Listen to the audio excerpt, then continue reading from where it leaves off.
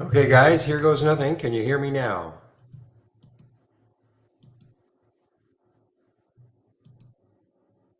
Yes, okay. Okay, guys, I just had to do a reboot for some reason. Okay, thanks, guys. So, where were we? We were nowhere. Monday, July the 10th. Welcome. My name is Barry Anderson, moderator of your trading room. Okay, guys, so what is happening? You know, the one thing that I really saw was kind of interesting was IEP. Carl's stock is trying to have a bit of a resurgence here. IEP.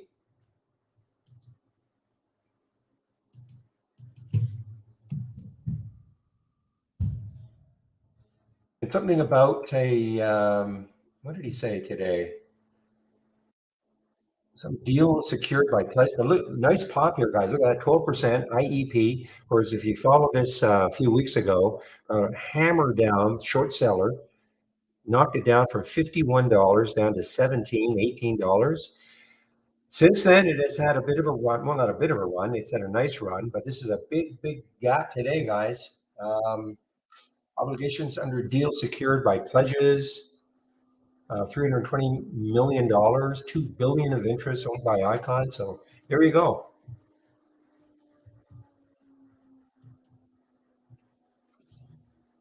And Riven, guys, Riven is still. This is one I still have some.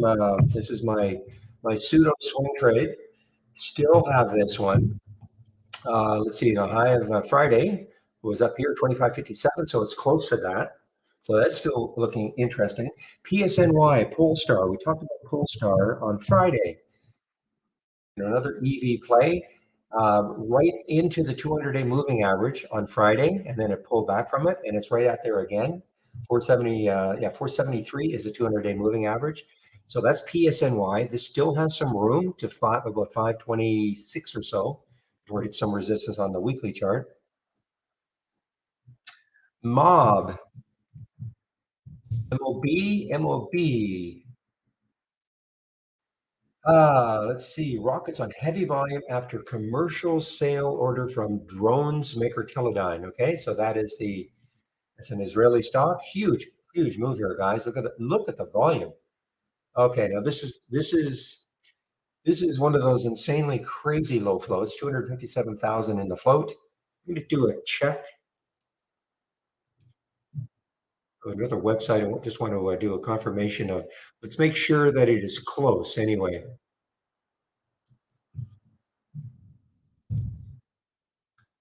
Okay, so they have a float of 4.2 million. I don't know why our provider has 257,000, but at any rate, it's very low float. Taking out that weekly high now, MOB. What a lot of look at the volume though. So even if that is 4 million, it's still traded 5 times the float already.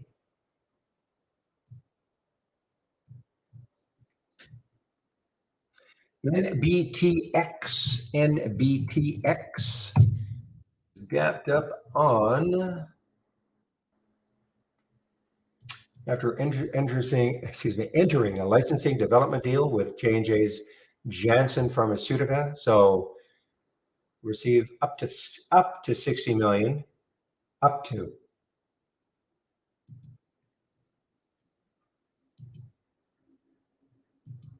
From France, French stock, NBTX, big gap up. ALPP,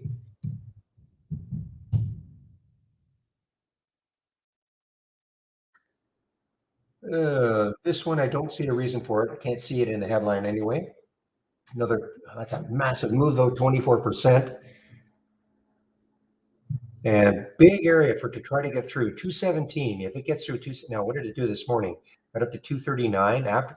Must have had the news after hours yesterday or on Friday. Got up to 230. You can see that right there on that daily chart. 217 is the high. If it can get through that, excuse me, that 217 again, 270 is the next high looking left.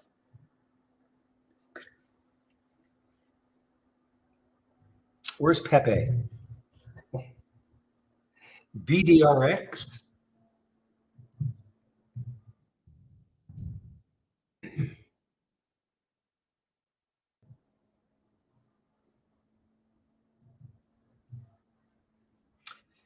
BDRX, let's see, subsidiary of Biodexa Pharmaceuticals has completed the enrollment and treatment of 9 pediatric patients.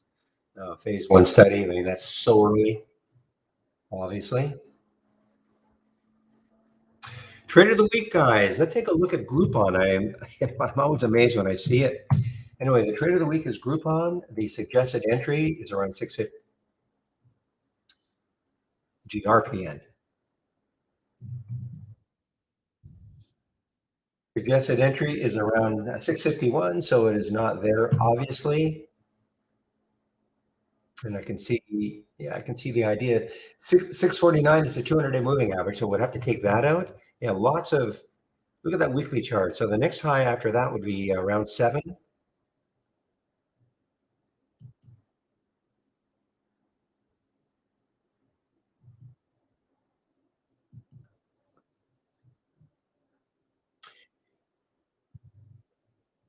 I guess I should have this up.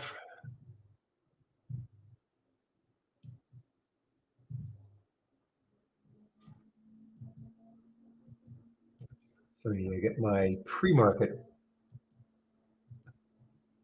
There we go. TMC, yeah, TMC is just, I mean, I had the one down day on Thursday after, this has been on a tremendous run, 65 cents, not that long ago. I mean, it's only June the 7th. So a little over a month ago, this was a 67-cent stock, $3 now, big gap up, lots of volume. Out of Vancouver, my hometown. Pay these guys a visit, see what they're doing. But what a look at this. I mean, 1, 2, 3, 4, 5 weeks. But again, 5 weeks ago, this was a 65-cent stock.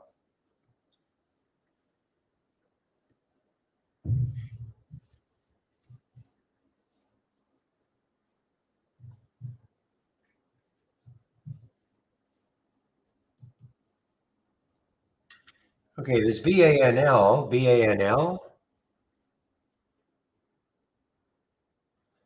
This is also not a bad move, 15%. This is an earnings play after hours today.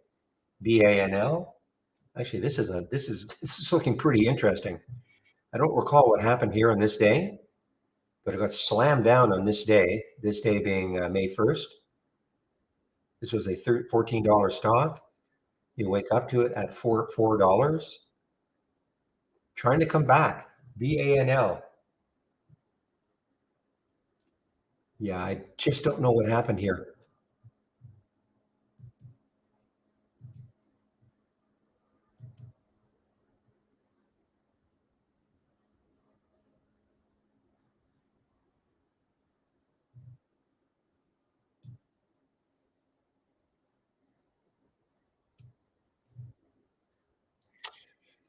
And you guys are talking about Jupe W, JUPW.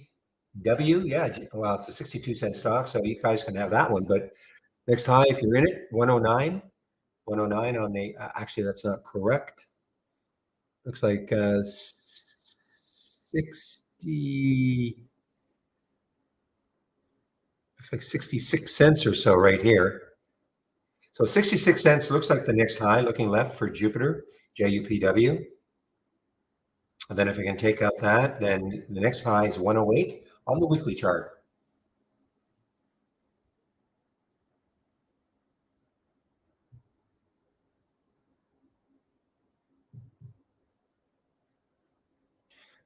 I caught a headline about Rivian this morning, something about Amazon not being as tied, but it appeared to be a good thing. Barclays, let's see, Barclays, overweight, target 30, okay. Let me see if I can find that headline. I couldn't quite understand what it meant.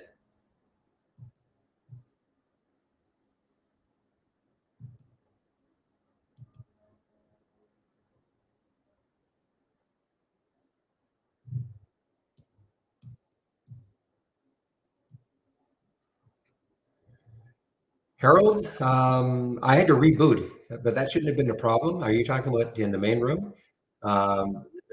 William was there at 7:30 to open it up. Thank you very much, William. So the main room is definitely open, Harold. I personally had to do a reboot a little while ago, but that did not shut down the room.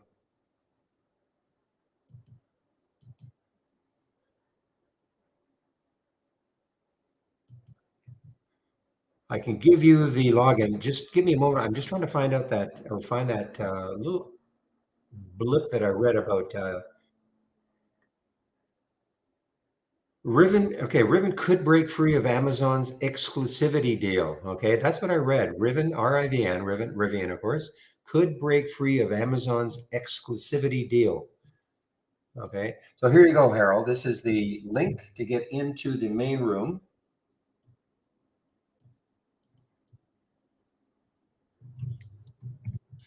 A moment as I post it into the YouTube room. Here you go. Okay, you guys, if you're the JUPW over that 65 cent mark now.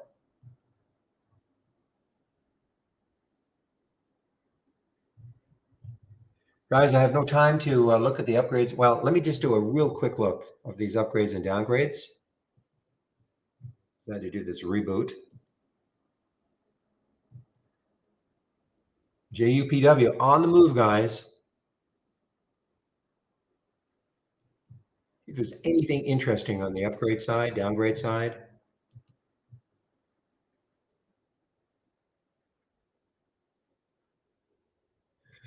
Okay, I see Azul, AZUL, has been upgraded to $8. Well, how old is this? Price target 8 to 14. Okay, well that's so old. That's Barclays. I guess it's not old. I mean, it's a $12 stock, but it's not a massive deal. Just sort of see if there's anything maybe from Goldman. I don't see anything from Goldman. Morgan Stanley. No, it's too expensive. SWAV.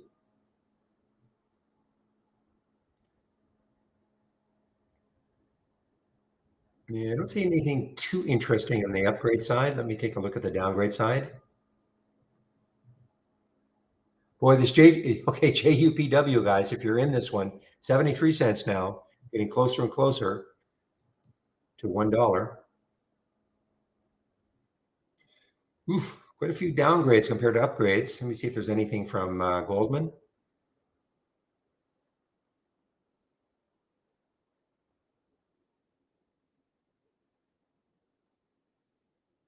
Yeah, I don't see anything too interesting. Take a look at these sectors, guys. We have another, just have to do this really quickly. I do apologize having to reboot, but at least we got the sound back. Or sound started, not just back, but started. So what's happening? So we're in for a mildly negative open. Let's take a look at the major sectors. So what you're seeing here, these are the major sectors. XLE, the major ETF for energy, 61% red. I mean, 61% of the stocks that make up XLE are down from the close on Friday. And really nothing really interesting.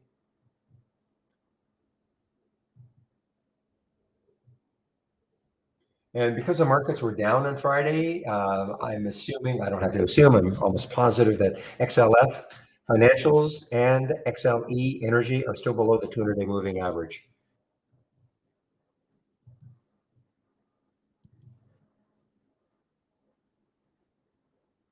Okay, give me one moment, please.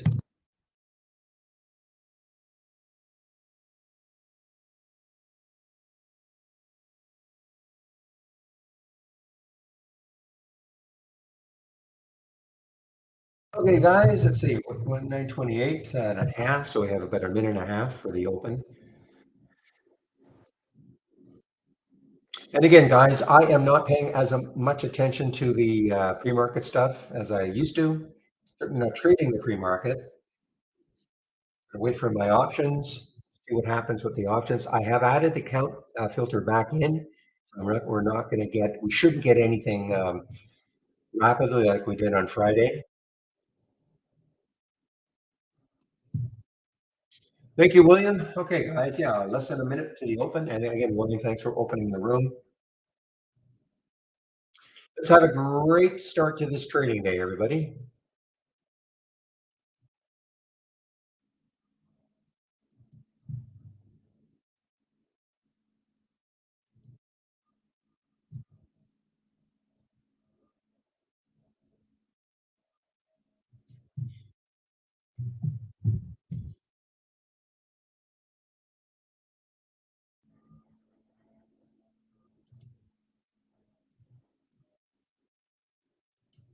moment, guys. Have to readjust something on my other monitor. There we go.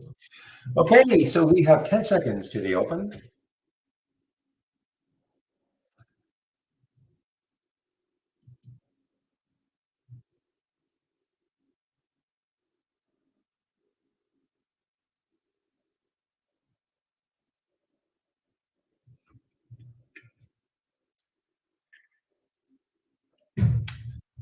Okay, guys. Now there's again IEP making a market high. I did see CD. See CD also. CD. Let's see, 500,000 shares have traded. Big float, 167 million in the float. China stock. That's a big gap. That's a big gap, guys. Yeah, 10% for CD. Now, typically I don't trade in the first 15 minutes. I like things, try to let things settle down a bit.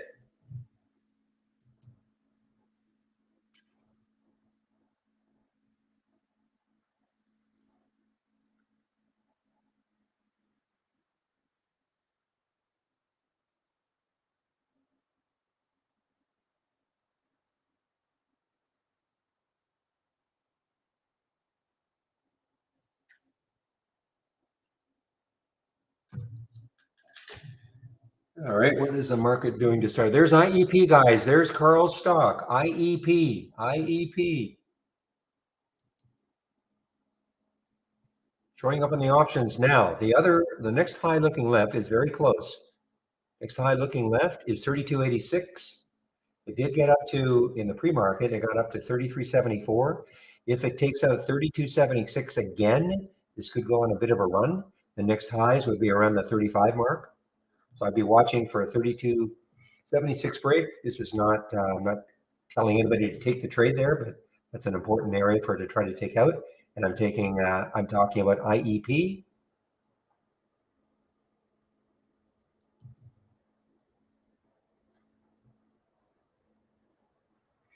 Okay, guys, again, it's early, but there it goes. It's trying to go.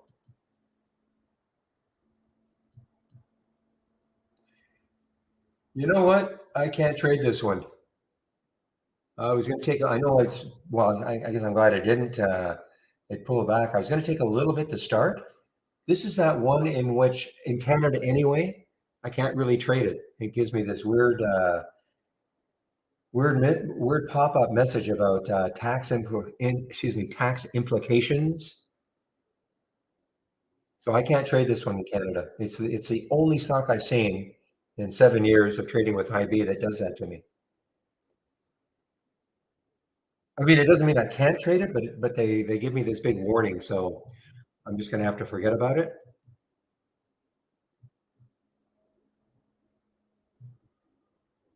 But it pulled back anyway, so not too upset, not yet anyway.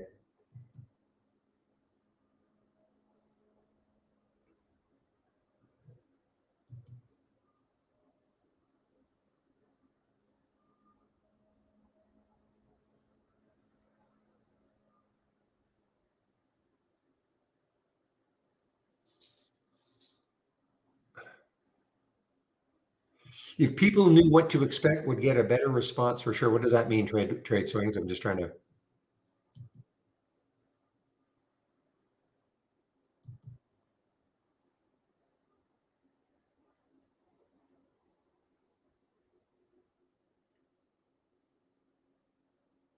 And guys, make sure some of you are typing in the specific stocks only instead of you're just sort of typing stuff other than specific stocks. Make sure you're going to the general market talk.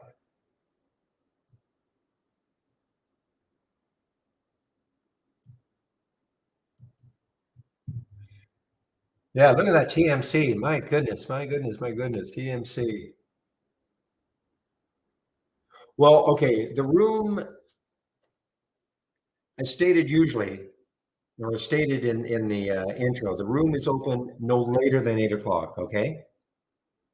Now I will say this: I've got, and the reason I'm getting William to open it whenever he wants to, as long as it's before 8. And William, just to let you know, there's no pressure on you because I've actually asked Chris to open the room at 7:30 also, and he showed up this morning, was already open. So there's no pressure on you.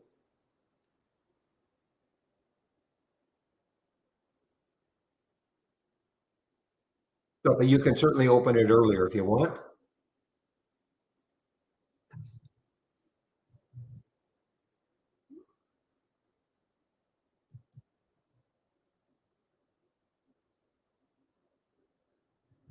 Okay, guys, IonQ. So somebody said they're shorting AI. Yeah, well, IonQ is going opposite to AI right now, guys. And normally they trade fairly closely together. But AI is not, yeah, AI is actually having a bit of a, it's doing its thing. I mean, I don't like trading AI at all. I mean, no, I don't believe that topping tail you see here. Look at the SPY, same topping tail. So just disregard that.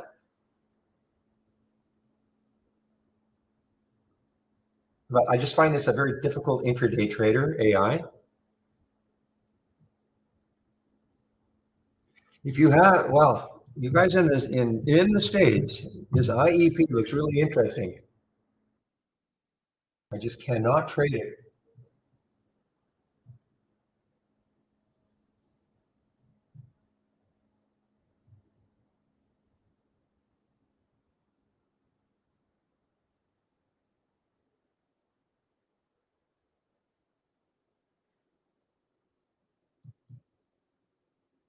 Okay, ALPP guys, ALPP. That was one on my list also. I didn't talk about it. It announced its subsidiary. Vayu Aerospace received its first $5.25 million purchase order. Okay.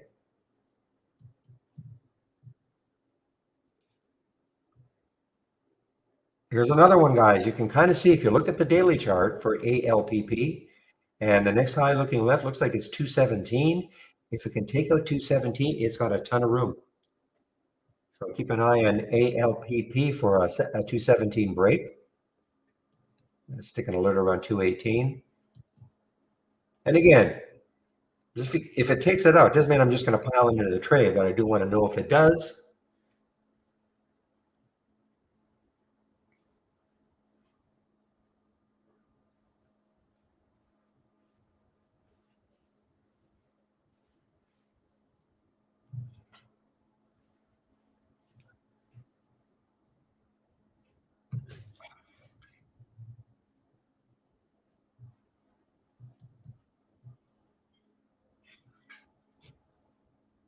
And again, guys, it's a little early for me to take any trades. Even I don't care where they come from, even though I love my option plays.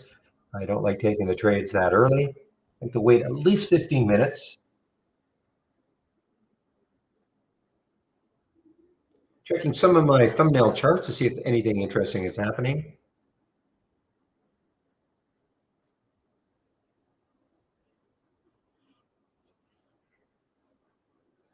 And I saw this one getting, hammered, but moving down in the pre-market, PWM. Yeah, I call that hammered down 20%. This was really the crazy one from Friday.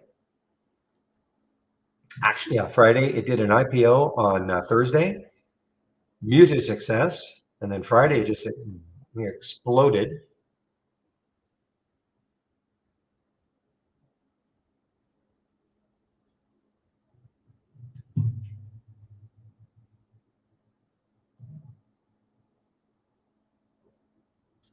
WVE, okay, but to me, just too much resistance looking left. WVE. So on the way down, CLSK.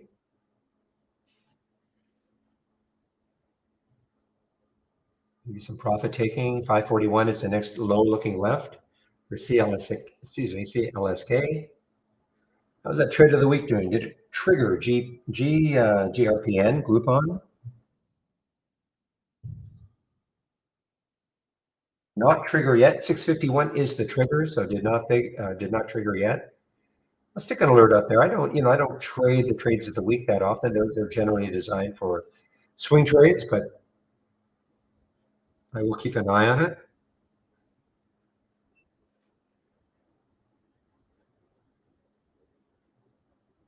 I see TMC had a pullback, guys, and I believe the pullback below the VWAP PMC or to the VWAP anyway. Yeah, there's the VWAP 298, so it's now below the VWAP. One reason I don't like trading in the pre-market, you can get these very wild swings.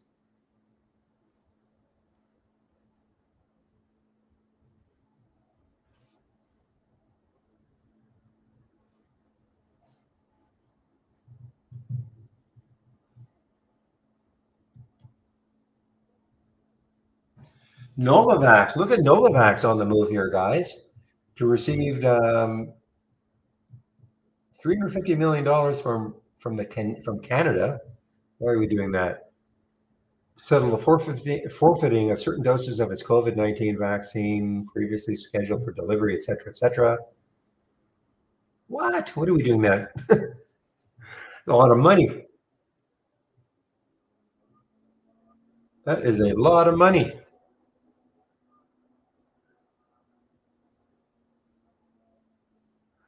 Well, if it takes that, I mean, there's some. It's at a very important level right now, around that 8 level. I mean, it's got some room up to the 934 level. PJ, there's our favorite stock. I'm not in it. I'm not in it anymore. But there's a WW. Weight Watchers. Not allowed to say Weight Watchers anymore. I don't know what you're allowed to say, but WW.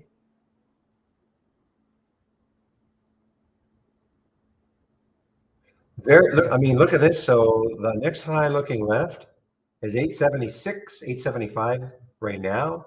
After that, it is 1002.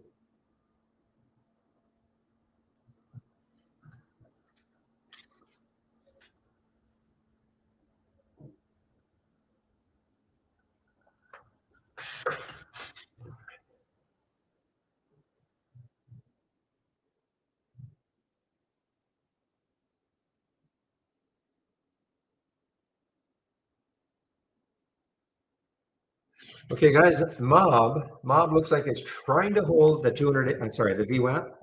Mob looks like it's trying to hold the VWAP. VWAP is 296, so that is the VWAP. Now, didn't look left. Where could Mob? Wow, the next high for Mob is around 362. So there is some room. If somehow it took that out, 660. SPY putting in a nice green candle to start the day.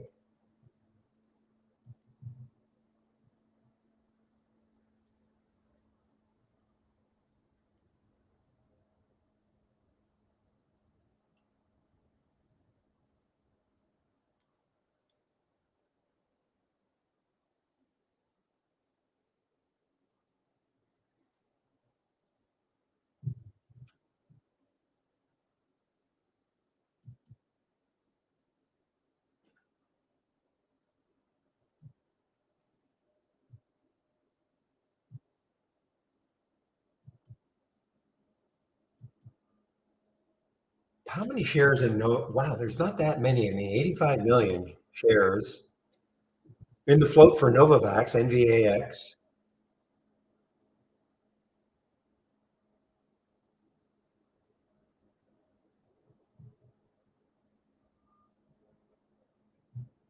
Boy, I wish all this weren't here. I wish the next high was up here around 930.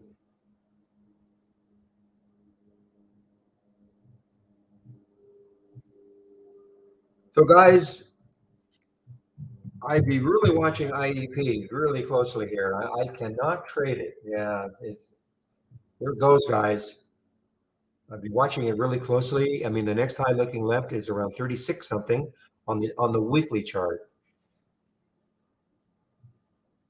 And just again to repeat, I actually tried to take a little bit of this really early, but I remember now I get that pop-up message saying something about tax implications if you're outside of the United States, which of course I am. So I'm just going to shy away from it.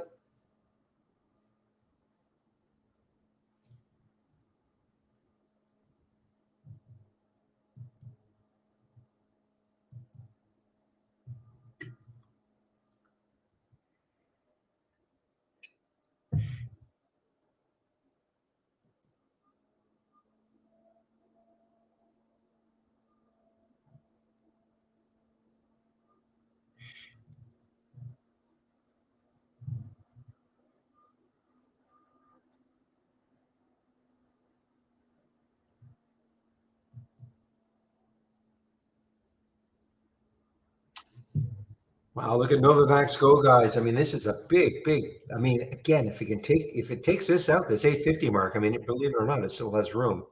But a dollar to the next highs on the weekly chart.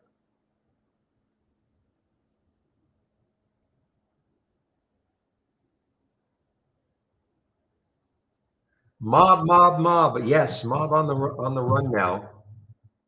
Mob rules. Let's go.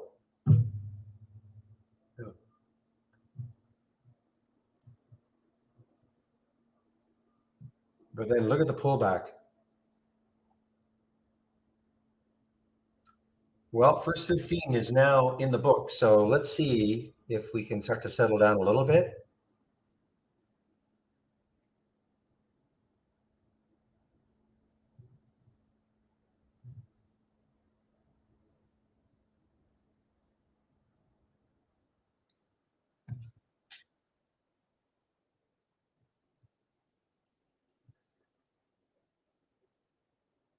Not optionable, so this is not going to show up in the option scanner. This is from MLB Mob.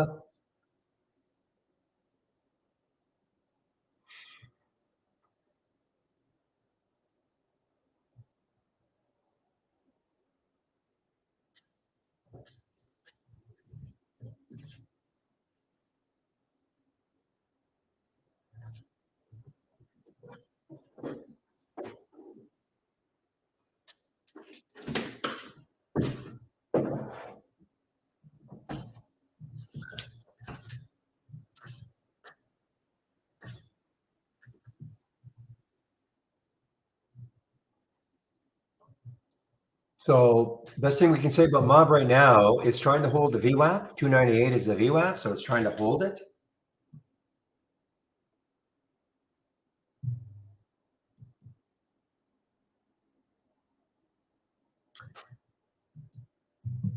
Keep an eye on CSTL from Friday. Had that big move, of course, on Friday, and it's just hanging around the area. In fact, in the pre-market, it had a nice little run. The high on Friday is, I'm just stick an alert there. We're at $21. I'm going to put a price alert there for CSTL.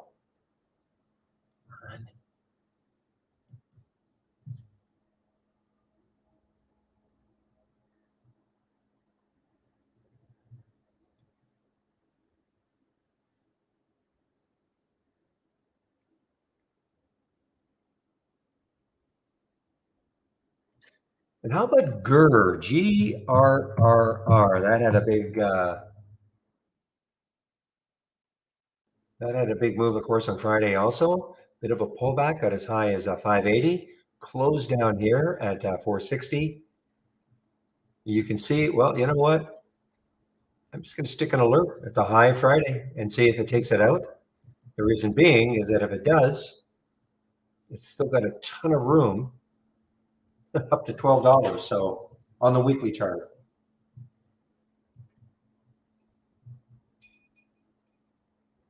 I don't know what the float is. I think they released about 1 million shares. It's so new that we have 3 million, okay, in the float for PWM.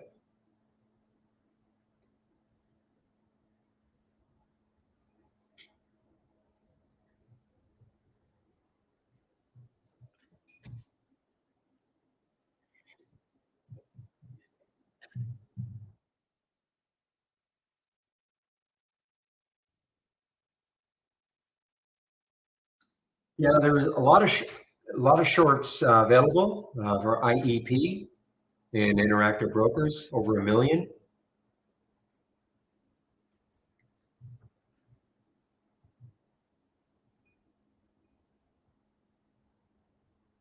So it must be widely available. Many brokers will have shorts available for IEP.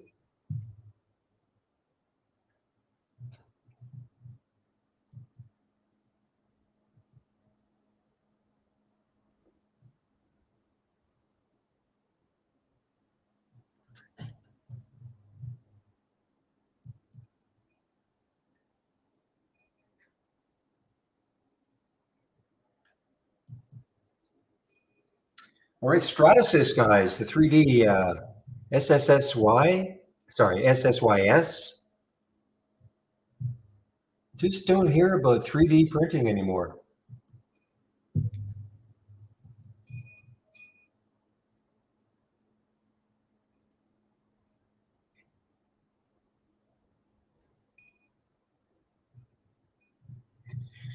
Well, let's look left on the weekly chart to see where this could keep going. Let's see, 1872 right now. So the next high looking left is 1970. So it has about $1 to the next high looking left on the weekly chart.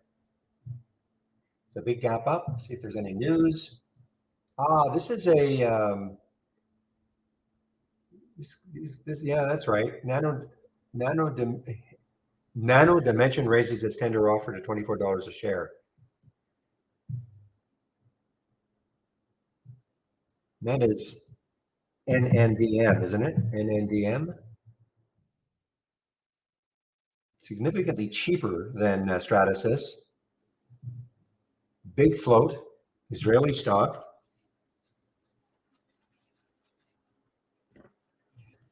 There's Oprah. I just find it, this Opera can be very, very difficult to trade intraday. But this was an all-time high on Friday. Okay, now what is going on? Why is Spirit Airlines still doing all this? Who are they? I can't even remember anymore. Were they trying to be bought, or were they buying somebody? The JetBlue and Spirit and another Frontier. It seems like so long ago.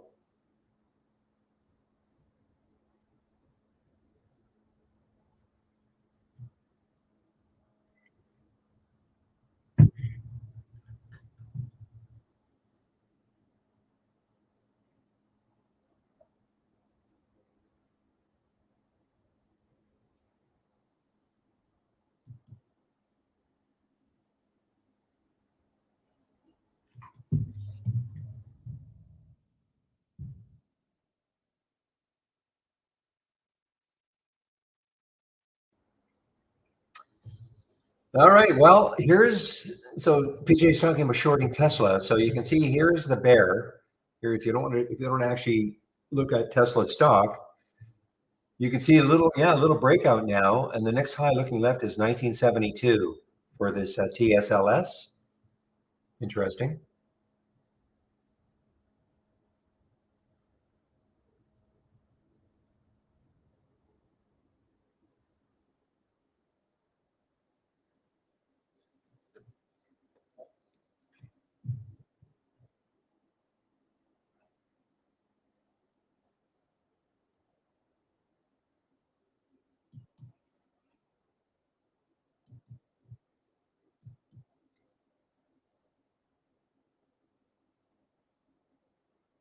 That's really interesting. Look at Novavax, guys, and it does trade options. You would have thought maybe the option volume today would explode, but it is not. It's traded 7,000 contracts, which is only a third of normal right now. You would have thought with that news that the option volume would have exploded today.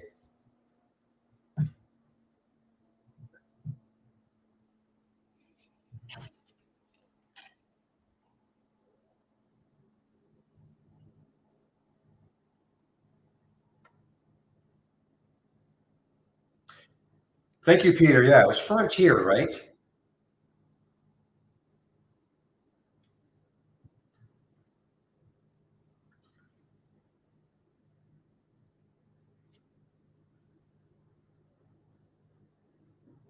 No, Opera's on the way down.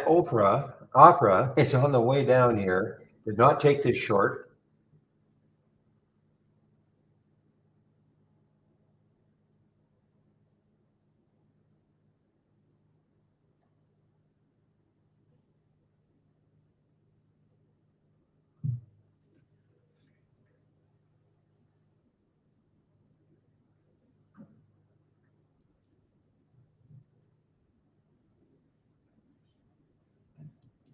Oh, boy, look at NVAX. I mean, it's at such a. I mean, the next high looking left, it's above that. So, guys, I mean, the next high looking left on the daily chart now is 940 or so.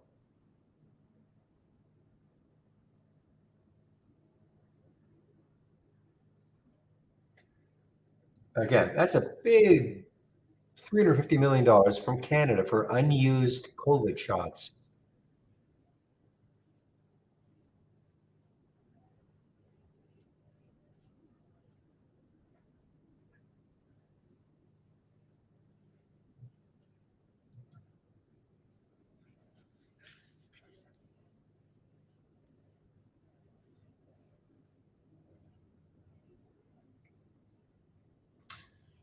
Okay, so let's take a look at Bitcoin. So Bitcoin's off a bit here. So I'm just looking at HUT here. Look at Opera. Wow. Not in it. So if HUT is moving down, what's Mara doing? Whoa. Sell off here. It's not like Bitcoin is tanking, so I'm not sure what's going on. Bitcoin is still hanging over 30,000, 30,200 or so.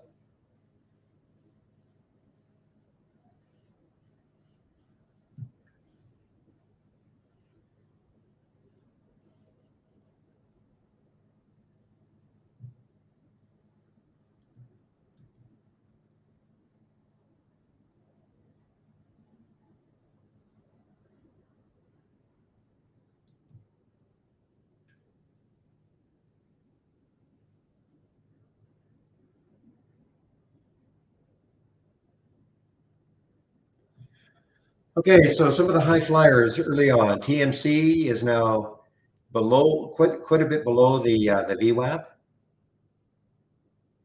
Mob is still trying to hang on to the VWAP.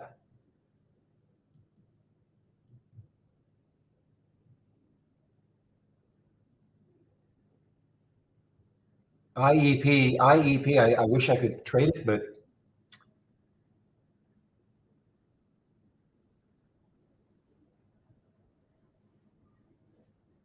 I mean, on the weekly chart again, it's got room to 36.64.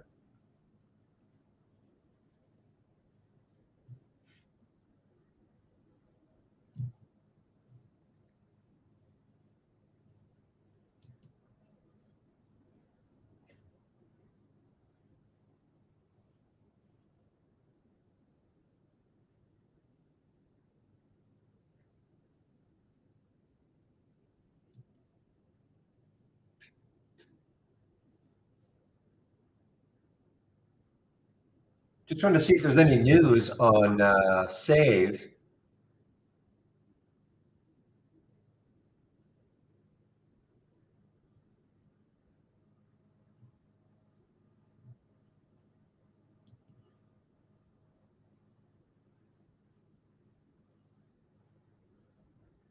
Well, guys, if you stuck with the IEP so far, pretty good.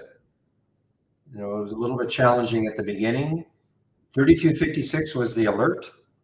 So that's over $1 now, 33.65.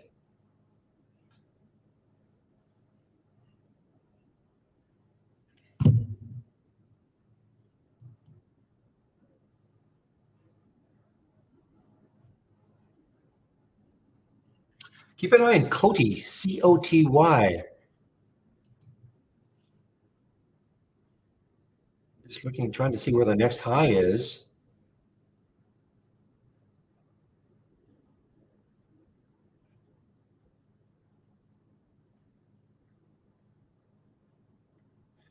So we've got to go back over 3 years to see the next highs for Coty on the weekly chart, COTY.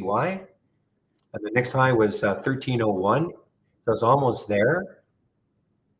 Well, this really, I mean, it takes a third. I would wait for 13 anyway. But I mean, if it takes that 1301, you've got to, yeah, I mean, you've got to go back now to 2019 before you see these highs. I'm not sure that's going to matter.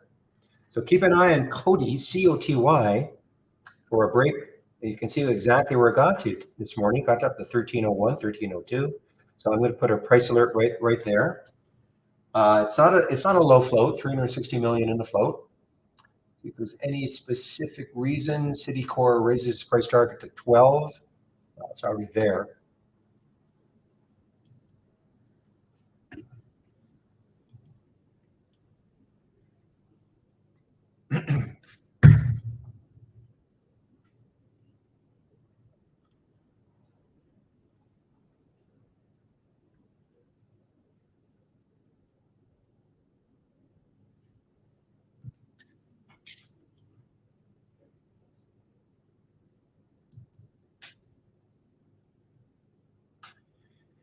Has anybody been watching PSTX? I know it was a big one on, well, I think it was pretty active on last week. Was it Friday? Yeah, yeah, Friday. The best I can say about this one, yeah, I mean, it's the next high looking left is 234. It's 20 cents away.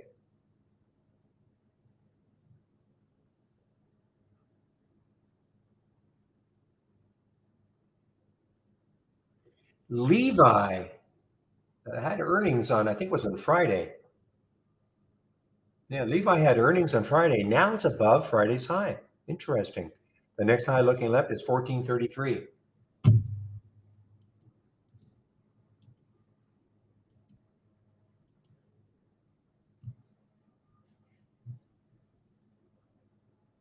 Yeah, and again, showing up on the option scanner. Doesn't trade very much in terms of options. Only 1,400 contracts, but that's 5 times normal.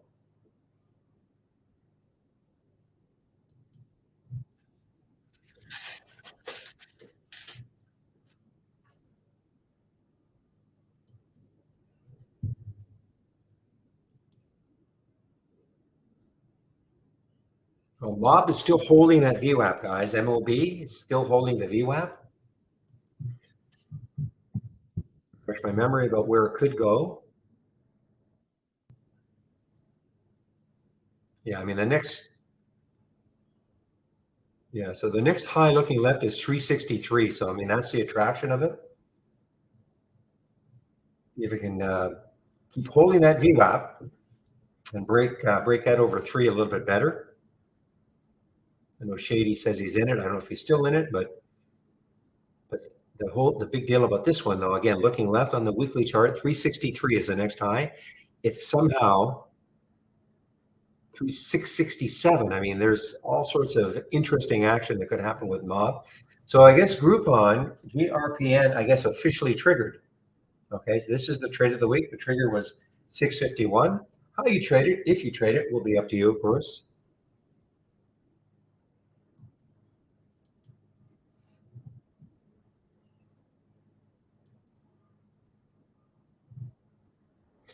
Okay, guys, there's the COTY now, COTY at the pre-market high, at the market high, and right at that high of about 3 years ago for COTY, COTY.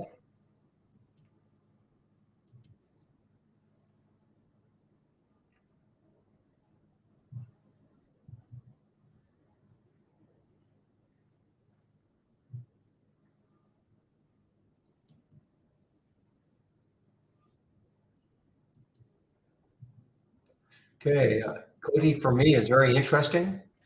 Longer it holds over 13 will, I'd love to see it get maybe to around 13, I don't know, 1306, 1307 on the bid ask.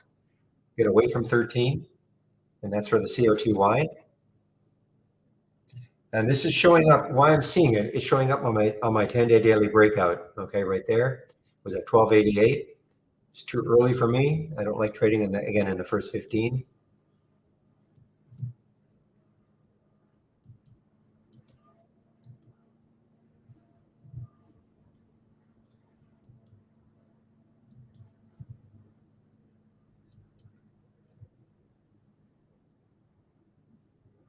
Whoa.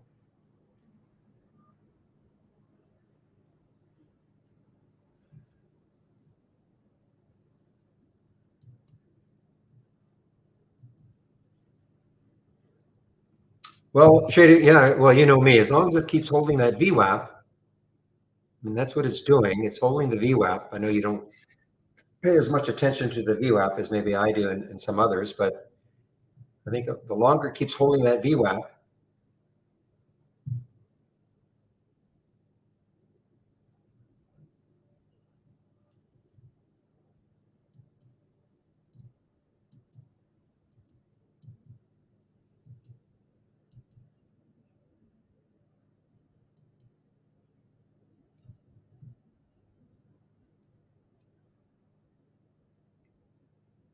in fact, there you go. There you go.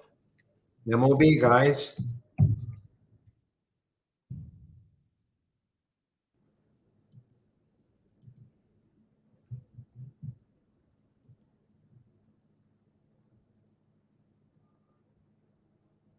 High was 339 or so in the pre-market.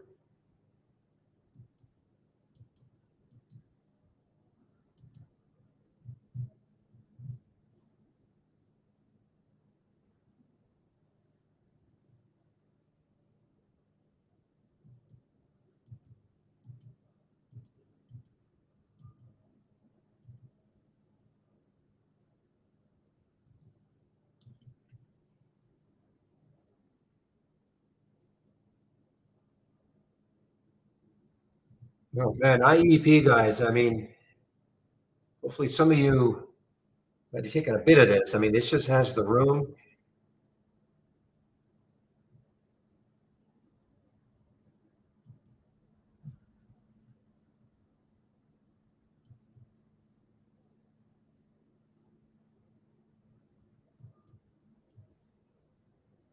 Carvana exploded. Okay, let's take a look at Carvana, CDNA. Carvana exploded. Yes, it did. 28 up to 31 almost.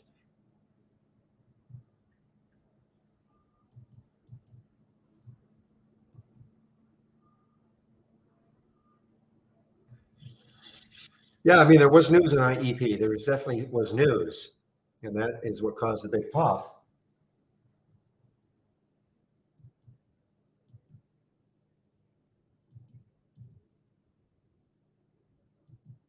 Okay, mob. Just get into the mid 320s.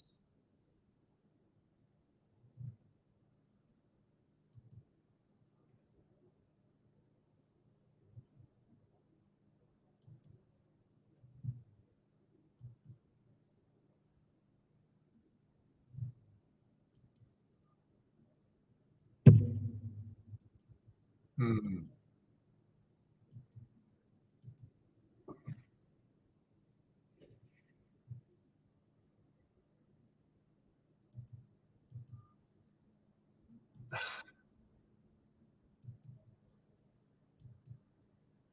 Okay, mob. Mid 320s now, guys.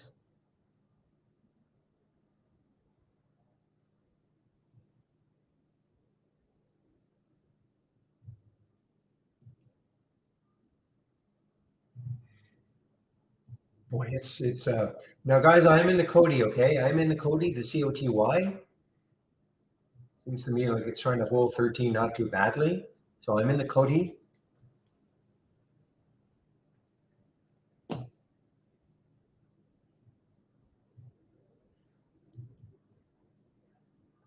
Oh man, well, okay. The mob, you had to be quick.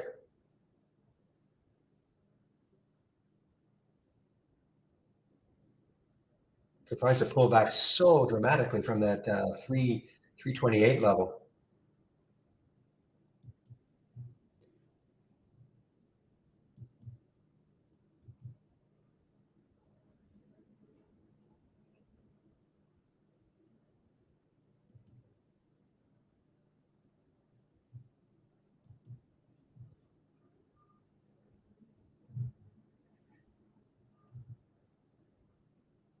Okay, Stratasys now, SSYS. Oh, that's right. So Nanodyne was trying to buy them out. Oh, IEP.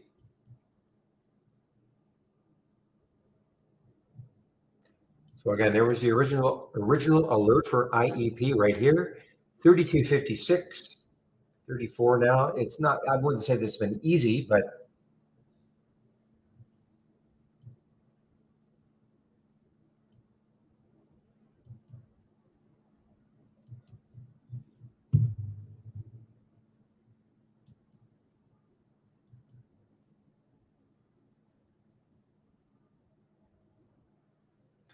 so mob, I'm out of it, guys. I mean, this is a little too erratic for me. I mean, I may look at it again, but these topping tails. The only good thing is it's still trying to hold the VWAP, 299, the VWAP.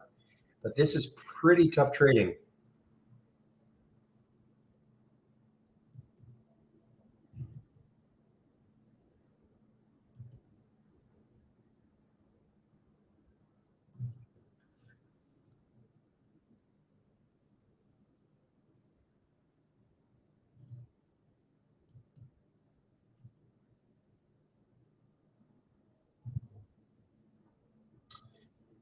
CLNE, Clean Energy Fuels. Let's see what it's doing. You know what? Too close. Too close to 5 for my liking. And then even after that, 510. So I just can't get too excited about CLNE. I know it's showing up on the option scanner, but I just can't get too excited about it.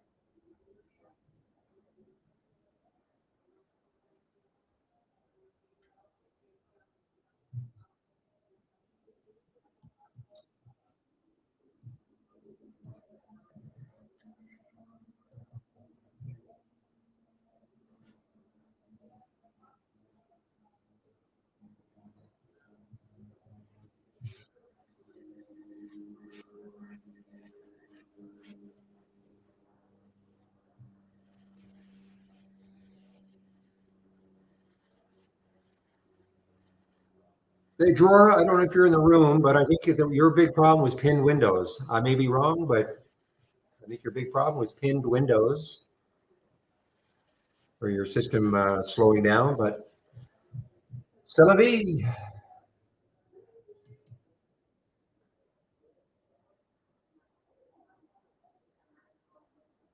NSTG.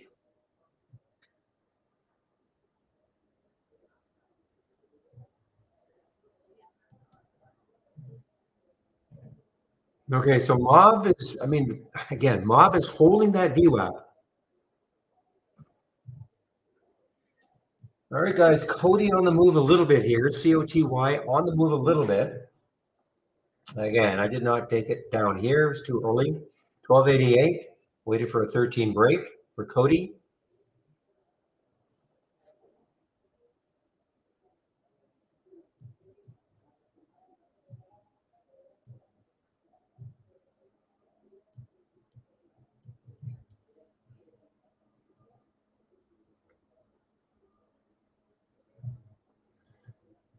Okay, I had an alert set for ALPP at 218, I believe. So, yeah, that was the high over here, meaning on June the 22nd. So, again, takes that out and it's got a ton of room. 270 is the next high on the daily chart. And of course, that is probably the same on the weekly. Yeah, so the weekly and the daily, those are the next two highs.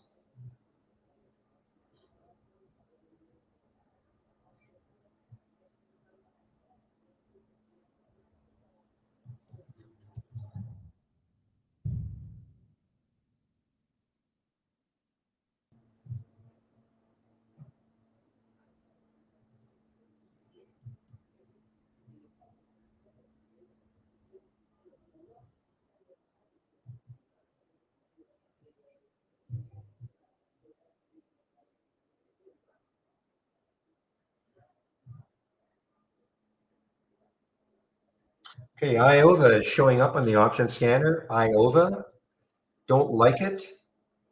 Just look left on the daily. To me, there's just too much resistance, not that far away, so I don't like it.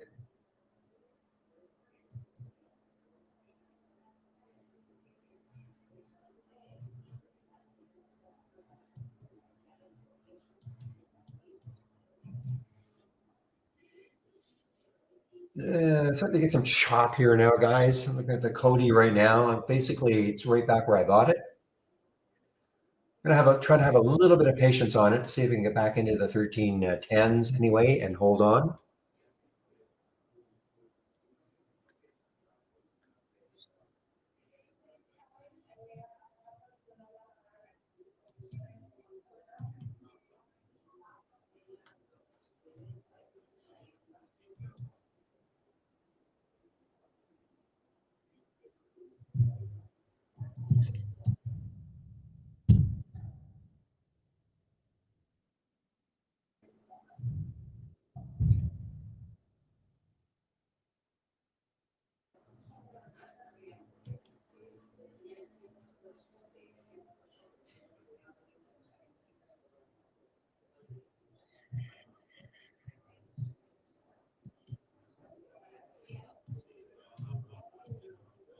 That's one reason. Let's get rid of this.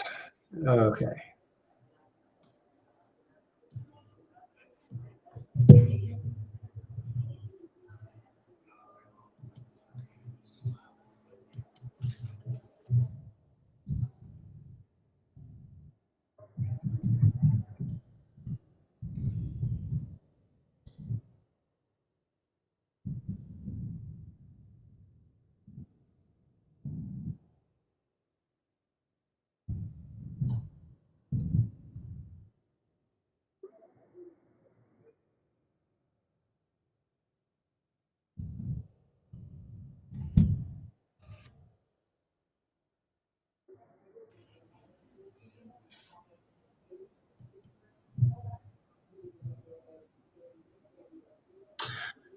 Okay, guys. So the IEP is still decent looking. I mean, it had a little bit of a pullback, but it's still decent looking. The mob is still hanging on to the VWAP. My Cody is inching its way again. COTY. I should take a look. I don't know. I can't remember, but where the next high looking left is for Cody.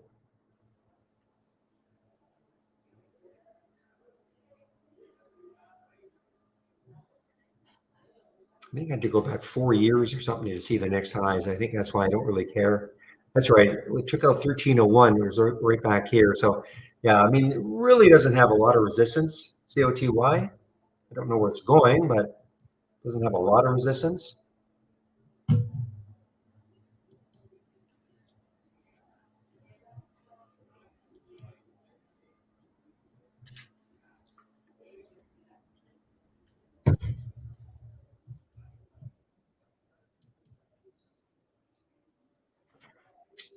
Mind medicine, guys. MN. Yeah, this is still a horrible looking weekly chart, just trying to chops around. Okay, guys, mob is back. The mob is back. Not in it this time yet. I'm looking maybe just it's still pretty erratic. Oh, look at this. Right back down to 308, 310. This is a tough one. And, you know, the more topping tails we get, the more uninterested the buyers are going to get, in my opinion, anyway. Again, what do the topping tails mean? You know, remember now, topping tails refer to the high, the price it got up to. And then you know where the candle closed means that the sellers knocked it down.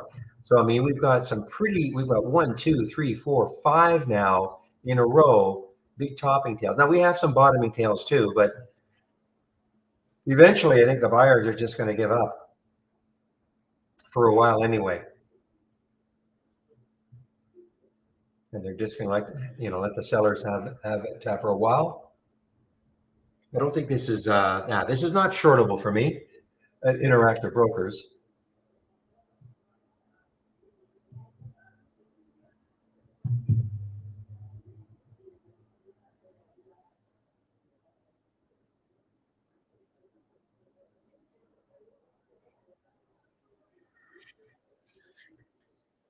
Are you talking about mob, Stephen? You have to make it higher lows, but you got to, you got to pay attention to these topping tails. But it's still holding the VWAP. I mean, sounds like you're in it. I'm not trying to tell people not to if you're in it to get out of it, but I'm just saying. I mean, these topping tails, eventually, buyers are just going to give up for a while.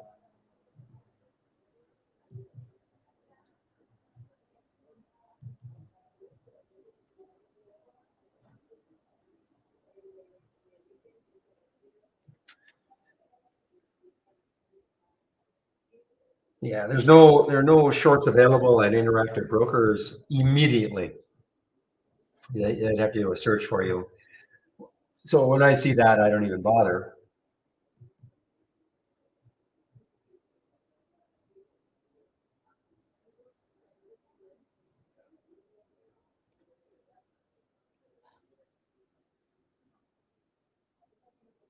But I mean, it's still, I mean, it's huge volume. That float is incorrect.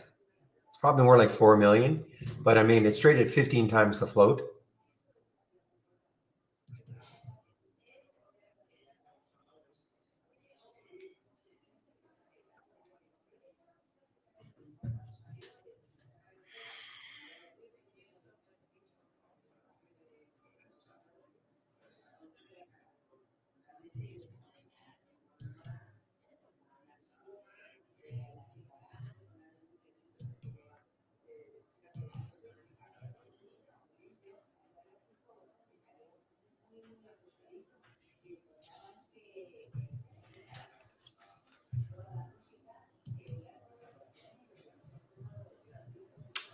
Give me a moment, please, guys.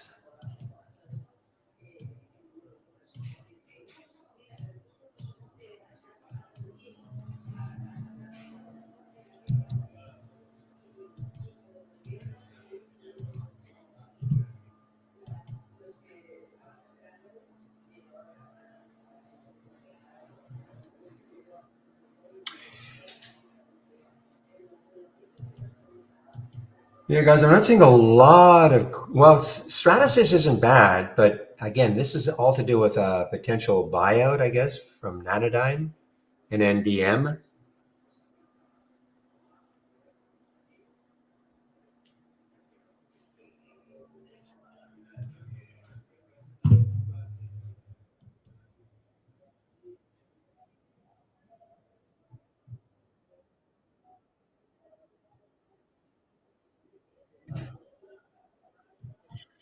Yeah, well, again, IEP may be a short at some point, but boy, this is, trend is still very strongly up.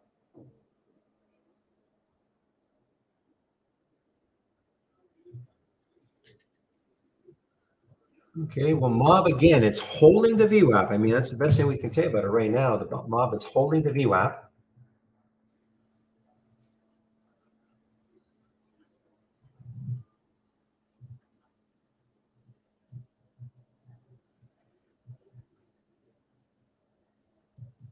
And again, this is a terms not disclosed, at least here they're not disclosed. No, they've put this in quotes, commercial sale.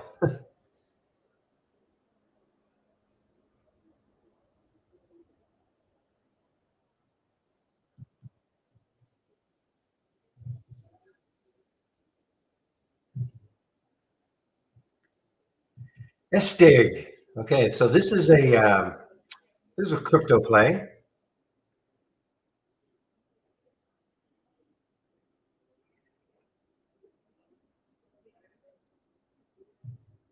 Next high looking left for it is wow, 829. So there's a little bit of room, about 40 cents.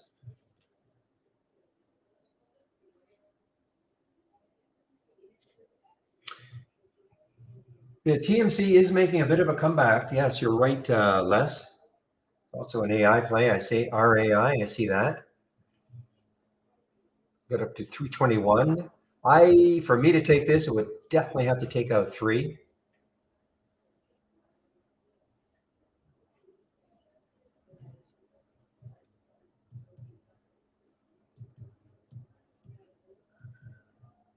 Well, Cody's been kind of boring, but at least it's giving me a little bit here. COTY. I mean, I'm in at 1304, so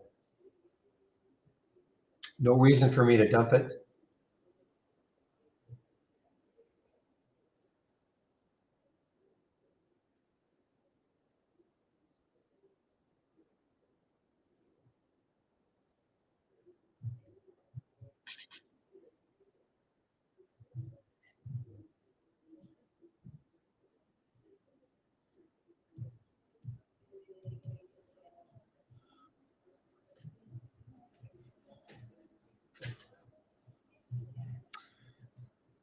Well, I know Shady, I mean, we're on the opposite sides, of course, on Riven, but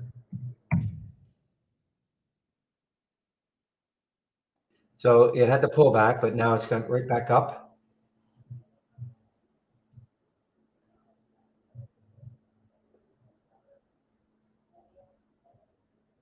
WW continues to make new highs here.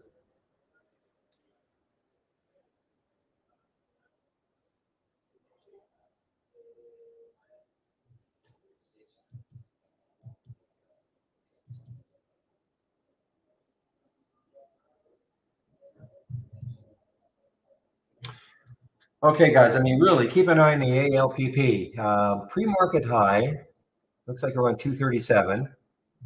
Had some news, obviously. This is something to do with the subsidiary received its first $5.25 million order from its $100 million supply contract. Okay. But you can see on the daily chart that if it can get through the high of today, again, the next high is way up here at 270. So just chicken alert. We're on 218, I think, for ALPP. See if it takes it out again later on.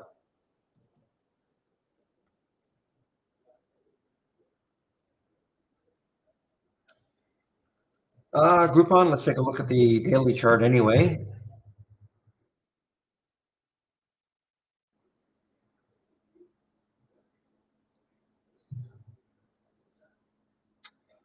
$693 is the next high on the weekly chart.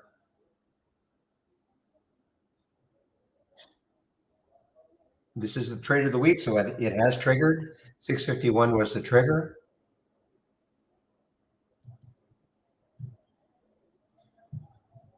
But that is where I'd be really paying attention to. I'm surprised, actually. To me, the resistance was a little too close, but yeah. But 693 is the next high in the weekly chart for Groupon, GRPN.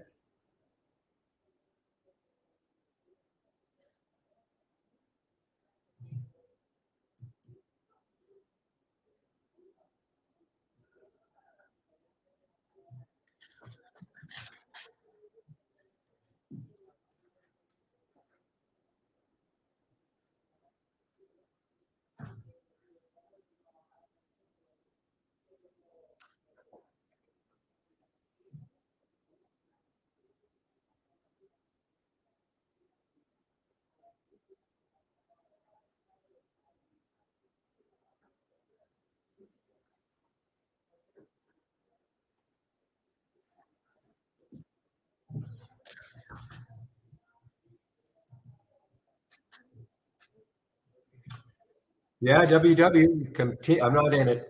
I'm not in it. I'd like to see an 8 break. I'm sorry, an 8 break, a 9 break maybe, because it still would have room to 10.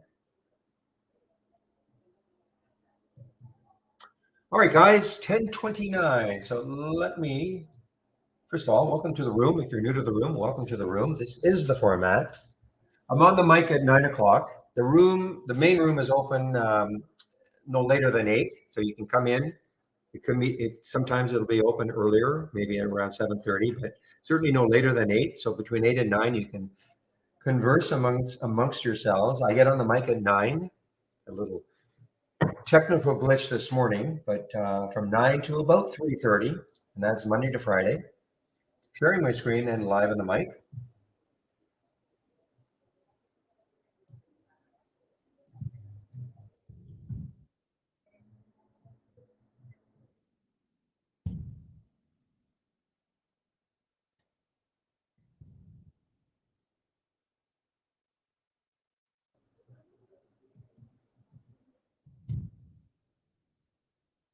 Running up, running up, running up. LSF, LSF. That's my sound alert here. Running up. Not in love with it. You know, I just look left. I think there's just too much happening. OLO, though, guys. OLO. I saw this on the small gap breakout.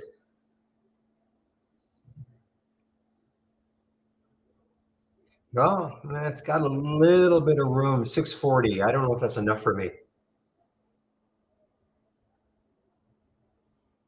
I'm just looking left on the daily chart for OLO, and the next highs are around 640. It's about 20 cents away. It's just not enough for me.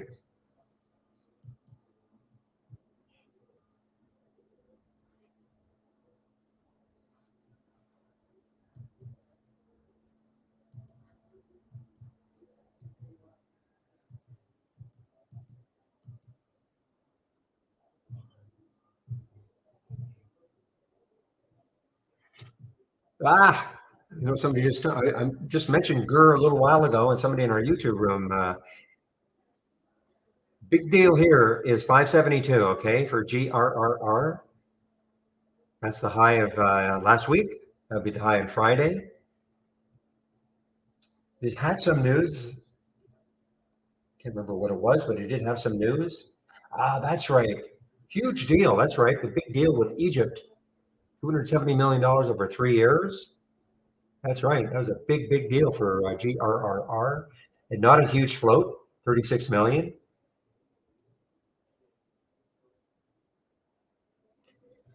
Okay, guys, there's Mob. Unfortunately, that's what I was talking about. All these topping tails eventually going to wear the buyers out. You know, they're just not going to keep trying every time you get these topping tails, and the sellers just kept knocking it down.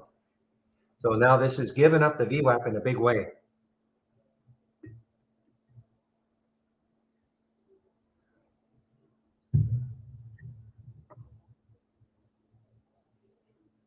Doesn't mean it's over forever, but or for the day, but you know, to me those were the telltale, the big signs. All these topping tails.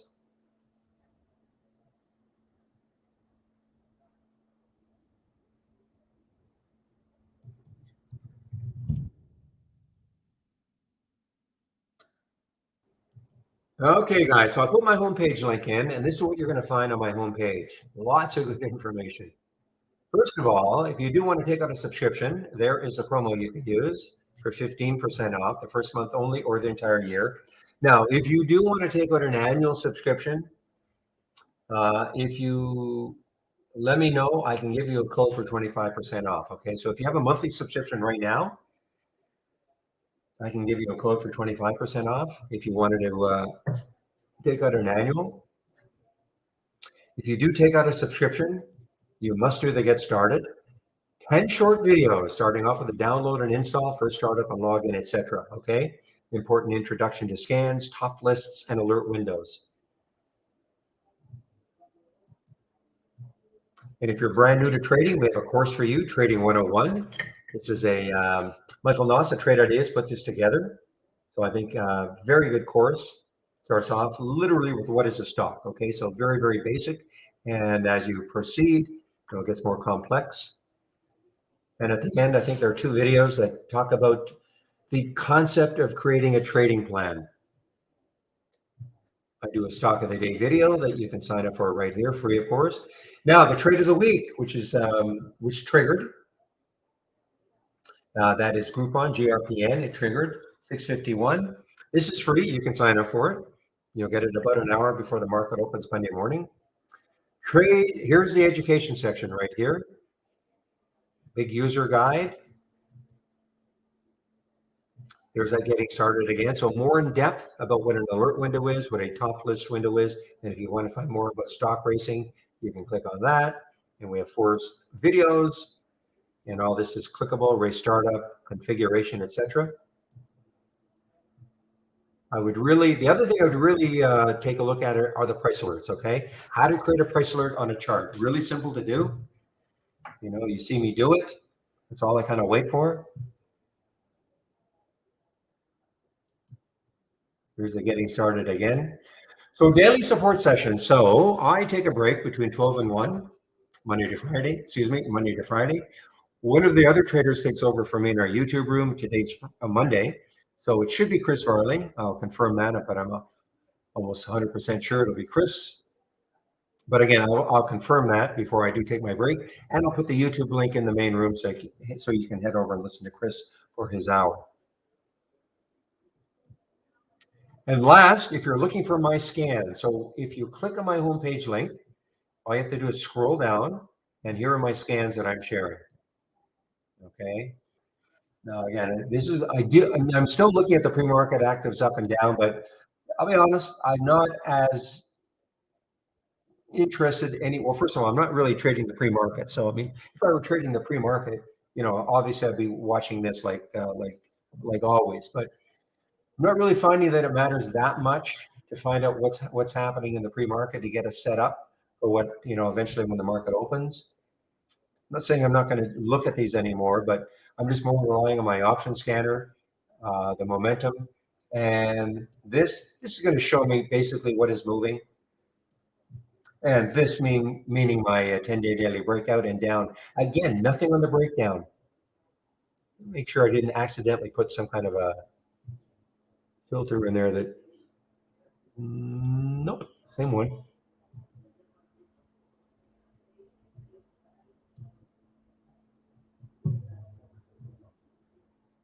But this is what I'm really paying attention to, guys. My option play scanner and then the don't repeat version. So the don't repeat just tells you the first time the alert happened. So you can see IEP at 9:31. The price was 32.56. Over here, it's going to tell you every time it made a new high. So you can see the last time, look like the last time it made a new high was right here at 34.35. So I can go back and say, okay, there's the first alert, 32.56. What did it do from there? Okay, now remember, everything within Trade Ideas is an idea. It doesn't mean just because I get an alert, I pile into the trade. So a couple things. If you do want to take out a subscription, I would appreciate it if you use my link to do it. This is a free room and we would like to keep it that way, okay? So if you do take out a subscription, please use my link. It helps the room. And also, if you save my homepage link, then you can take a look at my scans and the education section anytime you want.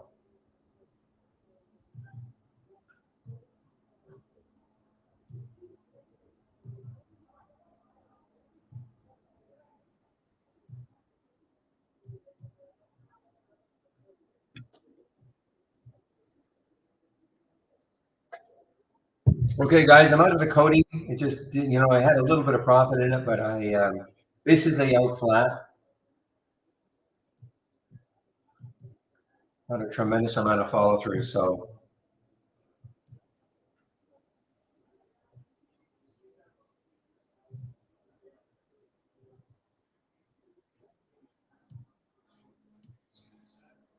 now VRM, what price did that show up at?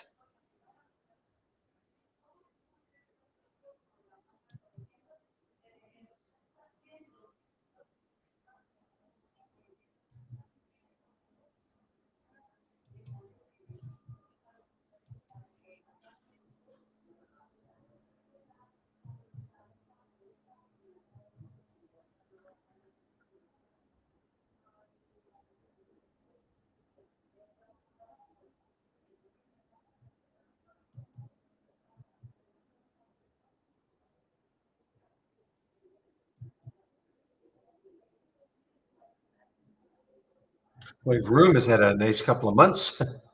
77 up to a 77-cent stock up to $2.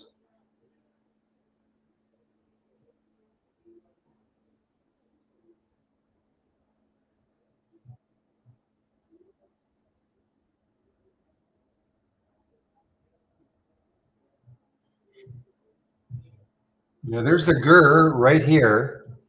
Almost at yesterday, almost at Friday's high.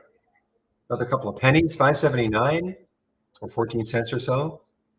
And then it'll be at Friday's high. Takes out Friday's high. And look out, because then the next high looking left is way up here at 12.37 on the weekly chart. And again, when I say that, I don't mean it's getting there, but I'd like to take out one reason for a stock not to keep moving higher if you're long as chart resistance.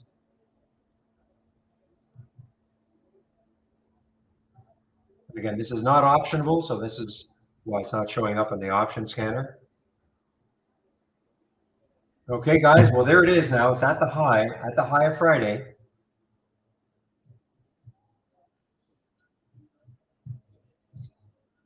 You might want to wait a bit here because we're pretty extended on, that's a pretty parabolic move on the 15-minute chart.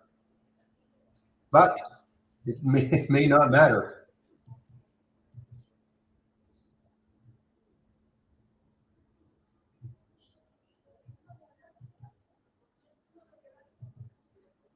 As in, it may not matter.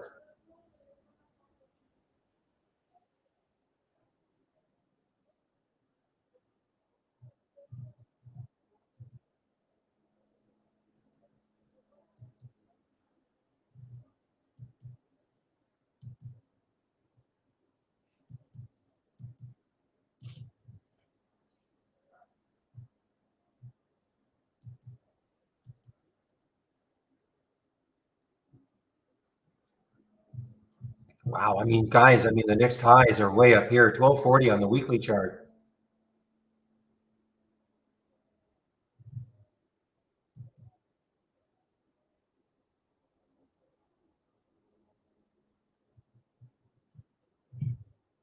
As I say, it may not matter. Oh, wow. I mean, that is legitimately big news. I was actually a little surprised on the pullback on Friday.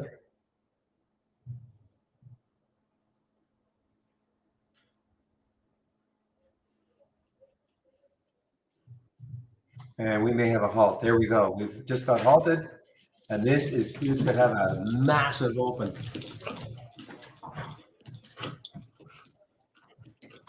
So what you're seeing here, this blue screen you see here, this is from Interactive Brokers, okay? Nothing to do with trade ideas. Now, when I say a massive open, the first thing I saw was 648, I believe. So here's the halt price for GRRR and projected open, but this will change. Typically, these are 5-minute halts. So if it's a 5-minute halt, this will open at 10:47 plus 9 seconds.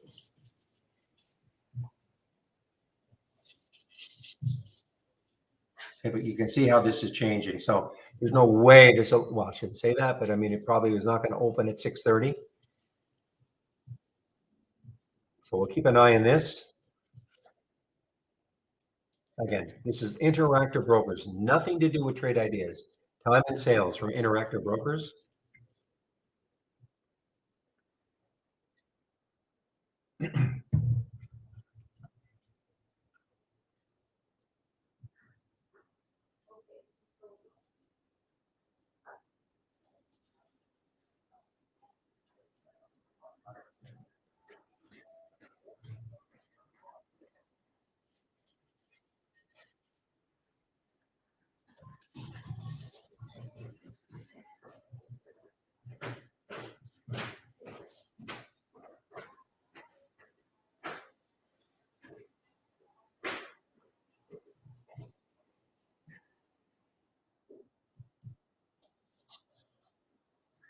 All right, guys.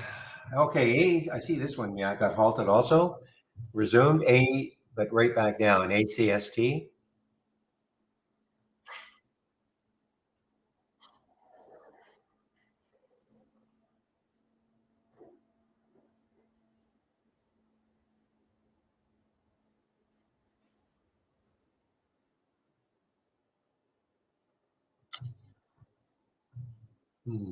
Just looking at there's that Stratasys. I'm just backing off it because it is, this potential buyout.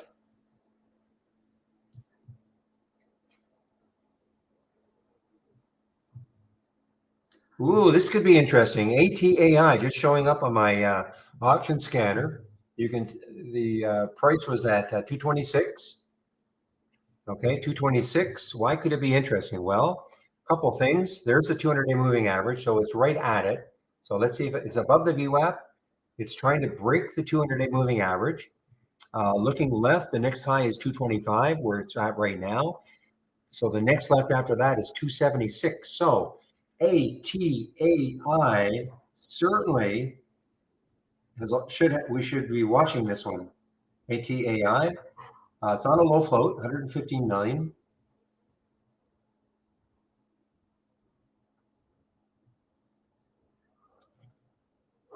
It's a reverse split, ACTS, okay. It is a reverse split, yep. What is the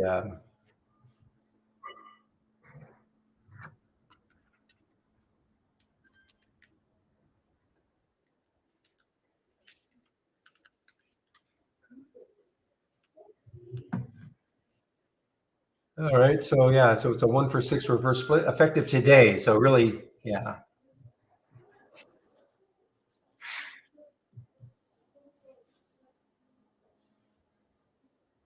Okay, guys, fingers crossed on this open for GRRR.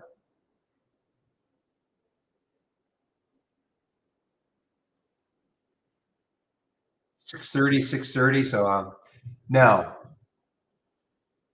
47.29. So this should be opening in about 30 seconds from now, if it's going to be a 5-minute halt. Did I say 5 minutes?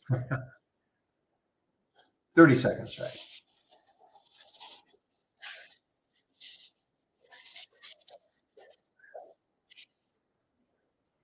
Again, so if it's going to be a 5-minute halt, it should be opening in about 10 seconds. So this is no big clue what's going to happen here. And we are now, should be open if it's a 5-minute halt. Here we go. Okay, we have a little pop here, little bit of a pop. Okay. Whew. Usually the first halt, one more time. Usually the first halt is pretty good.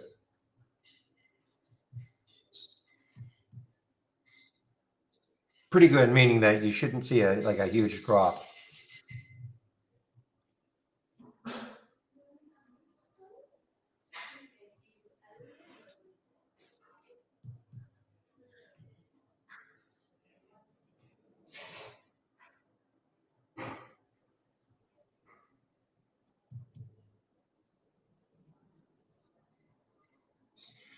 Yeah, I do have that to contend with though, the 680. I think that's what you're talking about, DAC. 680 is the 200-day moving average. Okay, now that's a big drop, guys. So if you got in that one, you obviously got to manage. You cannot walk away from something like this. It's not a crazy low flow. 36 million is not low, but it's low enough that you're going to get a lot, especially something like this where it is news driven.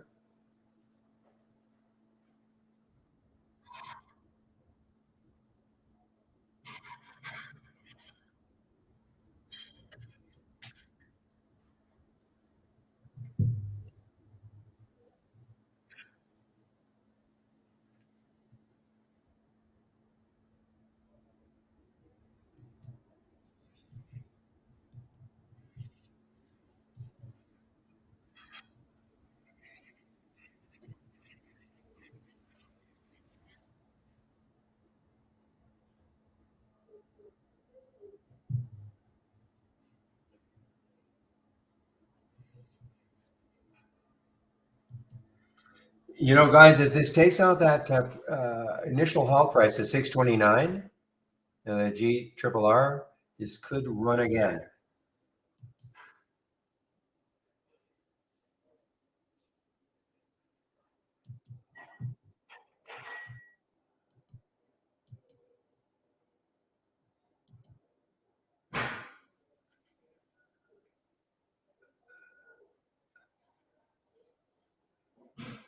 So, but you can see we have uncertainty. We've got a big topping tail and we've got a big bottoming tail. I mean, the sellers knocked this all the way down.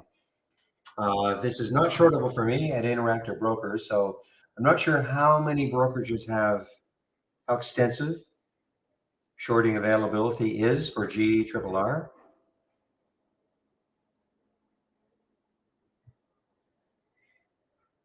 But if this takes out that 629 again, it could have a run, another run.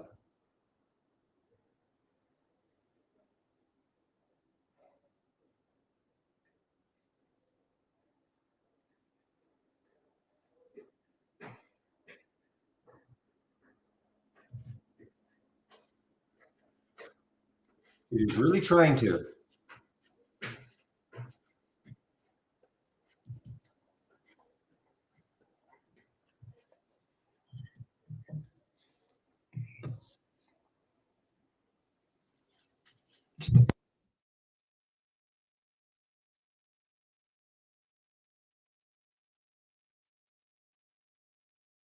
Okay, guys, as I say, taking out that 629 key.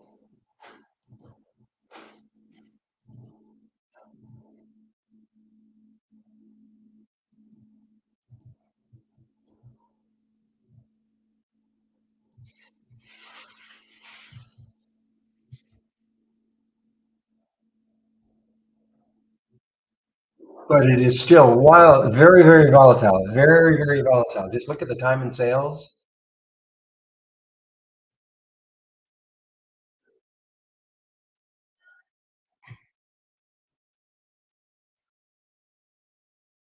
As Nat pointed out, 680 would be the next area of big resistance, that 200-day moving average. But boy, if it takes a 680, look out. I mean, it's got nothing, blue sky ahead.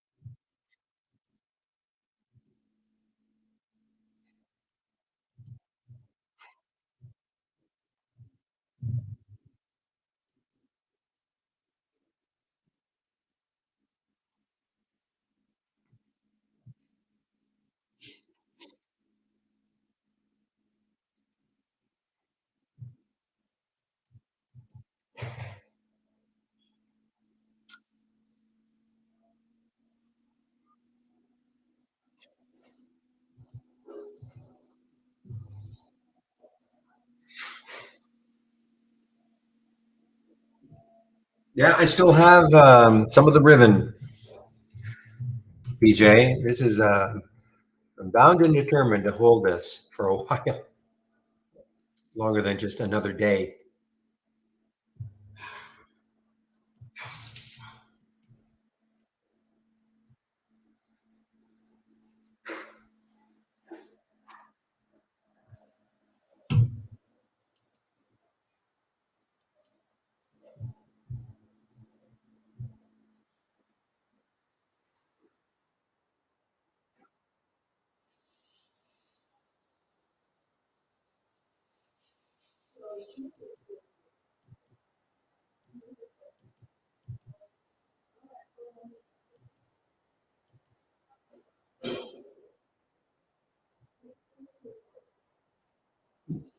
Yeah, that 200-day. I mean, if G Triple R takes it out, I mean that this could just absolutely rocket even more so.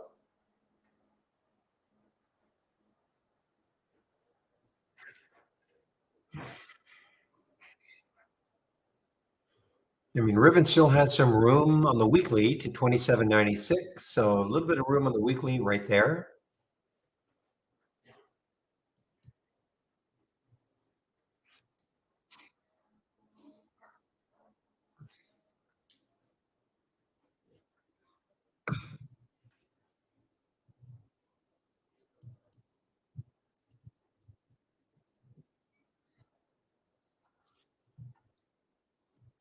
Warby showed up on the 10-day daily breakout, guys. WRBY. WRBY. Wow, what an ugly looking daily chart. This is ugly, ugly, ugly. However, let's take a look at the weekly chart for Warby, WRBY.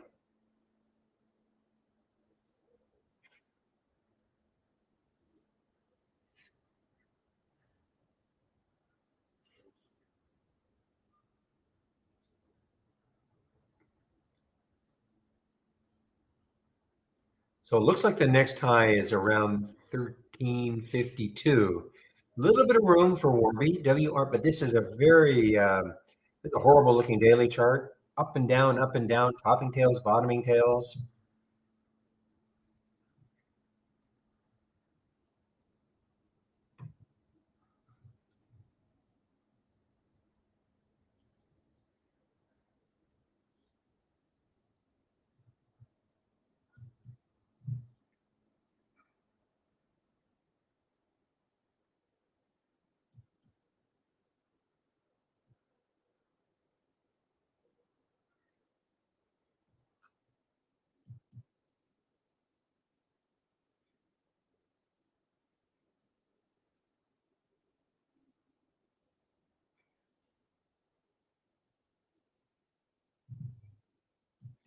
Aha, even Ribbon showing up on the option scanner now.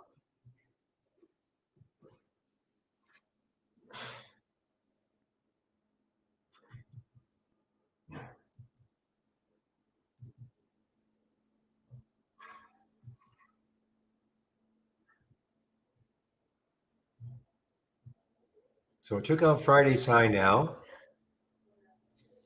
When he 2563, so it's past Friday's high.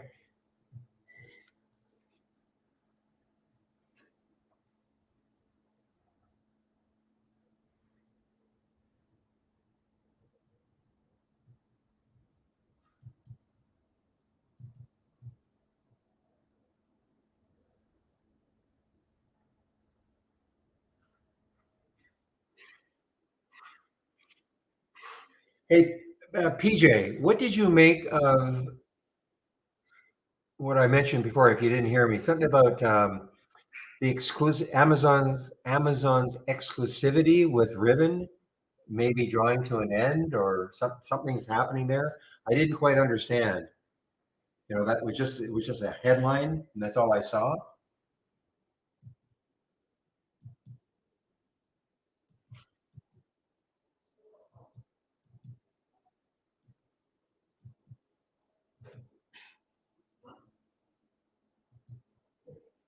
Okay, let me just find the headline. The headline I saw was Ribbon could break free of Amazon's exclusivity deal.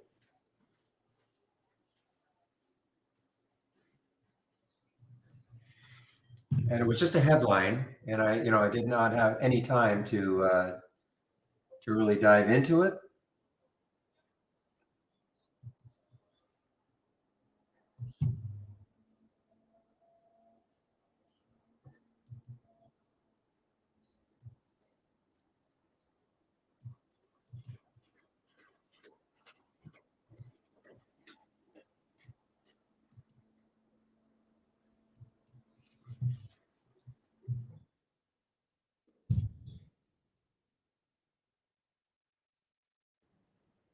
Yeah, so that's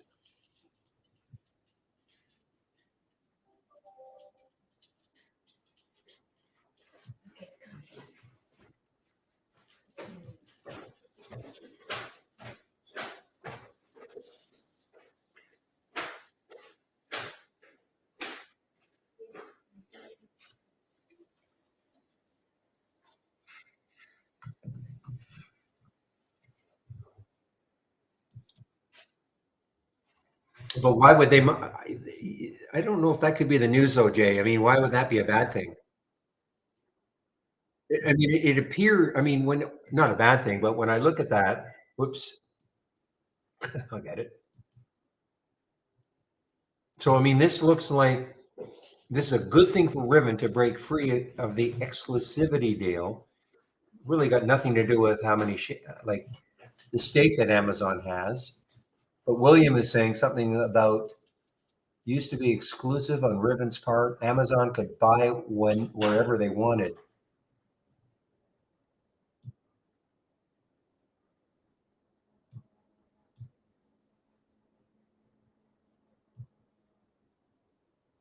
At any rate, it appears to be good news for Ribbon.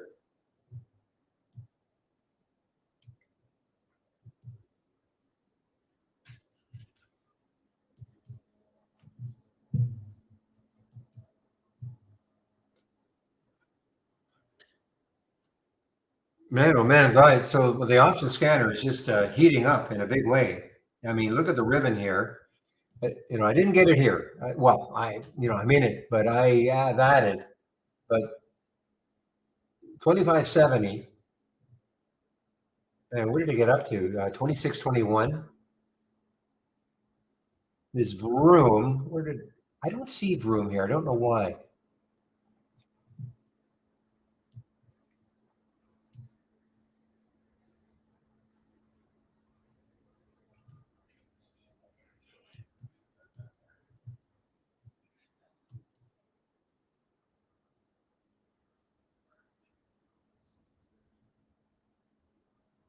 Oh, I see. Okay. So Ribbon can sell to Amazon competitors.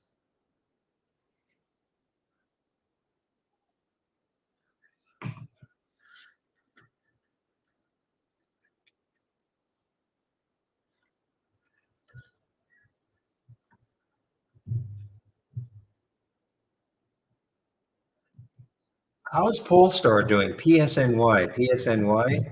That had a lot of room also. It was through the 200-day moving average briefly. Okay. This morning. So still has a little bit of room to about the 520 mark.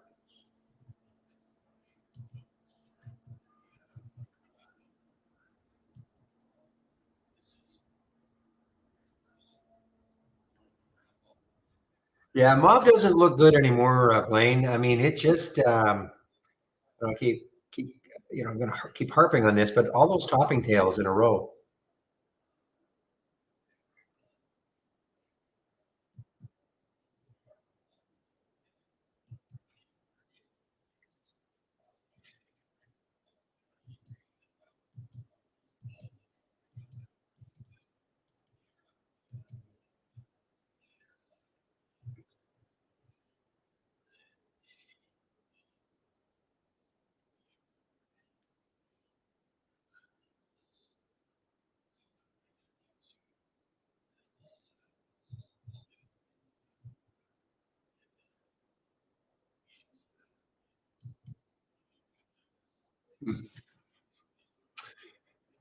There's one having a pretty good day. RYTM Rhythm Pharmaceuticals.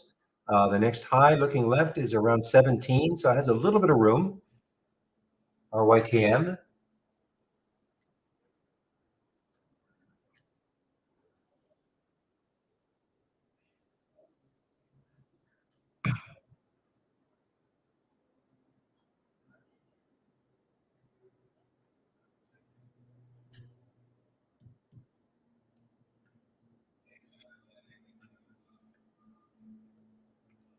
Yeah, actually, I was just going to remark on this. TMC actually has a red bar ignored.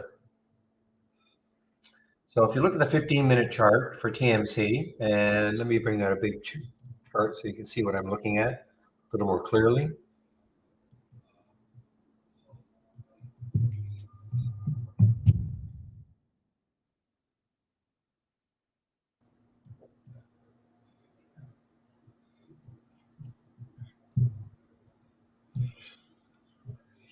So you see this red bar here. This is the 15-minute. This is the 10:30 to 10:45 15-minute candle.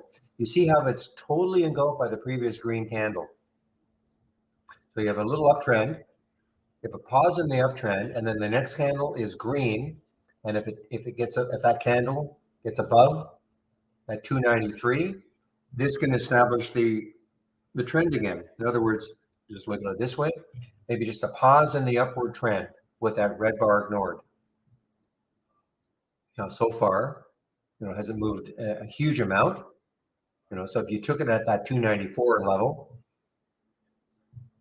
but it did get up to 320 in the pre-market, and it's been super strong.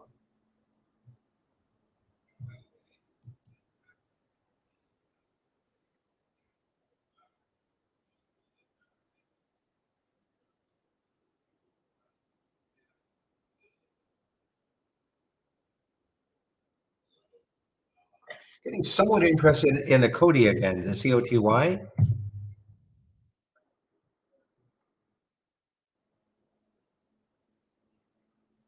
Maybe if it takes out these highs over here, 1312, a little later, it had room. That's why I'm interested. It had some room when you look left.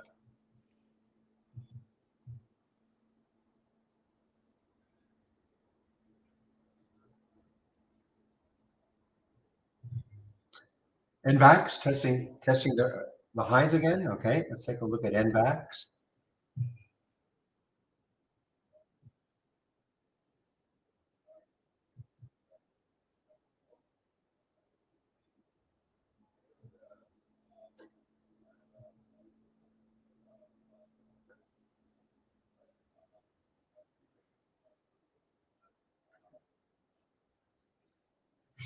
Yeah, the high of the day is up here at around 881. So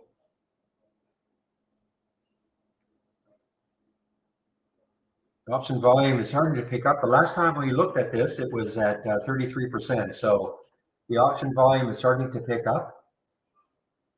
So it's traded 20,000 contracts, which is almost normal. You see the 94% there. 100% would be the normal. Just give me one moment, please.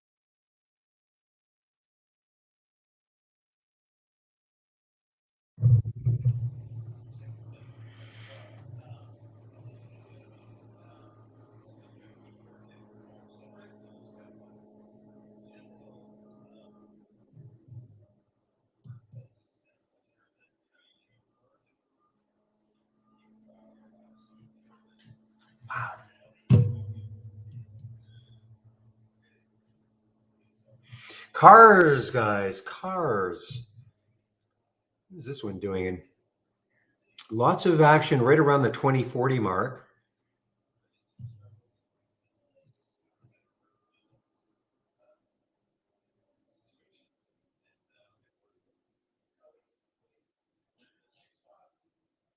We not lose sight of the G triple R.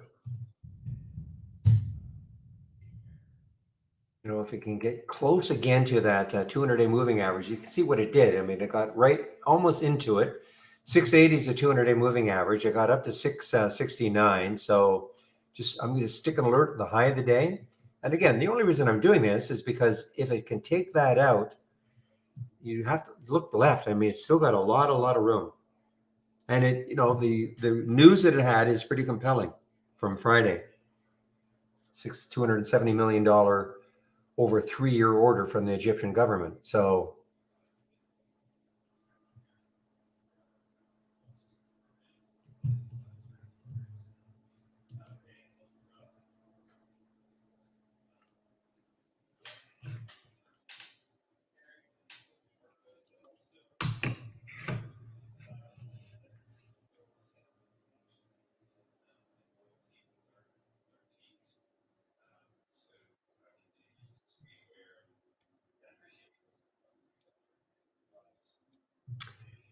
FMC, you've been talking about FMC. Look at FMC. Wow, no kidding. Good one.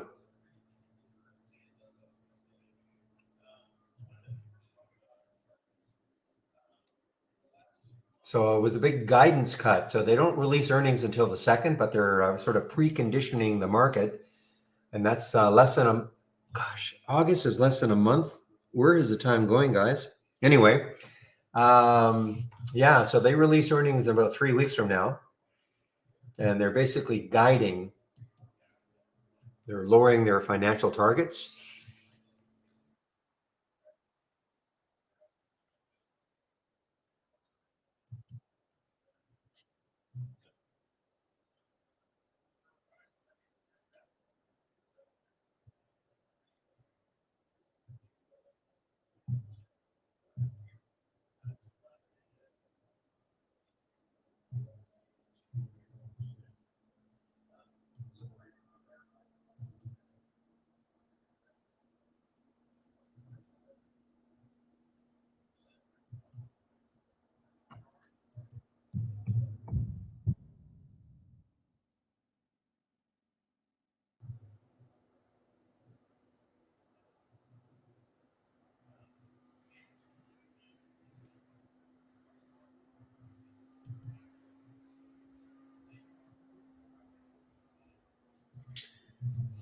All right, guys. Well, in about 50 minutes, I'll be taking my break.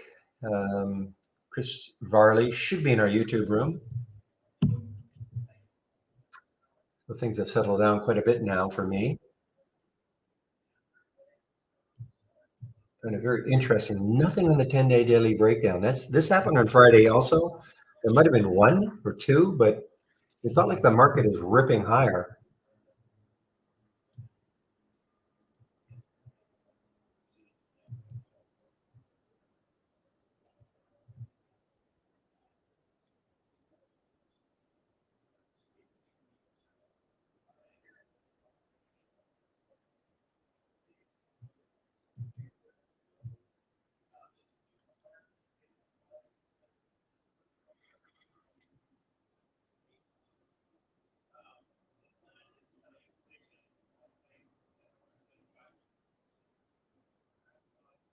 Hmm. Yeah, definitely. Well, look at the market even. You know, we had 45 minutes up. Now we have 45 minutes down, or about an hour down. Let's see what happens from here. Will this area and this high hold?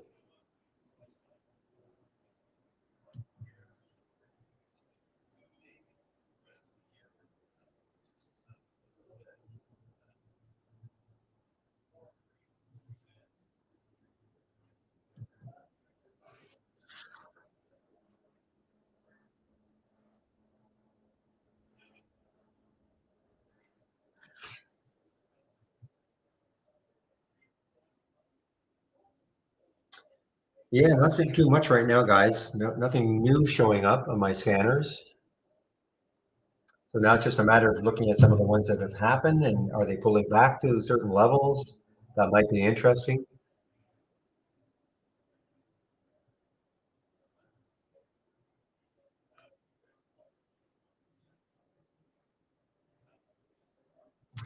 You guys were talking about KISS. Let's take a look at KSS.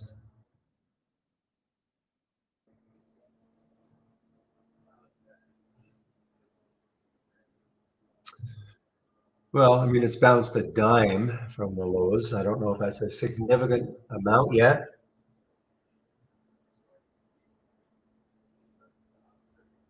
Would have been better, I think, if it, what did it get down to? Yeah, it would have been nicer if it got down to about 23, 25-ish, lows of a couple of days. Ah, okay, NSTG. Now, I did see that. This is NanoString or something, NSTG.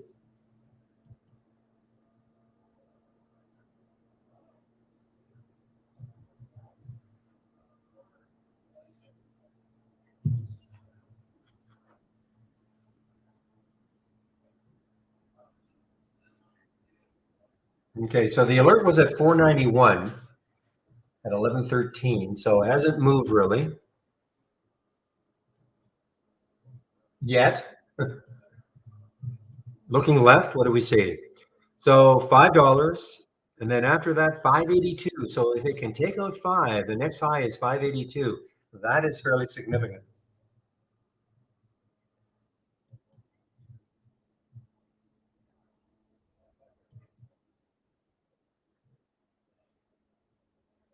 Now, if you're a little more conservative, you look left on the daily chart, and the next high is 533. I mean, it's not bad.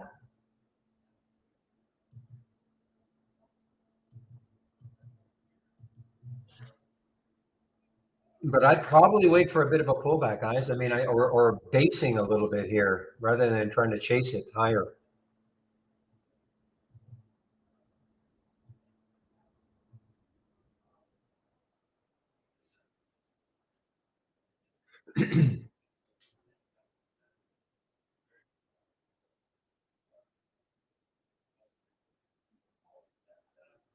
Okay, Riven back over 26.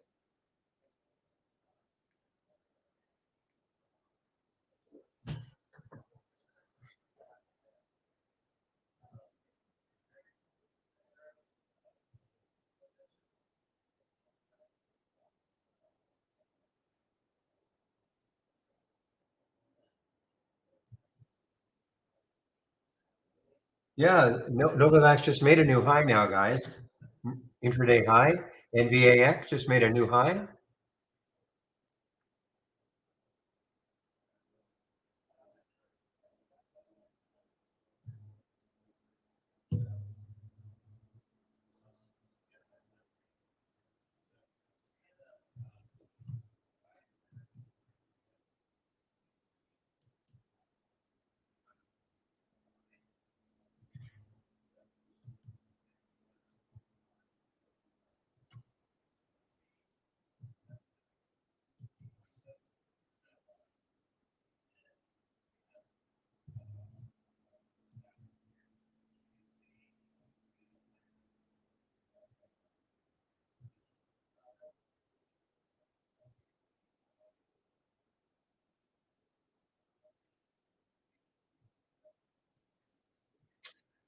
Okay, well, sitting on hands right now. SDIG.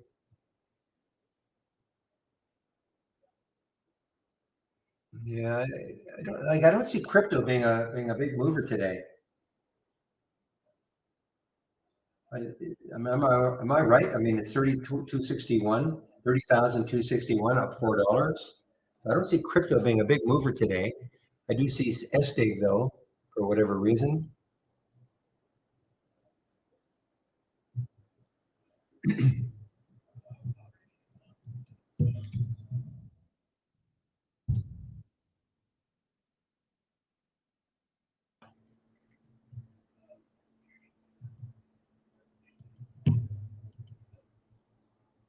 Wow.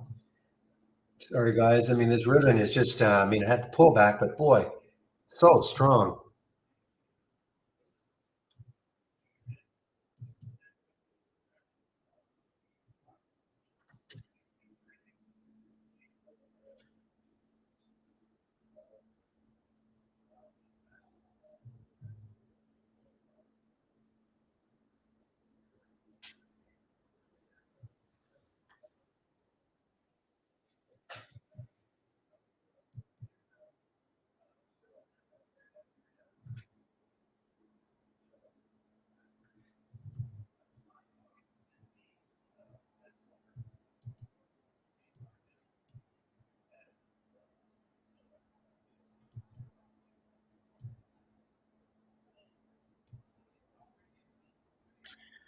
Okay, I was kind of watching the Cody to see if it could COTY to see if it could get back into the 1315s, but nope.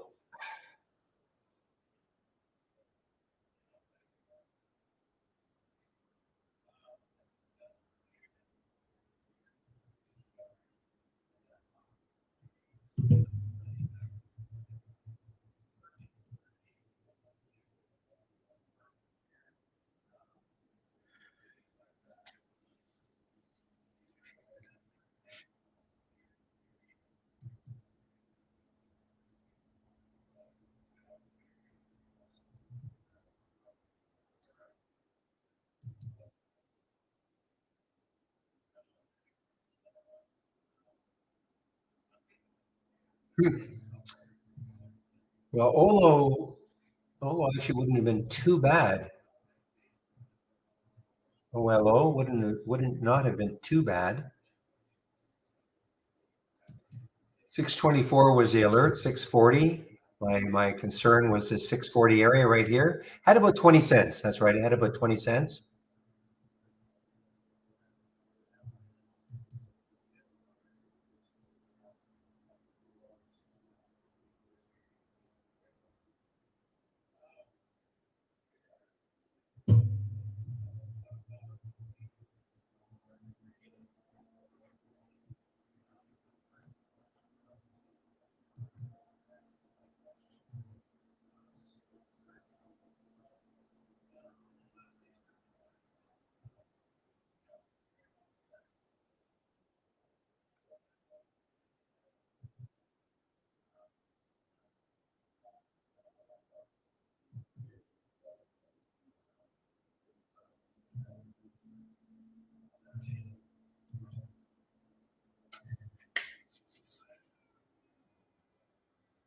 Okay, so GERS had a, 2 bar pullback on the 15s. G triple R had a 2 bar pullback on the 15s.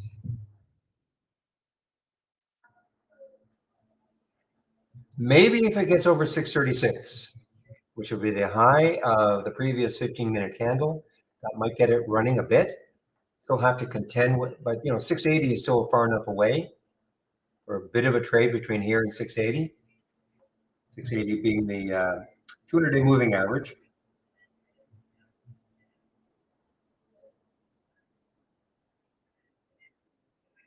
But something, similar here. We have a big topping tail.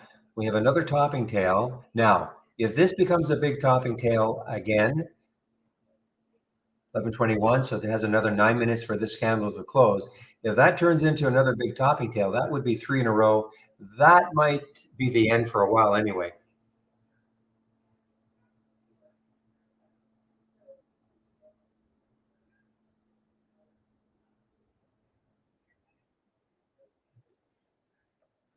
Well, I don't think so.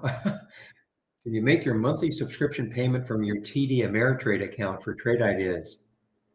Um, I mean, I'm going to say no. I mean, typically we take credit cards, and I mean that's how probably 99.9% of our people pay. So I don't see how we can take money from your TD Ameritrade account. No. This is somebody in our YouTube room.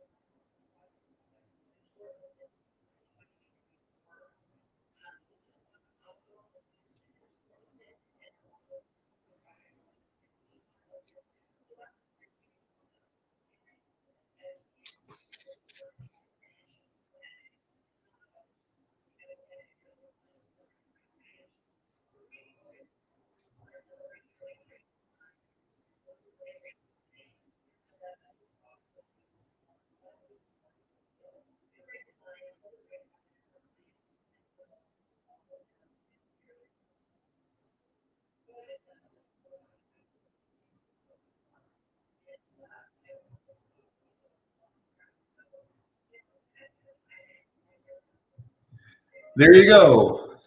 Thank you, Pepe. So you can see what Pepe just wrote underneath. Hi, we accept credit card, PayPal payments only. In special situations, we accept Western Union, wire transfers, or personal checks. They would be really special. I don't know of too many who do that.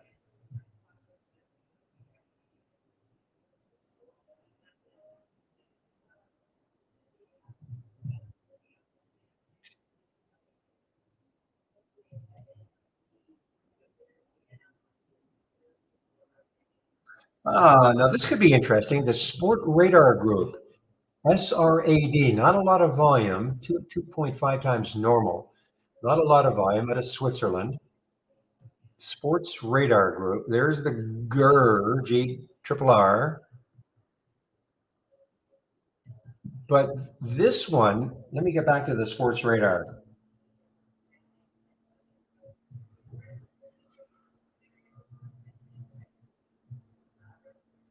Let's take a look left on this weekly chart.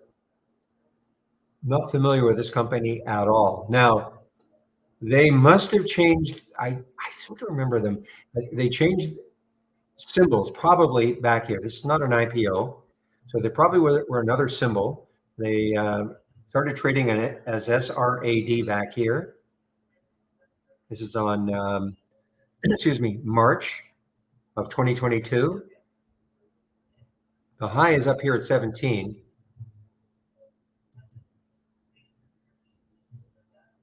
What's the spread like? Spread isn't terrible, 14.10, 14.14.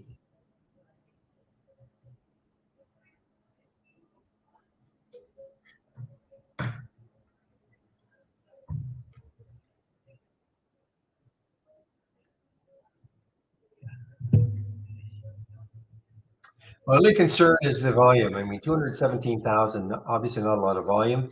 The relative volume is fine. Doesn't really trade options, so it's not going to show up here. Well, it could. The option volume would have to get up to 500 contracts. So it could, in theory, trade here. The relative volume would have to get up a little bit more too. And this is just showing up on my small cap breakout. Again, where I limit the gap.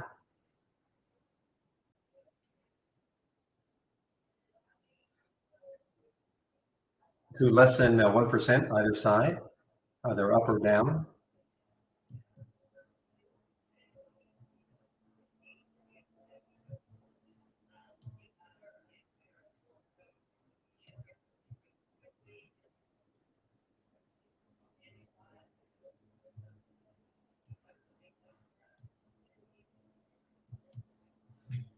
Okay, guys, grr, it is, can't lose sight of it, especially if it takes out that 200-day moving average.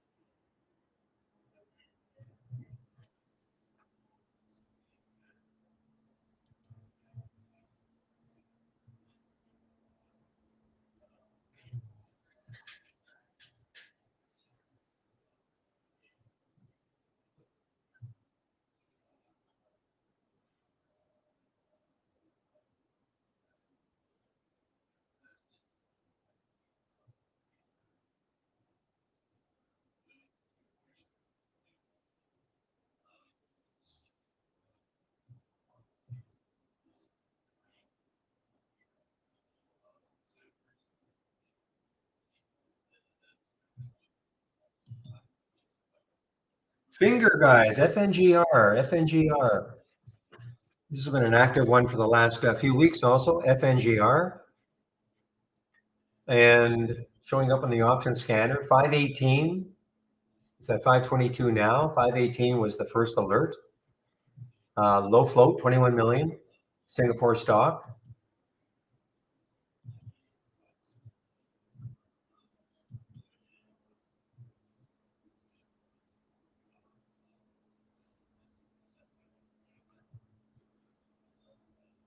Interesting. Nothing on the momentum down. Nothing.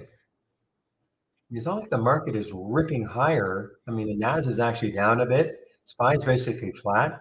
Dow's up a bit, but nothing on the momentum down.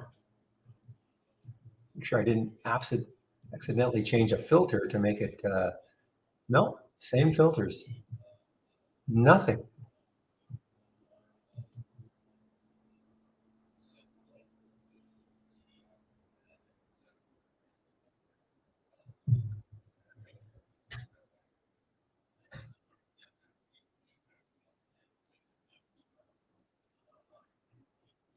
Okay, give me a moment, guys. I'll be right back.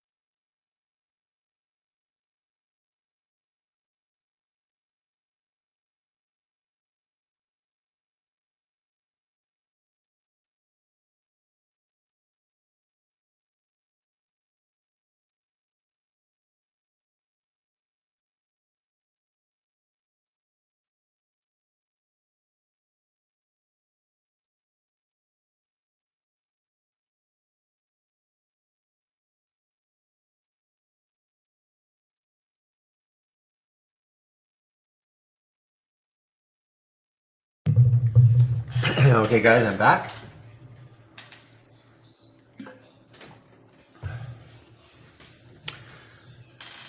Okay, Cody may give me something. I'm going to wait and see if we can get back up to say the 1315s. It's basing not badly right now. Has room when you look left.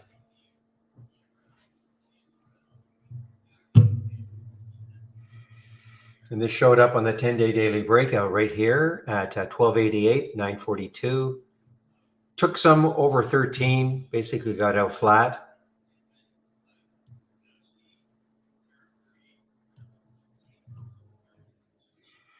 So, I mean, yeah, look at this. Nothing on the 10-day daily breakout, nothing in the momentum down. I mean, tough filters in here. So sometimes, that's what I would expect, but filters aren't that tough here.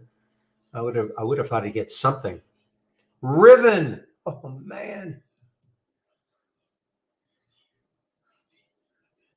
Just made another new high here, guys.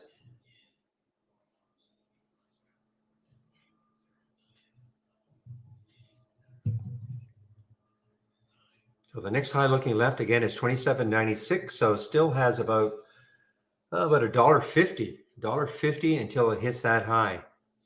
Not saying it's going to get there, of course, but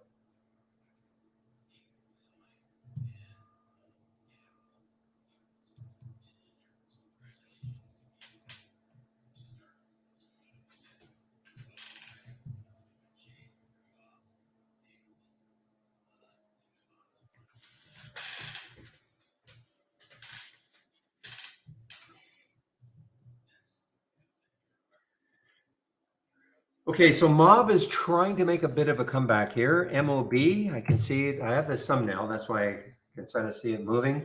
Back getting close to the 200-day moving average. I think it's been pretty erratic, but, later on in the day, it might, you never know. It might keep, it might have a late day thrust. We have 257,000 in the float. I did check another site that said about 4 million. So even if it is 4 million, that's still very low. So I'm going to stick a price alert around 310 and see if later on in the day it takes that out on volume and moves.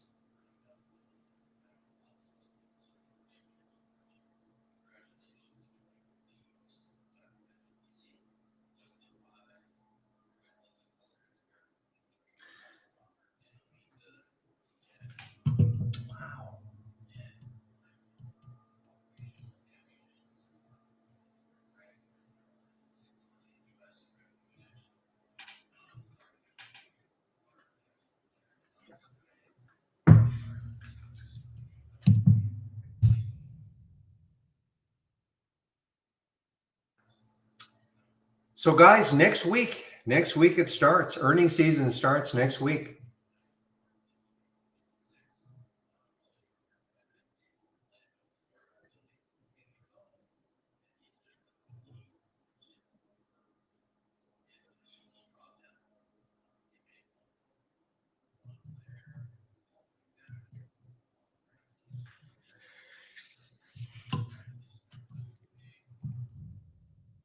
What's the coupon doing right now? TRPN? Not bad, actually, guys. I mean, 651. Now, how you trade this is, of course, up to you, completely up to you. But right now, it is at that, well, 693 was the next high looking left on the weekly chart. When it triggered, the next high now is 772.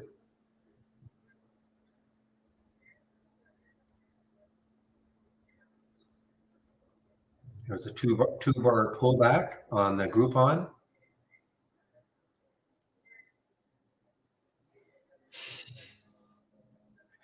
I'll never change, William.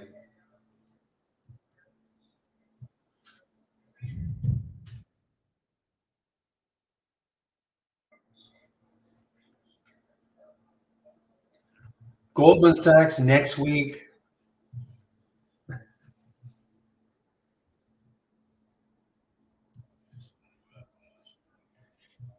Yeah, I know. Listen, I'm old school, guys. I'm always looking at Alcoa.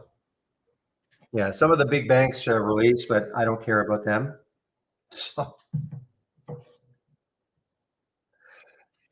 but even next week is not the big. To me, the big earnings plays, and I'm not talking about big companies, but where we get, in my opinion anyway, a lot more excitement is around the second, third, and fourth, maybe no, third, fourth, and fifth week of earnings. That's when you start getting some of these companies that you don't hear that much about, and they explode one way or the other when they release earnings. One way or the other, meaning either up or down. I don't find that the banks are, I mean, it's boring. And even companies like Apple and Microsoft, unless something incredible happens, they're just not going to have the big moves.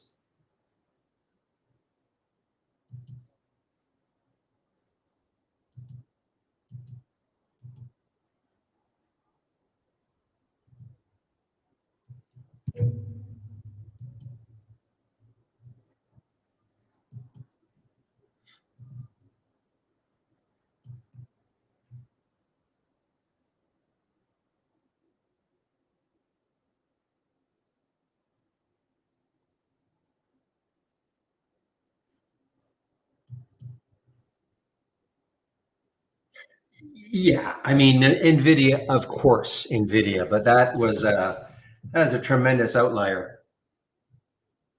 Tremendous outlier. I mean, that was the biggest one day move in history, market cap wise.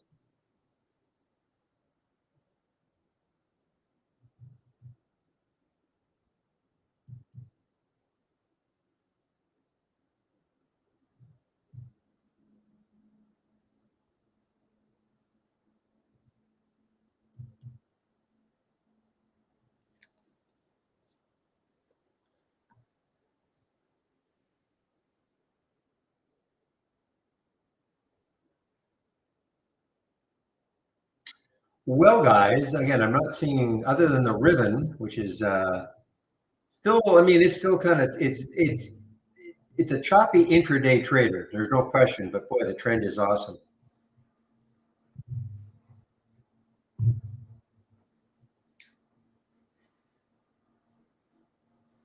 There, you see, I love dip buyer.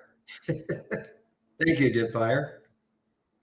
William and I always have this little nonsensical thing going about when earnings season starts.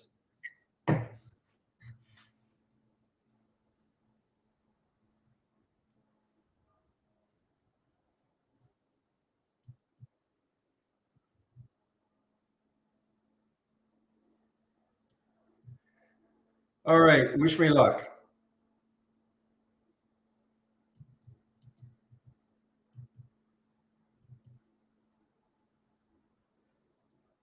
Oh, it worked. Okay. Sometimes when I do a massive delete, it creates chaos with the Trade Ideas program. So,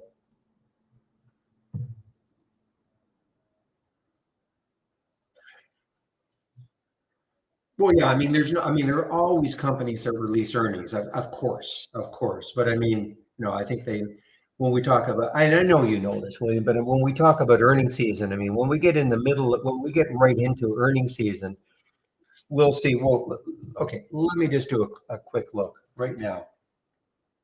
We'll get sometimes 1,000 companies releasing earnings in a week. So it goes absolutely crazy. So for instance, this week,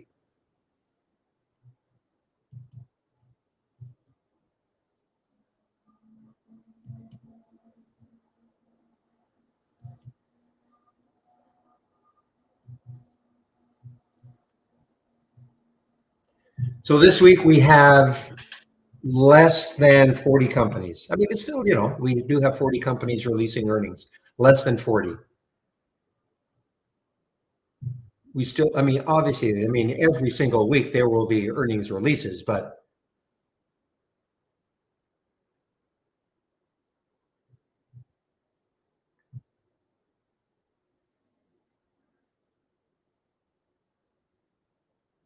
even Delta releases earnings this week, I think. Yeah, July 13th, pre-market, Delta releases earnings.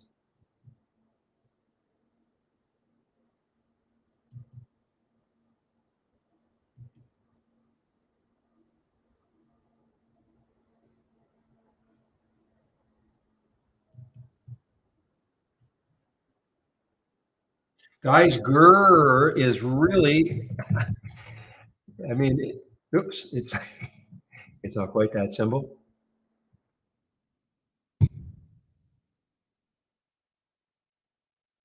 Well, look at this, guys. I mean, it could just explode right through that 200-day. 680, and look, the volume is starting to pick up. Traded the float now, 36 million in the float. It is traded 39 million now. So it has traded the float. Now look what it did on Friday. I mean, it traded 150 over 150 million, 160 million. So it traded the float about 4.5 times, I guess.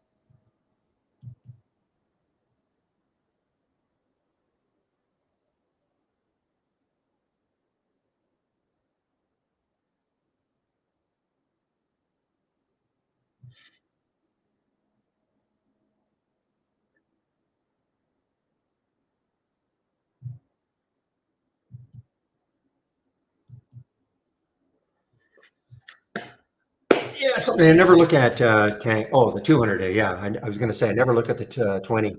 Yeah, I mean it's right below it, 680. That's why I have a price alert set right in that area. See if it takes it out. Because as you know, what happens when we look left? Look at the room it's got.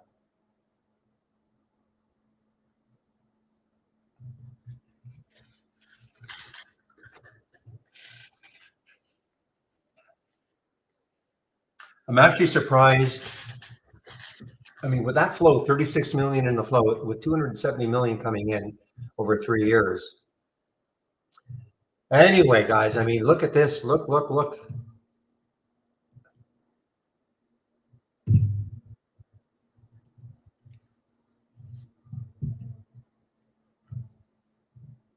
If I weren't worried they might try to raise some money. I mean, this could almost be kind of a swing. Not that I am a big swing trader, as you know, but you got to wonder though, are they going to raise money? I mean, this was a $2 stock 2 days ago. Actually, not even 2 days ago, less than a day and a half ago, market wise.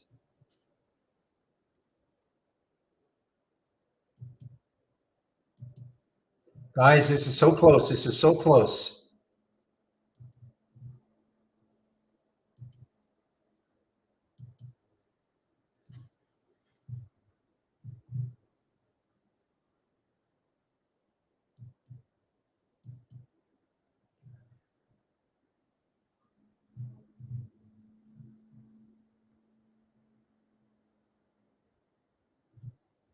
Just flirting with it. Look at that, 680s.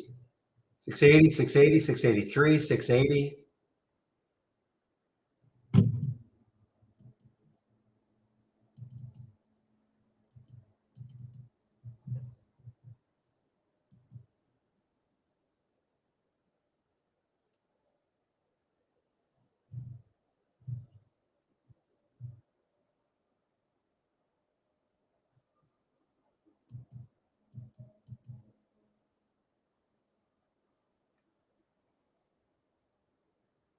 I mean, you can kind of just see the power of that 200-day moving average, but if it breaks through it,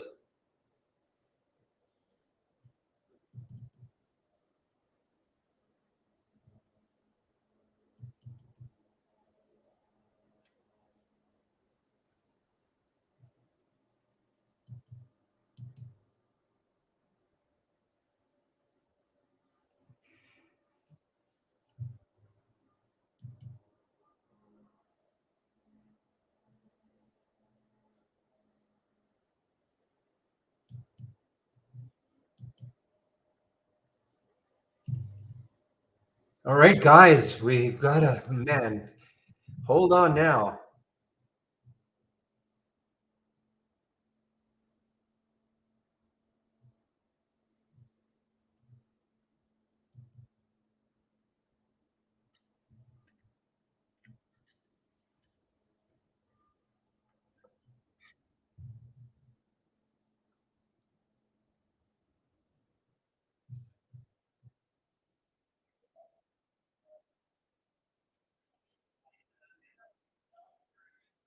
Just got to hope it holds that 200-day moving average.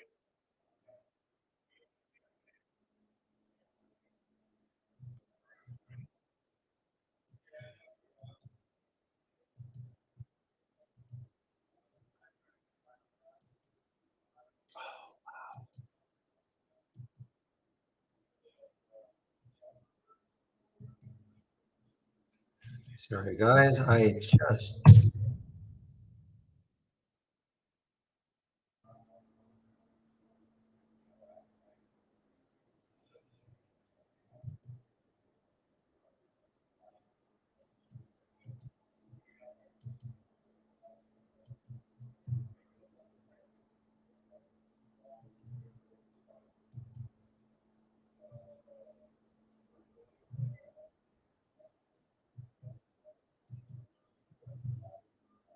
this X is double X double I had a big run, I think, on Friday. I'm wrong. Had a big run down on Friday.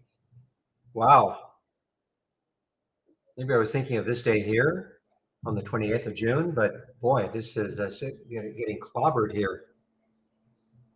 And this is, yeah, there are shorts available for me and Interactive Brokers anyway.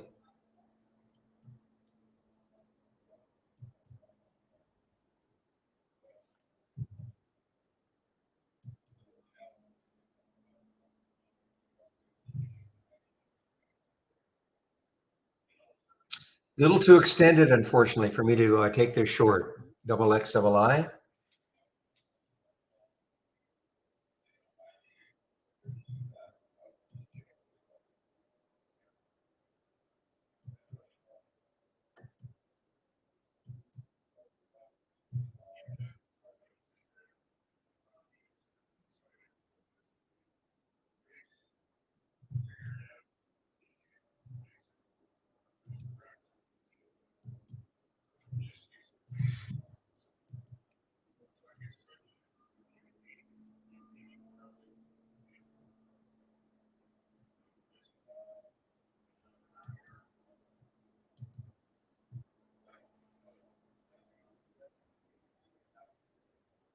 Give me a moment, guys. I'm just organizing something on my other monitor.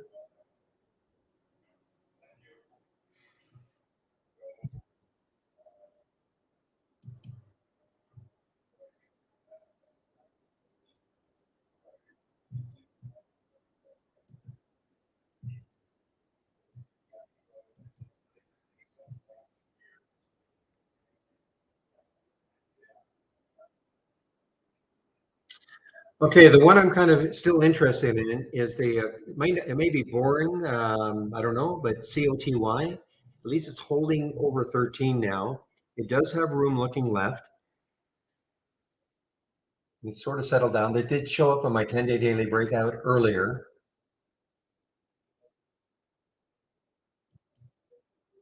Speaking of earlier, look at the GER, 1040. I mean, it's an hour later, 579, and it got up to 698. I don't think the Warby really moved. WRBY. I was saying this is one of the more, well, look at this, 1291, 1313. What's the high over here? 1259. High here is 1352, so it's got some room. You know what? I might take this one. Ugly, ugly looking daily chart, but it's breaking out.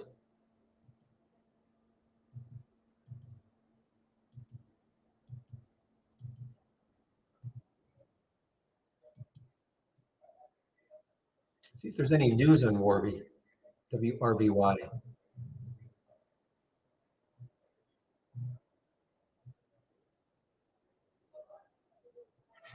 Not a low float, 82 million, not crazy high, but not low. Great relative volume, 6.8. Of course, the only reason it shows up here is it had to, at one point it was eight relative volume. So the volume you can see is starting to decrease in a big way. So the relative volume is now underneath 8, but it did show up here, $10 at 1040. So an hour ago at 1291, slow mover now.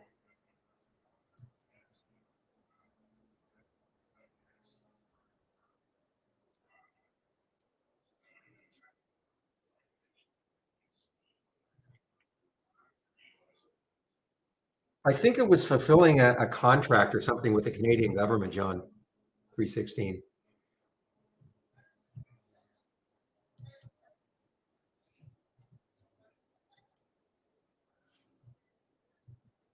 I think it was. I don't think it's new. I mean, that surprised me also. And it's, 300 million. An amendment to its Canada supply agreement, under which Canada will pay the company for forfeiting certain doses. So I don't profess to understand exactly what all this means.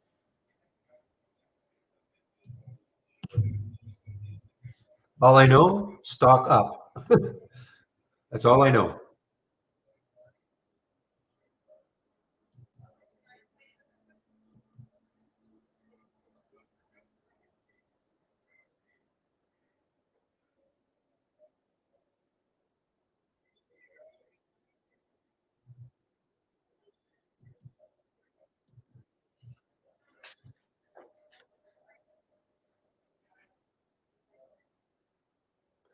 Okay, guys, so I'm in the Warby. I really don't expect too much, but I like the fact that it's over 13. It's a WRBY. When I looked left, it had some room. I mean, this has room still. Novavax still has some room. Looking left on the daily chart, 934. So if you're in this one, 934 is your next high. 937 gets through that. 10.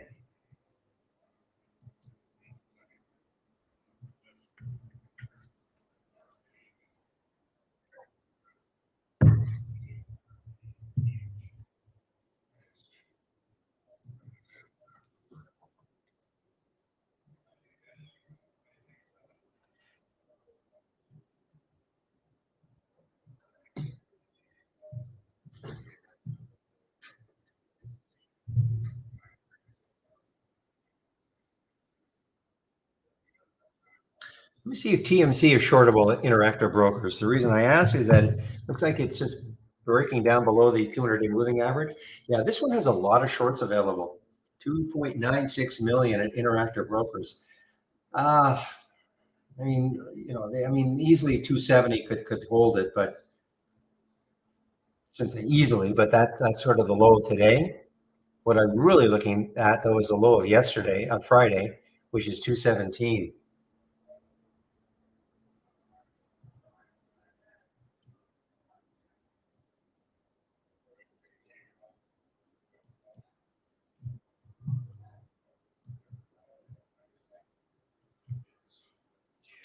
NanoString continues to make a move here, guys. Wow, look at this. I know I have this thing about whole numbers, especially 5, but here was the alert, 472, 10 o'clock. I mean, it's a long time ago, in day trading time. It's almost 2 hours ago, and the price was 472, got just a little bit above 5. But we're in a day that I'm not seeing a lot of super trending stocks. Not like on Friday where, man, we had a bunch of them.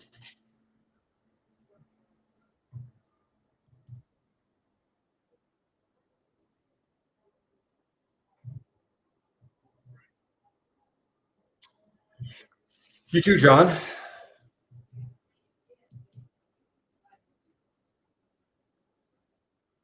Upgrade to buy at 4 analysts. Thank you, Grumpy. I didn't see that. Let's take a look at maybe I missed that in my headlines. Warby. I do not see that in my headlines. Doesn't mean it's not there, of course. William Blair. That was last week. Market perform rating, so not outperform. Whoa, look at PWM. Somebody said that it was near the VWAP, 1602. So it got halted, just got halted. PWM just got halted. Now this is super risky, okay? 3 million in the float.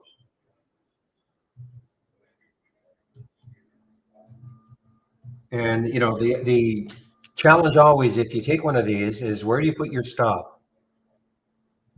Because understanding this can go up quickly, but down even more quickly. So it's the challenge is where do you put your stop if you take a trade like this?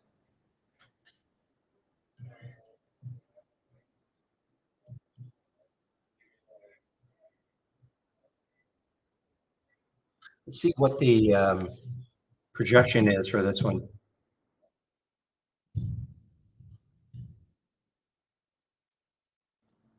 So there's the halt at 1887. So really no clue. 1887, 1880.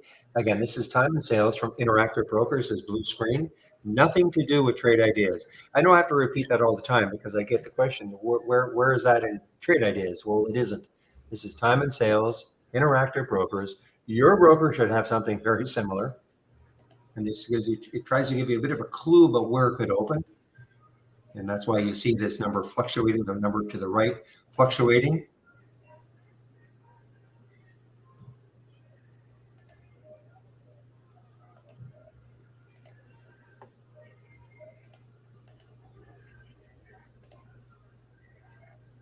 Wow. Always amazed at some of these moves, guys, that I sort of miss because they happen kind of early, and then I just kind of forget about them. Look at Iova. 1011 was the alert. 1011 was the alert. Price was 815. Look at this, 877 now. It's going all day long, all day strong. Ah, Mr. Chris Varley. You didn't hear me. I gave it a minute, but I didn't hear you at all. I've got music going. I've got me talking and yelling, and I have neighbors blasting music as well, so I don't know if that can be heard in my background. Yeah, just give me a moment, okay? And I'll mute the room and I'll put my announcement in. So, guys, Chris is in the room right now. So let me just put my announcement in. I'm gonna break back around 1 p.m. ET. Okay, that's the first thing. Next thing is I'll put the YouTube link in so you can head over and listen to Chris for his hour. Can't believe it. He snuck up on me. That happens just like that. Okay. So there are the YouTube links in. Okay, guys, so in the main room, I'm putting myself on mute. And just let me do one more thing, Chris. Get rid of my music so I can hear you a little more or clearly.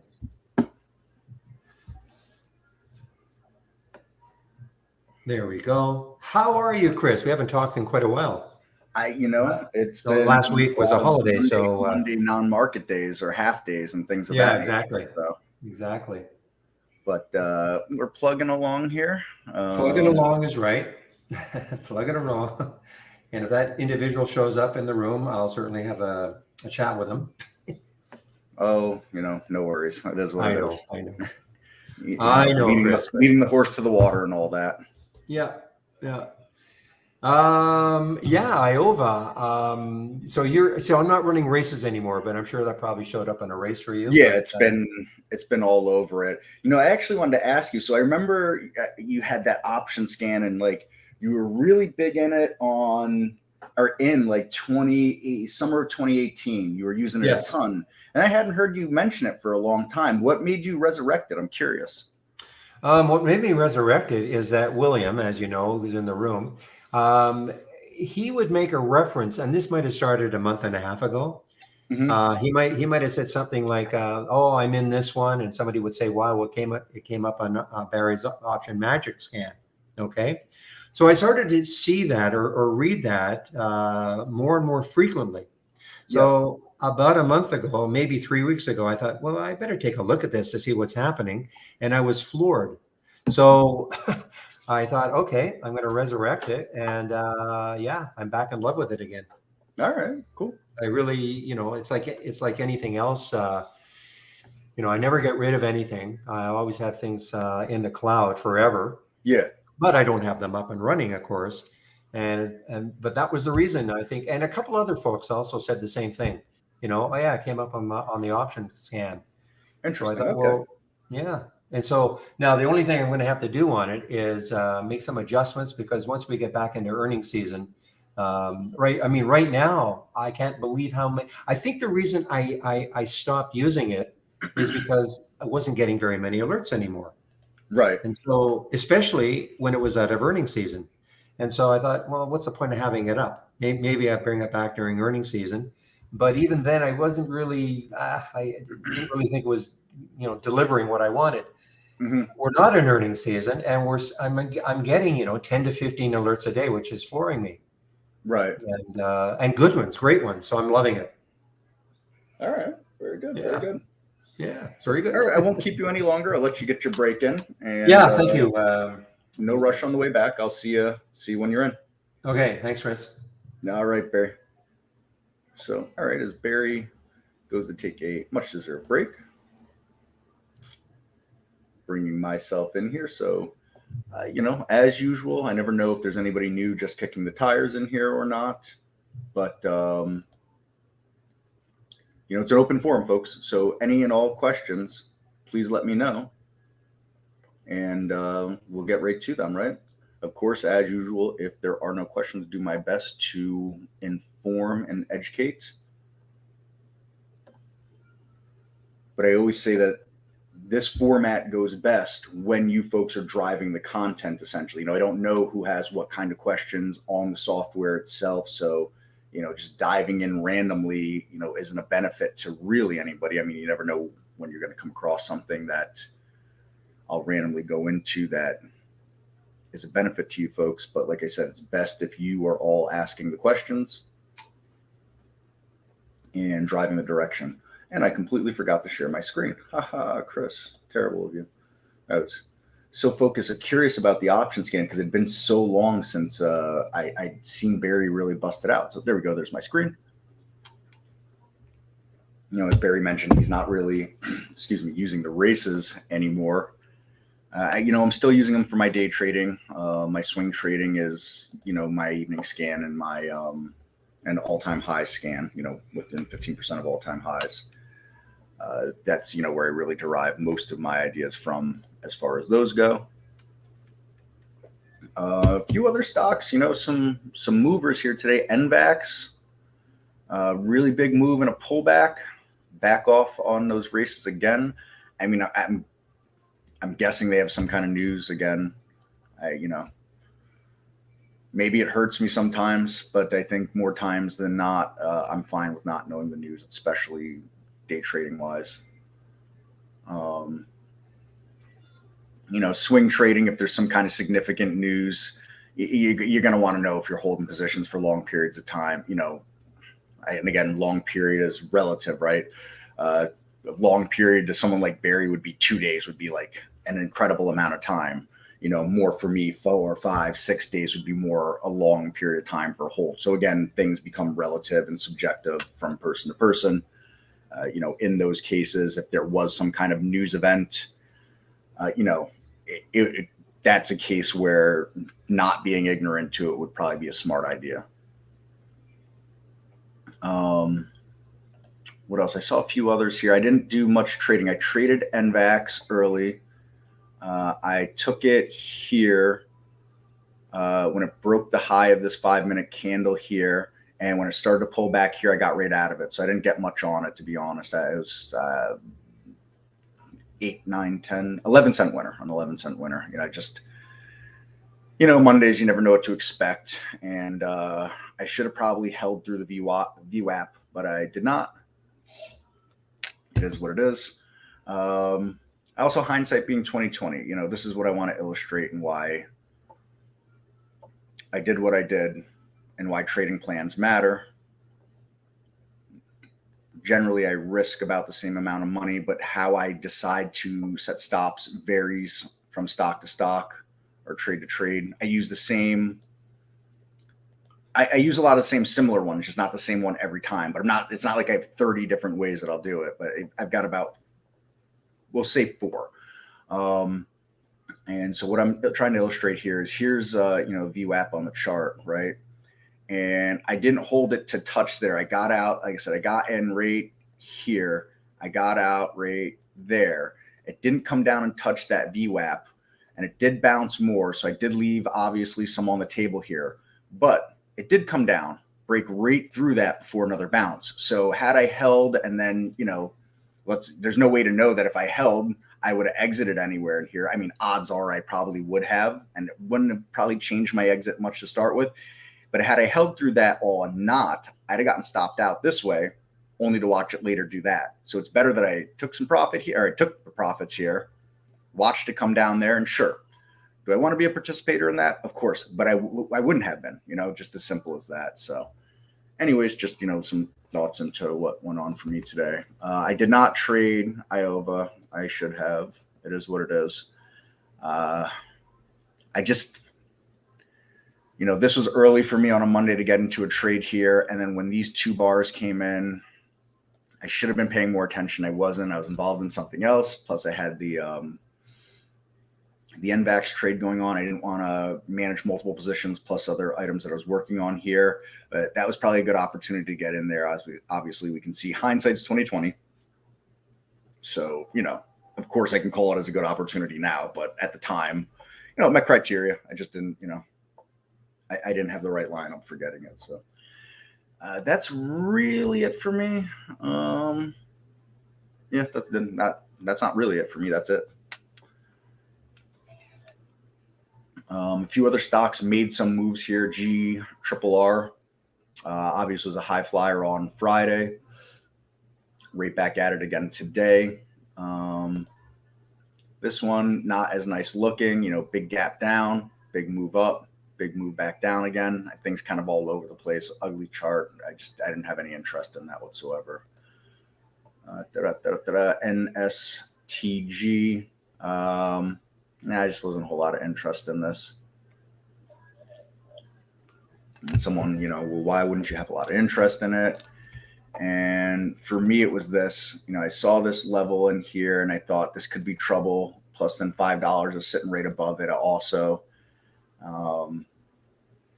just wasn't a risk reward scenario that I was crazy about. On top of, it gets the gap up and it gets a big move up, and it's these big bottoming and topping shadows all through it here. I just didn't feel like it was the one for me. Obviously, look, if I had taken the trade anywhere in here, I was up in the money up here, right? Again, hindsight trading. No way to know that ahead of time. impossible to know that. So for whatever all that's worth, GREE.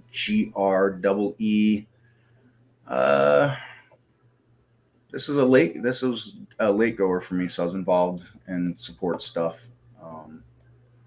Just straight up missed it. But look, this race doesn't produce 10 winners every day. 10 oh my god winners every day. But I'd say it produces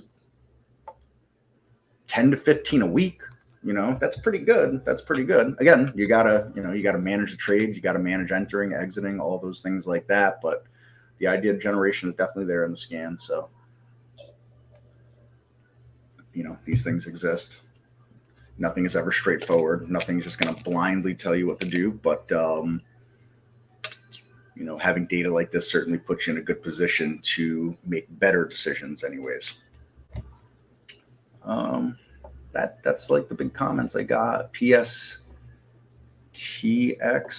I've traded 700,000 shares on the day so far. Kind of skipping all around the place here. Very low price stock. Not overly crazy about that. Nope, nothing going on here whatsoever. Groupon. Looks like, Groupon had a great move and starting to give some back now. What it looks like here. Daily chart. So pretty ugly on the daily chart overall. Certainly not an uptrend starting. You've got a lower low. Certainly the possibilities of an uptrend starting. You got a low in here, right? And this looks like maybe a lower low. And there's a high here and a higher high. But you're going to need this to take out this for the next higher high to really say we've got at least a short-term uptrend going on here, as far as the swing trade goes. But if it can get up above this, if it claim that 7 again and roll, got room up to that 10 level for sure. So there's definitely some possibilities in there. And I'm looking at this volume, a lot of big volume all through here in this bottoming process that happened through here, right? A lot of green volume. In fact, I'd say the green volume's well outweighed the red volume for whatever that's worth. Is there someone, at the table here accumulating shares? I don't know. It's a 16 million float stock. So, I doubt you have any of your huge players out there. There could be some of the smaller funds that are out there managing people's monies involved there. Again, I'm, merely looking at a chart and, what my brain goes through on the charts. Yeah, those whole numbers, Peter, under $10 especially, you're going to find a lot more trouble under $10 with the whole numbers, without a question. SIEN, last one on the top 10s of these here, grinding away on the day here, up a cool 30%. And I got to say, a daily chart, that's interesting, right? Claims that. Not much to stop it up until this, I'm guessing 8 level-ish, 750. On a percent basis, that's massive for a $4 stock, right? So there's that. Here it is. It's, coming into, looks like it'll win another race here. Bump it up the leaderboard. BVS, what are you doing in real time here? Whoa, so big move here. I don't think there's a terrible amount of volume behind it, though.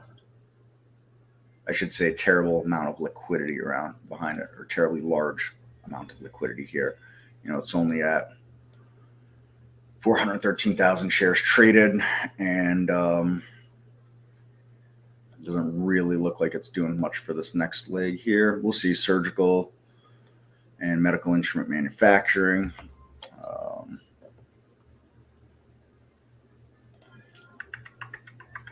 Mankind had a bit of a run, and then that was it. Had a little bit of a run at the beginning of the year, the end of last year into the beginning of this year. Nothing volume-wise that stands out. 795,000 shares traded, doing right about what it's normally doing the last 30 days, give or take. We can see a few volume spikes in here, but nothing to write home to mom about. Decent sized float on Mankind too, 254 million there. So, anyways, there it is. It's on the race. That's that. I guess let's tour the market, right? Because we have nothing else going on. So the market's Apple's market. I'm mostly kidding, but kind of serious. So Apple's slightly down today, but man, I mean, and again, here's why I love on my swing trading this period low 20, right? Look at that thing. Just beautiful, beautiful steps, beautiful steps,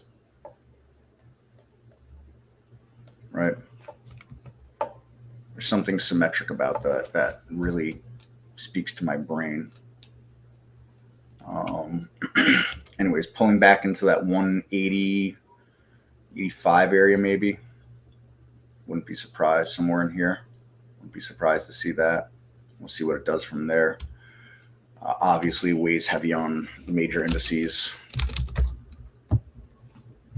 Benchmark SPY representing your S&P 500. We've long again since broken this downtrend. Long since broken that downtrend. And again, the SPY starts to get this, here we had some choppiness going into it. Are we going to break the downtrend or not? And then boom, now we've got these nice steps rolling. Wouldn't mind seeing this part of the step extend itself before taking those next legs up. I had mentioned back in here somewhere. Now, I had said in here, for those of you keeping score at home, generally I score less points than the market does, but that's, how it goes. I had said in this area here, once we were up above 410-ish pretty consistently, I had said actually that if we saw a number of closes above 415, that would really be a big win for the bulls. It ended up being more closes above 110 or 410-ish. I said, 415 is what I'd said. It ended up looking like 410 was more the number than 415. That seemed to have gotten people really bullish, looks like. And it wasn't long after we got a series of closes where the sellers couldn't bring the SPY below 410 that we got this big, massive liftoff here and a little bit of pullback. And again, another liftoff.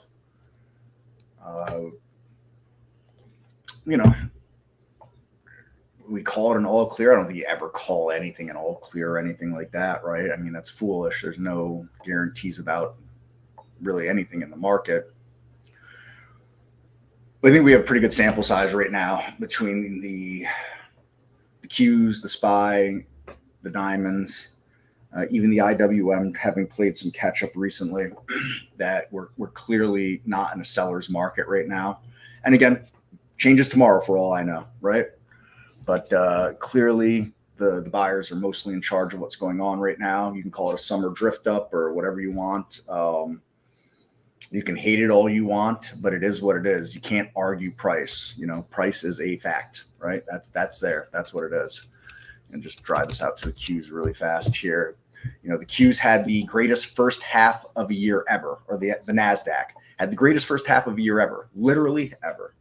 I mean, how can you argue something like that? I mean, you can. You're welcome to. I won't. I'm certainly not going to argue anybody with it. Definitely, without a question, at a inflection point here. We can see here. How big this area looms for it. We take that out. I think 400 on the Qs is pretty much a foregone conclusion at that point. That doesn't mean we take it out and just zip right to 400. But I think it's more likely that we'd see 400 than we would see below 350 anyways. I'm not saying we won't see below 350 again. I'm just saying it's more likely that we touch that first above this line than we touch this. Is it guaranteed? No. Anything's possible, right? We're just looking at if, then, and likely scenarios of what's happening here. GRRR, now we talked about it before. Had itself a pretty good run up here. Looks like it's pulled back. Just trading just above the VWAP right now. 599 on that. So this is 8 EMA on the 5-minute chart there. It looks like it's curled under and is feeling a bit of pressure on that right now. So we'll see how that shakes out.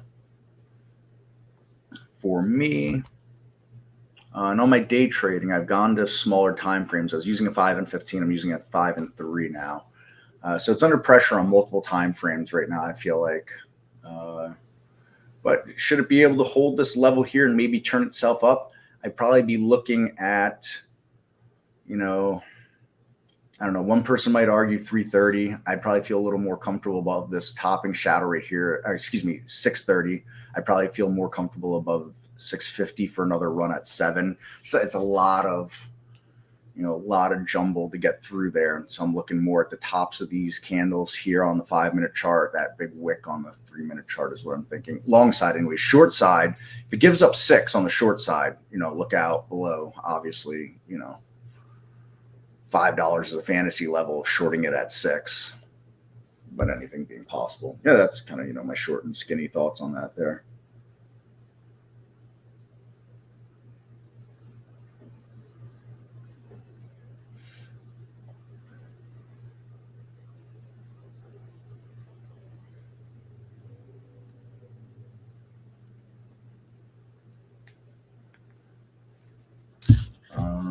What else? Oh, we were touring the markets. And again, folks with questions, please fire those questions away for me. I'm, just droning on and babbling, excuse me, about the market because there's no real trade ideas questions coming in at the moment. Excuse me, something caught my throat. Apologize. So here, looking at the diamonds, I need to get rid of a lot of lines, old lines. You can see how often I don't save my layout anymore after deleting stuff. So a long time it hasn't gone anywhere, but it never sold off like the rest of the indices. And I'd say a part of that is flights to safety, right? Money managers got to put money to work, funds have to put money to work, so on and so forth. So where are they going to go? They're going to go to the tried and true. They're going to go to the Dow 30 is, among the things that they will go to. And, the Dow is also, it's not cap weighted, the Dow, it's price weighted. So, I think that plays a bigger role in what the indice looked like on its selling off versus, cap weighted NASDAQ, cap weighted S&P 500, right? These things do matter. Having a tough one at this level here. But again, it's really coiling. The longer the coil, the bigger the break. Is the break that way or the break that way? I think you got to take things for what they're worth with the rest of the indices and what we're seeing, and that the break is likely this way. But again, we could wake up tomorrow and Black Swan could have taken everything out for all we know. But again, and anybody predicting it would be the broken clock, right at this point, especially with the moves that we've had. And let's move on through the IWM. And again, pretty significant level that it's at. I'm going to leave these lines drawn because I feel like they're more relevant than what I've deleted on the other indexes. And again, we're off the bottoms here, but we are not trending up necessarily. And this is, this will be a big one to get us really, really popping, moving along again.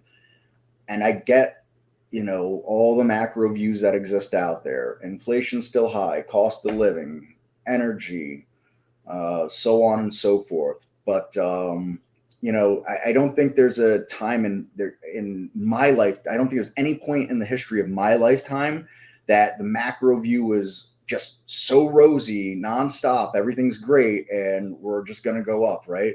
It's like the market defies all the negative macro views when it's going up. Bond market issues or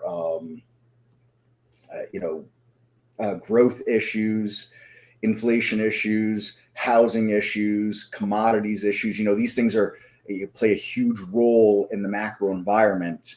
And I'm no macro expert, don't get me wrong.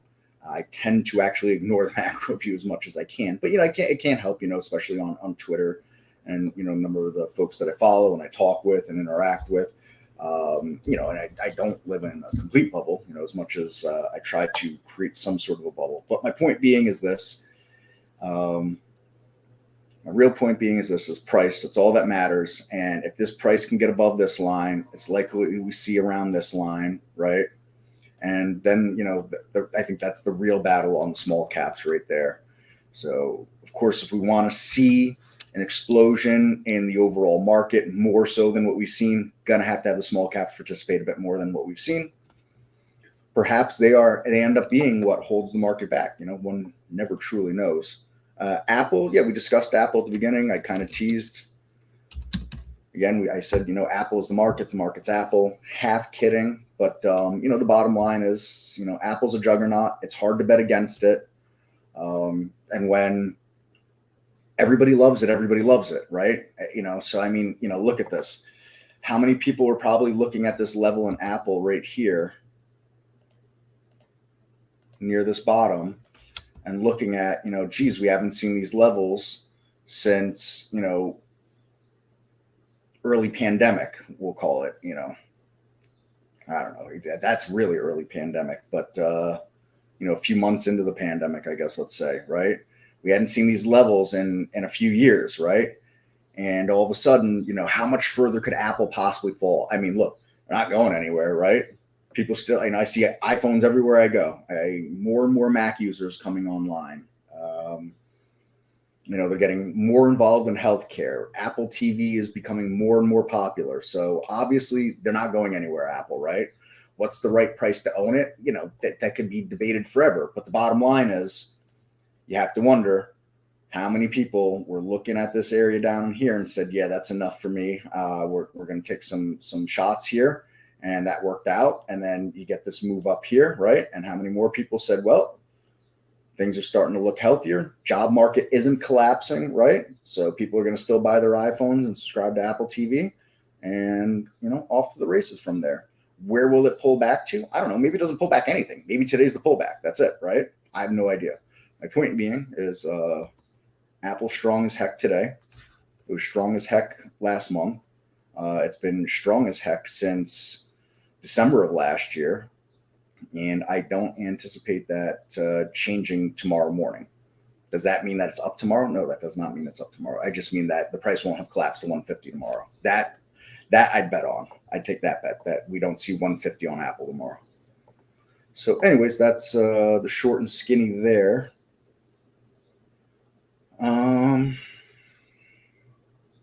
Not a whole lot coming in for you from you folks. All right, so for fun, let's throw out. I'll throw out something I talked about a few weeks ago because it's been a while since I did this.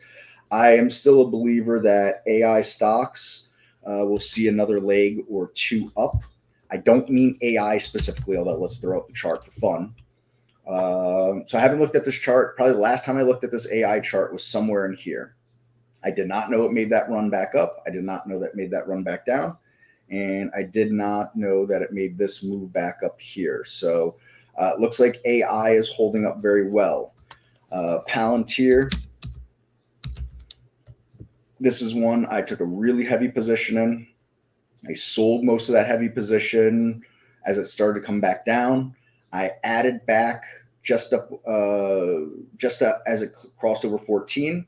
And then I closed a lot of it out again as it struggled around the 15 number here again. I'm looking to add back into this one again here. So it's one of those ones just because of the extension on this move here that, I'm really closing profits out as soon as it hesitates. But if we get a little bit of this again, probably going to try to take a heavier position again and hold that. But again, it'll all, vary. Wamasi, hello, I am new to use this app. How can I set up the trade idea only for Canadian stocks? Yeah, so if you were to just open any scanner, we'll just use, for example, this top list that I have here, but this will apply with an alert window or anything like that. So right-click magic, as we call it here, most things are done within the software with right-click. So you right-click the window, and you're going to see configure. You'll go into the configure. You have all these tabs across the top here. Just want to center this a little more. And in the tabs, you'll see the exchange tab, and just go ahead and click the TSX. If you want the TSX Venture as well, you click that as well. Then uncheck all the rest of these indexes. Make sure nothing else is checked. Press OK. And then you'll have only Canadian stocks that can come through, no other stocks. And please let me know if that answered your question. And if you have any follow-up questions, if I went too fast or anything else of that nature. But that's the short and skinny. Let me do it one more time. Yeah. So like I said again, any scan, you're coming into the configure, or even if you were to, on the menu bar here, you go new alert window, for example. So we got the configure comes right up. You come into exchanges. It defaults to select the major US exchanges. Just uncheck those. Check your Canadian exchanges, press OK, and bang, all you're going to have is Canadian stock. So, here I just did that there, BTO.CAT. Now we only scan for the Canadian stocks. We do not have Canadian charts, right? And it's mostly just price and volume that we're going to have on Canadian stocks. So you're not going to find fundamental data on those. But basically anything that involves price and volume, those filters will exist. And again, hopefully that answered your question. And if you have any follow-up questions or there's something I was unclear about, please do let me know. I really like to make sure I get to everybody's questions. I'd never ignore someone on purpose. And if I didn't know, I'd straight out tell you I don't know. Email us into the info@trade-ideas.com, and we are going to get you that answer, of course. Perfect. Thanks. Excellent. That's what we like to hear. I always like to hear when that works out well. Excellent. So there's NVAX back over 19 now, trying to take out high of the day. This 9, I don't know, what is it, 9.45 area? Let's see, $9.45. No, $9.34. So that $9.34, probably $9 and let's say 39 here. Is that what it's going to be? 37. So this 930, 940 level here looks like it'll be a challenge. Could be a challenge. I don't know, maybe a blast right through it. But you can definitely see these topping shadows here exist, from a few months back, right? So is there a chance that it struggles there? Of course there is. No guarantees on anything, of course.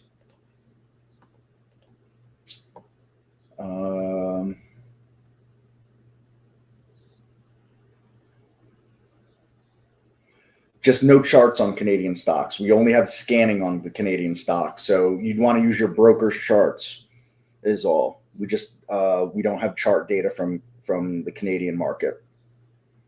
And I don't have an answer for why. That's information that I don't get. I only know the ins and outs of how things work, not always the whys. I'm a doer, not a decision maker here, or at least as far as the software goes. Let's see what else.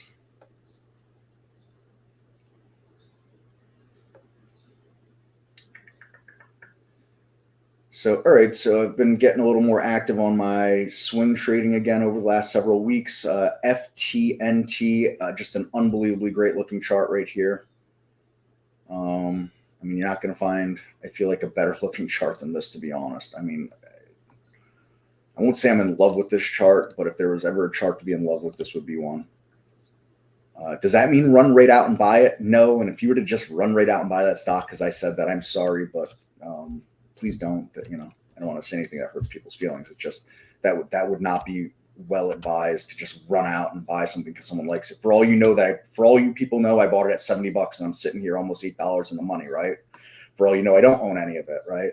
I'm not going to discuss what I own exactly and where I own it. My point being, though, is like the rest of the software ideas, I'm throwing the idea out there. Where does this idea work for you? Maybe you want to wait for a pullback and it doesn't come and you don't get in. So be it. Or maybe you want to wait for a pullback, but if you don't get the pullback and you get a consolidation, maybe you want to own it above that 80 level, right?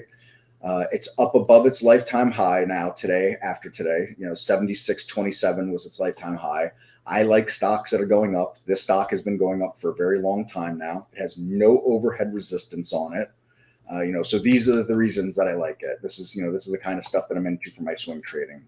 I like things that, they have room to run. It doesn't mean that they can't fall, right? I mean, absolutely that could happen. And Mossy, yeah, you got it, my friend. You got it. And of course, any other questions you have on the platform, that's what I'm here for. I'm here till about 1 when Barry comes back and takes the comm. But up until that point, free and clear to answer any, not just your questions, of course, anybody else that's out there listening.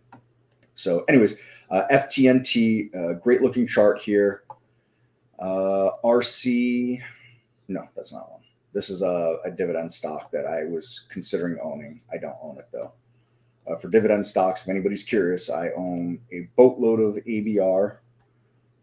But I will confess, owning this, and I own this at about $11.80, give or take, after all my dividend reinvestments on it. So, I'm an owner of it, very in the money. Dividend set to reinvest. And ARCC is another dividend stock that I own.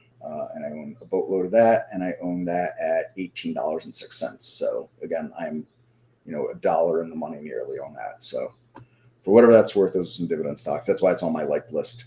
I've been tracking the gold miners. I really thought for 1 minute gold would give me a reason to want to trade it, here, and it did not. And I'm glad it didn't. Again, it's not that I'm against gold. It's not that I'm against precious metals. I just don't get it. There is absolutely zero real world value for it. So it just makes it hard for me to get behind it. That's all there is to it. Gold miners or gold stocks are having a day-to-day trade. Yeah, why not? Take a shot at any of them in a day trade if the setup is right. But owning them for a swing trade, I don't know. It never lines up for me. At least it hasn't in 6 years of trading, basically. What else was I looking at? Those swing trading ones. Oh, ABC. This one, I don't own any of it. I don't know that I will own any of it at any point, but it's up at all-time highs, essentially. Got a nice move happening here. Not crazy how far it is extended off this period 20 low, though. I'd love to see this make another step up without this going too far up above it for me to want to get involved in it. But it's a good-looking chart. It's at all-time highs.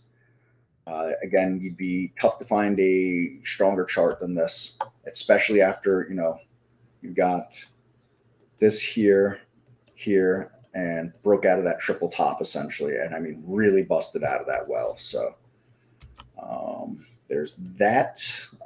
Trader 77. There are many Canadian stocks in the U.S. markets too, like many mining stocks.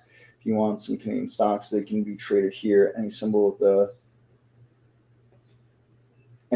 list with Canadian stocks? No, we don't have any pre-made symbols list with that. That would be a tough one for us to get together and automate and keep updated. Most of our symbols lists are updated automatically through. I don't know how they do it, to be honest. Once in a while, if there's an error and when we have to go and manually make the edits on it. But, we have a lot of symbols lists to track already as it is, and there's really not many of us here to do it. But, I'm sure one could do a web search and come up with a fair list based on what they were looking for in U.S. listed Canadian stocks. Generally speaking, to quote Michael Noss, the Canadian market is essentially miners, banks, and energy. Those are the three main ones. I think you have some different healthcare related stocks as well, but the three big ones are banks, energy, and precious metals. And three things that are probably pretty closely related, actually.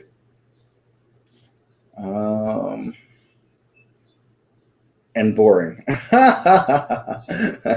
And boring, Barry says. And boring. TJ Maxx, another chart here that I like. Up near all-time highs again. But, let's see if it can bust through this level here.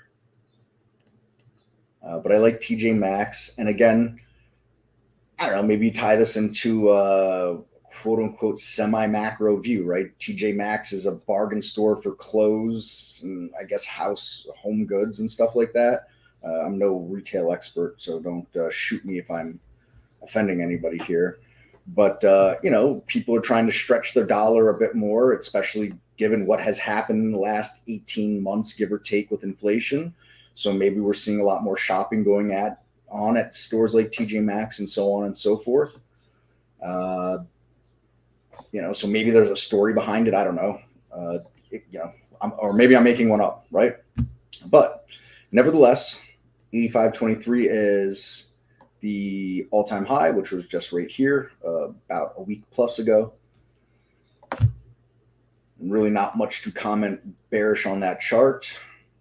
I mean, I guess the most bearish thing that I could comment on it is the step up, step down, step up part here. But I mean, nothing ever just goes straight up. And that's happening after, look at this. It's a pretty sizable move right there. Up, $20 in a couple of months. All right, not a couple of months, several months, but all the same, here to here, $20 move. That's, very sizable move. Especially given that it's a 1.5 billion float stock. So it isn't something like a speedboat that's just turning on a dime here, right? That takes some moving, that takes a lot of buying power. It takes some institutions without any question, some bigger funds getting interested to do that. Again, is it ready to sell off now after a couple day pullback last week? I don't know, maybe, right? Who knows, right? What I do know, sitting near all-time highs and looking pretty decent. We still got 20 minutes, not a whole lot of questions coming in for me. So let's take a look at the lifetime high list on the day right now. So again, these are going to be stocks that are at least 85% above their lifetime lows, which in turn would make them within 15% of their lifetime highs, or are making new lifetime highs now. Some other filters that I have in here: it's got to have traded 1 million shares on the day. Relative volume's got to be 1. There's that lifetime filter, and they got to be above $8. So new issue. I don't know what the stock is. Kind of probably a great day trading vehicle. I mean, heck, look at that move today, right? 42%. Gee whiz. Oh, here it is on the race too. Ain't that something? And it won the last race. It's won 9 races, as a matter of fact. Now, this must have just happened recently. Yeah, this just started taking off recently. So look, big gap down, and it's turned itself. Well, I don't know. Big gap down. What was the gap down? Yeah, pretty good size gap down, right? Couple $3. That's quite a move right there. So it's FTNT again, right? We just talked about that. I see. Was this a buyout? I'm guessing this was a buyout now, right? Must be. PCAR. Very nice looking, right? We're sitting just under lifetime highs. XLI. So that's going to be, what is that? Industrials? Yeah. Yeah, industrials. Yeah, industrials, sorry. So that's something. Not far off lifetime highs here, right? That's a terrible line to draw. So you got that here, and we're sitting right just under it right now. So are industrials ready to break out? Well, it could be. Let's take a look on a weekly chart. Man, oh man, that is something, right? Weekly chart giving you a little more of a view with this breakout that just happened in it, right? Breakout, and now it's stuck here. Can it do that? I don't know. Very possibly. Doesn't seem unreasonable. Diamond Energy, Diamond Offshore Drilling. I know it's an energy stock, so still a very new issue, or well, pretty new issue. Looking on a weekly chart, I guess gives a different view as a daily chart. But here's where it opened and been a steady long-term uptrend. I only know this one because I owned it for a while. And when energy started to really struggle at the beginning of the year, I got out of it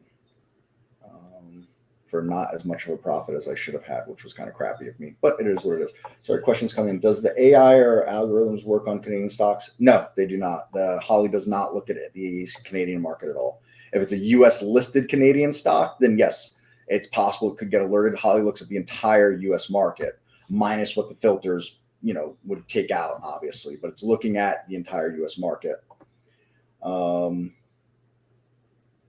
But that's it. So this AI strategy trades window, that's where you're going to find it, but it's not going to have solo Canadian listed stocks. Hi, could you take a look at Adobe and Cars? Yeah, give me a second there, Felipe. Take a look at those. So, Mossy, that's all that I'd have to share there with Holly. And if you want to open that window for Holly, you'd come to New and look for Premium AI Strategy Trades window, not the strategy window, not the long-term window, strategy trades window. And that will give you this. This is, custom how I want to look at it there, essentially. That's what that looks at. And then again, if you have other follow-up questions on that, or if I wasn't clear enough, please let me know. Adobe, ADBE, that is Adobe, right? Yeah, Adobe. So high and tight right now, right? So big run up. Looking high and tight right there.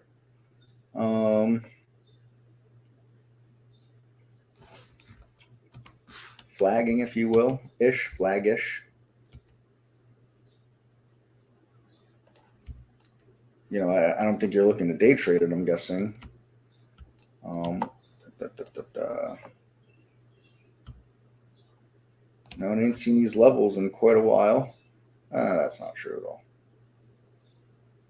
You know what it is the huge range in price makes it look longer than it actually is. You got to go back to towards the end of the first quarter of 2022. You see a price like this. So, look, $500, right? That whole number, obviously that's going to be the one, right? You got earnings. Obviously, there's a positive reaction from earnings, then a sell-off event, and it's now held. And it's also held this big move here. So flagged here, kind of, sort of, jumped up, kind of reflagging here. I'd say I find this interesting. Usually on targets, you want to measure, pull for your target, right? So, up here to the top of that, it was pull to pull essentially, right? That's very symmetrical. Can it repeat that again? There are odds that will say it will actually do that, based on CMT criteria and testing and all those things like that. Is there a guarantee in it? Of course not, absolutely not. But pretty strong looking chart. I said $500 is going to be kind of a magic number for it, if you will. Cars. That's not Cars. That's Cars. Cars. So yeah, struggling up around this 2050 level. Let's see let's drill down on that number a little better. You got 2042 and 2024 as those two highs and those shadows. We've poked up above it. Again, been a while since we've seen these levels. Been a real long time since we've seen these levels, right? Because it's breaking out of a high back in early 2021, and we back out to a weekly chart. I mean, you got to hit the Wayback Machine now to get up above this level, going back to 2019. So it's a multi-year breakout. Beautiful uptrend on the weekly chart. Yeah, if we can clear that 21 level, then 22, but it doesn't look like, regardless of the fact that it's got 60 million in the float, so obviously it's not a big float. It's not a stock that moves dynamically by any stretch of any imagination, right? So it's a grinder. That's not to say that all of a sudden something happens and boom, it's at 30, or something happens, boom, it's at 10. But look how long, look how many weeks it took to go from 10 to 20 in this uptrend. Up, pull back, up, pull back, up, pull back. Up, sideways move, and trying to break out here today. So it's not, even on those up moves and those pullbacks, it's not dynamically moving, in short-term time frames. Very slow mover. For some people, that's way better. They don't want dynamic movers, right? The more your stock moves dynamically, the more flexing you see in your P&L, and that gets people very uneasy. one of those things that's it's tough for people, especially that are putting hard-earned money to work, and all of a sudden, I don't know, you got a sizable position, and today you're up $1,000, and then tomorrow you're down $1,000, and then tomorrow you're down $700, and you're back up $600, and then you're up $300. That stuff's very hard to sit through those kinds of moves like that, especially if you're at more towards the newer side of trading. What's newer? Is 1 year new? Is 3 months new? Is 5 years new? Again, relative and subjective to each individual. Sizes of accounts. I think how you earned your money will have effects. Someone that inherited $10 million doesn't have the same outlook and value of money as someone who, worked as a mechanic for 30 years, right? Things of that nature. So, these things matter.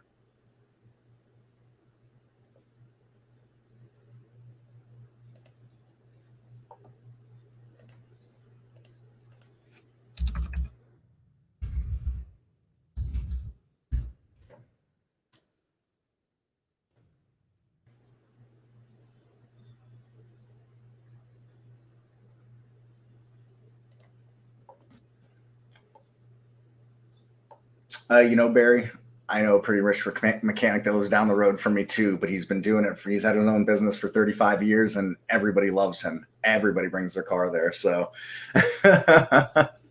and he was an early adopter of Bitcoin, the mechanic down the road from me. He was taking Bitcoin as payments back in like 2012 or 2011 or something like that, something crazy. So he did well for himself, to say the least.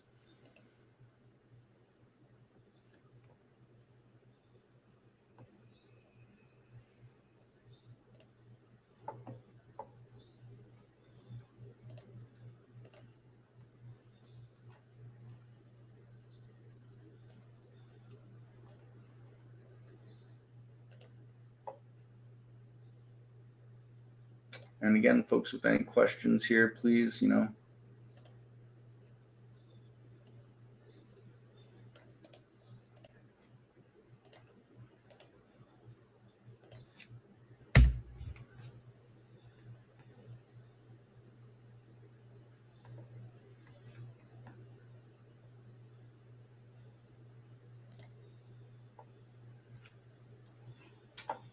let's see what else.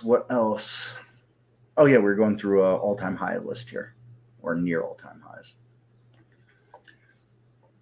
Diamond Energy. There's Apple, right? Microsoft, Monster Energy, right? Make sure you stay energized, folks. PepsiCo. Wow, home builders, right? Isn't the housing market collapsing? I thought someone told me that. Kind of hard to believe when the housing index is encroaching on all-time highs. Mondelez. They got a pretty interesting spread of stocks here, right? Computers, more computer stuff. Energy, computers at the end, right? It's also goods and services.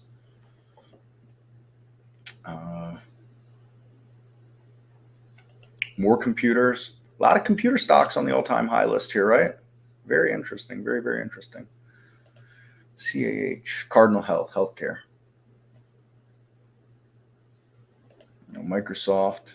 You got food. It's fast. Building materials. And look at that. Industrials. Building materials and industrials, right? Up near those all-time highs. So, these are things that I'm looking at. Throw that in there with price and what relative data points they have that connect the dots to each other. I mean, look, even the Qs are within 13% of all-time highs. The diamonds are within 14% of all-time highs. I guess people are out gambling at MGM. I don't know. Stock hasn't gone anywhere for a while, really. I'm going all the way back to the beginning of the year here. But well off those lows here from last year. So again, what defines an uptrend? Higher highs and higher lows, right? This is doing all that right up until here. Maybe just waiting to break out. That's all that's on the list right now. I suspect as the day goes on, this will populate more stocks. I mean, unless we get a big sell-off in the market. But, two things that'll hold stocks off it right now is they got to be over 1 million shares, and the relative volume's got to be higher than 1. I don't want to see garbage trading on my all-time high list. This is, things that I'm looking to put money to work for longer than 2 or 3 days, essentially. I don't want speculative nonsense on there. With that said, SIEN, we've talked about that earlier and just kind of continues to grind along here today, right? Not bad, not a bad move. So up 33.33%, or what was, from the prior close. It's up about 22.5% from the open with that gap up. And just, again, just grinding along. So you can't really argue that at all.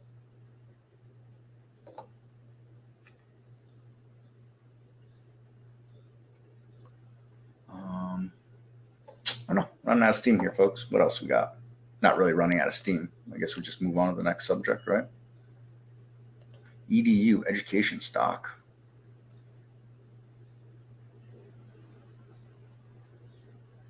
So he made a monster move late last year into early this year. It's really just gone sideways since. That's what we didn't do.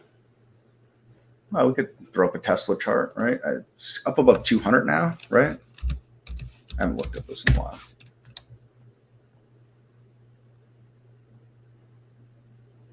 Oh, gee whiz, well up above 200. I remember when it was down here tagging 100 and everybody was telling me, Tesla's dead. Elon Musk is over. He ruined everything with Twitter and blah, blah, blah, blah, blah. And then again, here's the stock up just under 300. So, I have no idea what will happen with this company.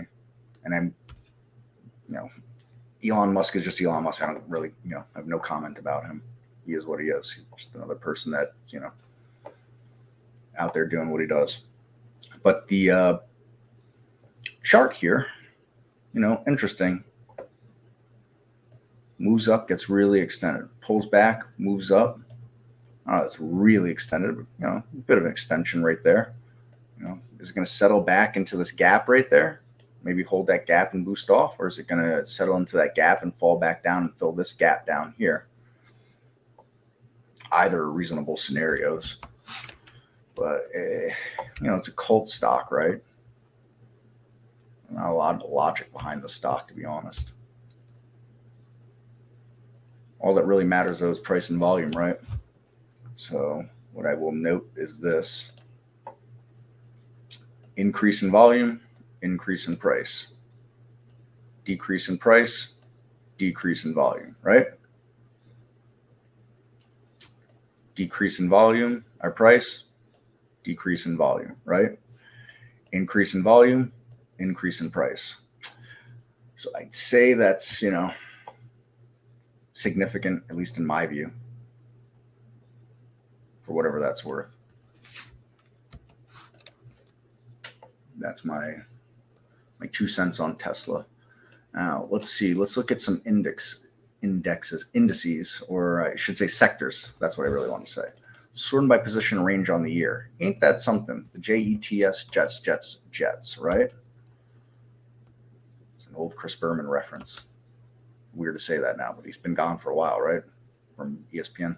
Anywho, with all that said, Jets having themselves a pretty darn good start here to the second quarter. I thought you were talking the West Side Story. Seriously. Anytime I see Jets, I think, Chris Berman, JETS, Jets. For sure. I miss the old ESPN. I haven't watched ESPN for 20 years now.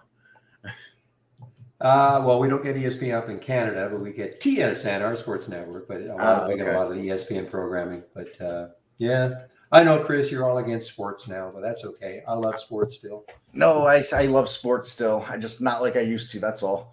Yeah. And I'm more into the younger kids and their sports and the growth of the sports, the growth of the love of sports. Mm-hmm. But I'm just looking at this. That's CSTL. CSTL. Mm-hmm. I'm waiting to see if it can take out Friday's high. Oh, wow. Yeah. Man, it really was bumping its head against that level, just under 21. Exactly. Really bumping up against that. Pre-market it got above it. And so if it happens again, I'm sorry, did it get above it in the pre-market? 21. Yes, of course it did. So so if it gets back up over 21, then you look left and it still has room to about 23. And it had huge news, of course, on Friday. Well, maybe not, of course, but it did have, because I don't know. I know you don't read the news, but it had big news on Friday. Yeah. You know, the other one, Chris, that the only problem I got with it is that, I'm afraid they might spring a financing on us. It's not a bio, but that GRRR. Yeah. Yep. That's because the news. It's funny that you mentioned that. I was thinking that earlier today. How long before they decided to dilute? Yeah, but it's legitimate news. Like $270 million contract over 3 years with the Egyptian government. Well, when I say legitimate, I'm going to have to assume it's not fake news, but you know what I mean? Yeah, no, I follow along. Yeah, absolutely. It's not one of these ones that, we look at, you sort of scratch your head. Why is it going up? You can't find any news on it whatsoever. But at least they did have the news on Friday. And so it seems to be legitimate. And of course, when you look left on that weekly chart, there's still a lot of room to run to the 12 level. So I'm waiting. Yeah, I was in this earlier today and, got out, but just kind of watching it to see what happens. Yeah. I was looking at it before and my thought was, up above this topping shadow at 650 there, back around when I came into the room around noon, right? Right. So I feel like, it could have just popped obviously from here at around 6 to 650. Yeah. But I want to see it make it and then have room above. I feel like if it could get that 650, then a shot at 7 is, realistic after that, getting above this chop of the. Sorry to interrupt, but take a look at ALPP right now. I had a price alert set on it and it's just hit my price alert. But look at ALPP and then look left on the weekly and you can see it's got room to 280. And same as the month and same as the daily, actually 270 on the daily, 280 on the weekly. Yeah. And that just, It's currently 4th place on the race for me. 4th place on the race. Okay. All right, my friend. Well, listen, it's 1 o'clock. So very good. And we'll bid you adieu. Thank you so much. And thanks so much for, William can't be there every day. So at 7:30, if you just can remember to open the room, that's fast. You don't have to do anything, sharing screen. Don't introduce yourself. No, nothing. Just all right. I can do that. Great. I'm good at doing nothing. Okay. Okay, Chris. All right. Thanks, Barry. Thanks, everyone. Have a great rest of the week, everyone. I'll talk to you later, Barry. Okay, bye-bye. Adios. Okay, guys, just got my screen sharing again. Okay, so just talking to Chris on our YouTube video, guys. There we go. Now you guys can hear me. There's the ALPP, guys. The ALPP. Keep an eye on it, guys. There's the ALPP, the next high looking left. Daily is 270. Weekly is 280. I had an alert set to break the high back here of the 22nd of June. And, relatively low float. I'm not sure. I think it had some news. Did have some news. Hello, Mary. In our YouTube room. Now, the question you had, average volume, I don't know. I've never used that one. It's probably, let me just bring it up just for fun to see what happens. Oops. New chart window. My guess is going to be maybe depending on the time frame you're looking at. So let me just right click, indicators. Average volume. Okay, I'll keep that color. I'll put it in a new chart area, okay, just to see what happens. Okay, so let's see what that means. 47,000. So it looks like the average volume over in the 15. So it looks like that's increasing. I guess that's what it means. I'm looking at a 15-minute chart. So it depends on the chart you're looking at.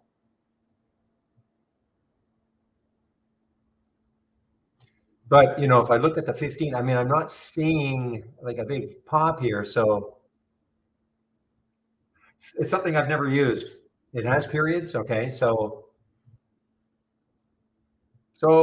take a look. I mean, just sort of kind of gauge what that line is referring to. I profess to not know exactly. I've never used it.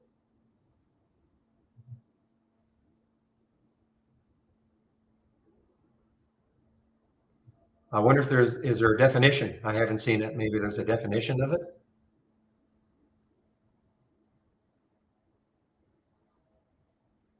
You're the first person to ask me that since we've had this. By the way, guys, I got out of the Warby with a small loss. WRBY. I got out of that Warby. The minute it started drifting down to that 13 level, I got out of it. Well, I'll just throw it out and ask the question.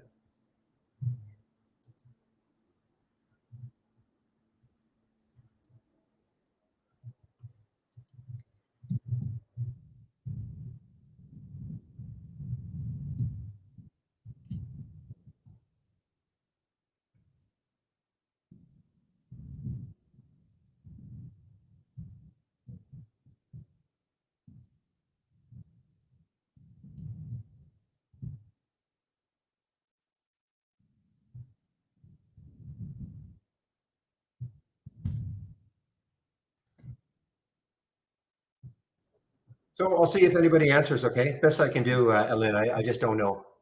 I mean, I'm trying to see. It looks like the average. Obviously there's an increase here, but I'm not seeing an increase in the volume here. So I, I really don't know.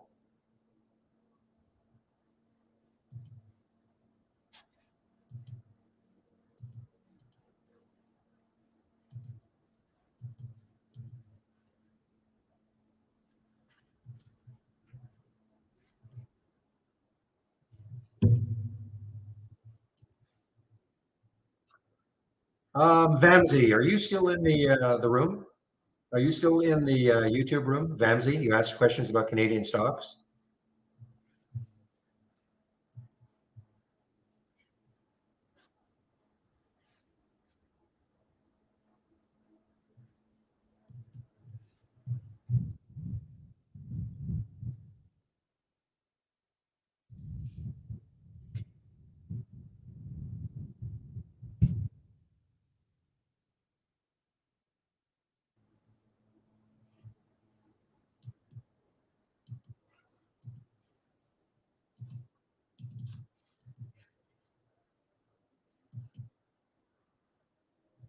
All right, guys, there goes the ALPP. I mean, there was your alert right there. I'm sorry, I think it was at 220. Okay. And what a nice move from that area. And why did I put an alert there? Because the high, yeah, 217. So 218, that was the high of a few days ago. And of course, the massive attraction for me, look at this go right on. Okay, so the massive attraction for me, of course, in any one of these,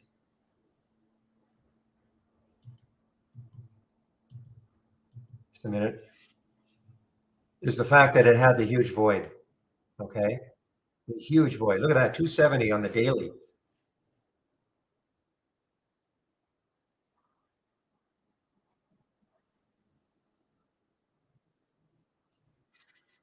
That's why I was saying earlier, when I was going over some of the features that we've got, and one of the features is, well, it's putting price alerts on a chart.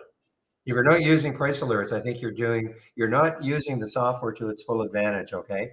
Again, price alerts, nothing new with all brokerage platforms, charting platforms. I'm just saying in general though, if you're not using price alerts, because how else would I have known about ALPP? I mean, I do see it up here, yes, and it's actually an options play too. Okay, but the big thing for me was, okay, I don't care about seeing it until it took out that level right there, that 217. So put a price alert. You saw what happened. It popped up on my screen.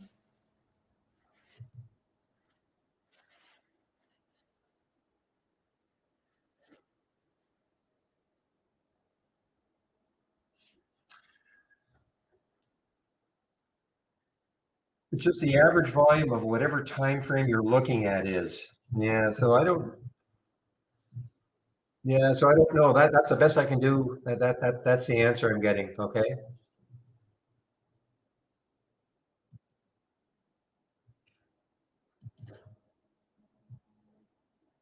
So I'm out some guys. I mean, look, I mean, only 250 is a magic level for me. Okay. Stocks under $5. I treat it almost the same way as a whole number. So I'm out some right now.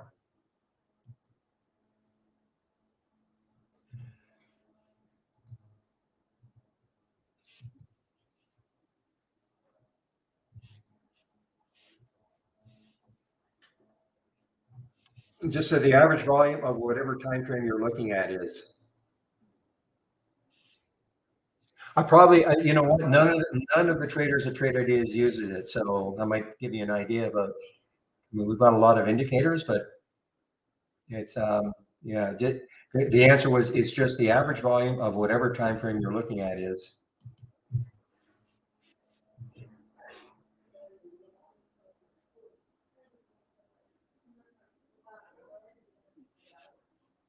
After that, I cannot help you. Okay, I just and nobody really can. I mean, when I say nobody, I mean there's nobody else at Trade Ideas that's going to give you anything more.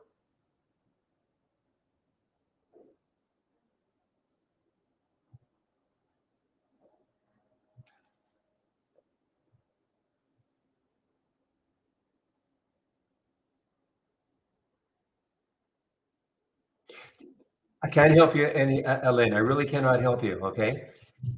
I pulled up the 15-minute chart. I saw the graph going up. If you want to ask, if you want to ask the question again, you can go to support at trade. But there's probably a reason why we don't use it. We just haven't found a real reason to use it, I suppose. Okay, guys, 251 now.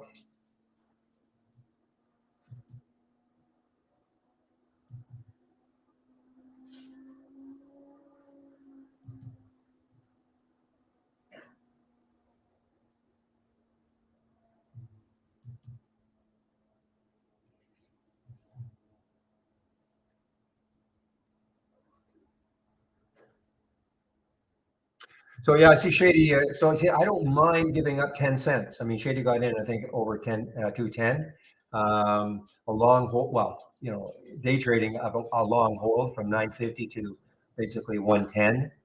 I don't mind giving up 10 cents for a little bit of confirmation in my mind. Okay, that's in my mind. A little bit of confirmation, taking out that high that I was looking at.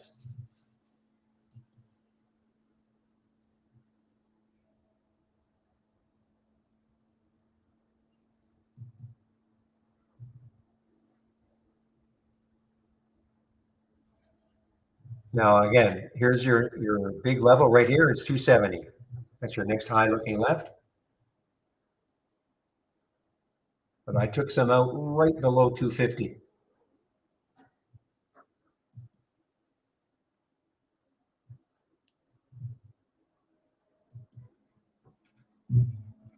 So, Vamsi, I guess you were still not in the room. Okay. I was going to explain a little bit more about scanning for Canadian stocks. But if you're not in the room, I will not. I'll not show you what I was going to show you.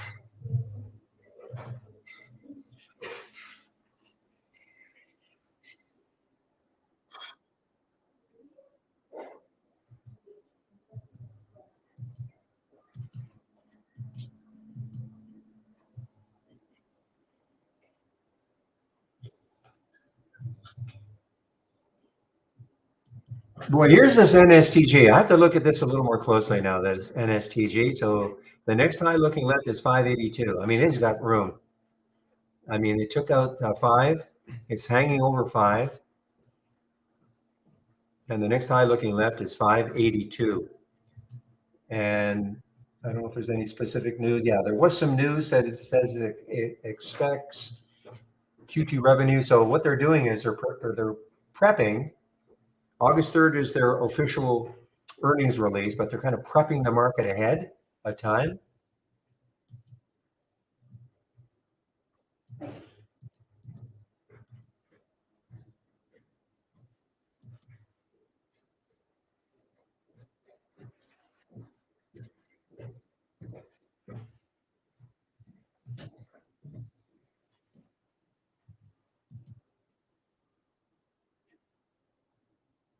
No, the fact that you just started trading a couple of days ago, trade 25. There's no real rhyme or reason for it. You know, the China stock, it came out 2 days ago, IPO'd at 5 basically, and it didn't really move off 5 the first day. Of course, the next day, Friday, it exploded. It's just a trading stock. I mean, you're not going to, in my opinion, you're not going to find any, huge catalyst or a catalyst for the move, other than the fact that it's low float China. Okay, just one moment, please.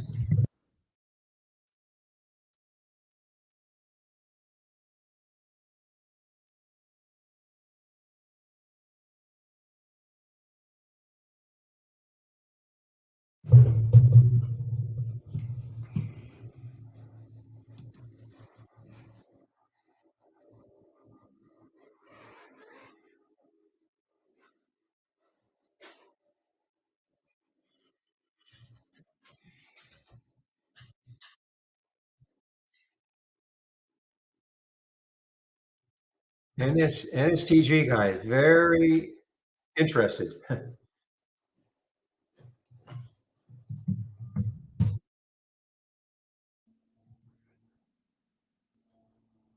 Oh, I can't possibly know a trade 25. I mean, I'm sure somewhere, again, somewhere, some group or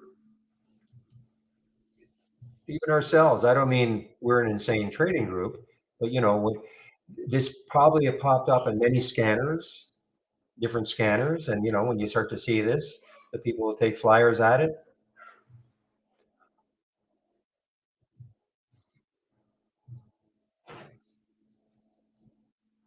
But then you always have to worry about this.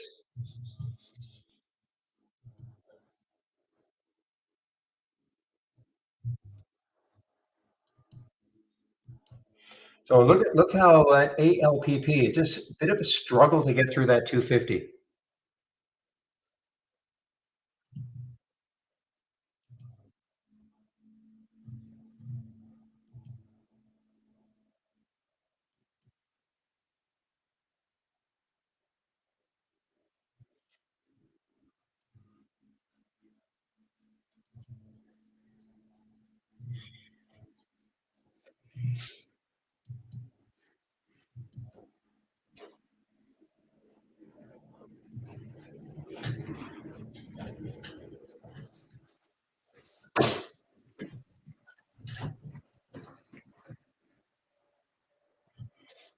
There's another one showing up here, guys. WBX. Let's see. WBX 469 was the original alert.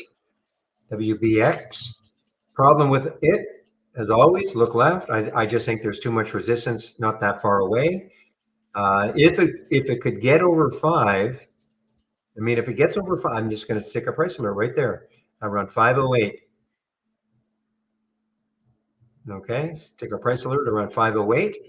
Takes out that weekly high back in March, and then after that, there is a chance, they can start filling that void to 6.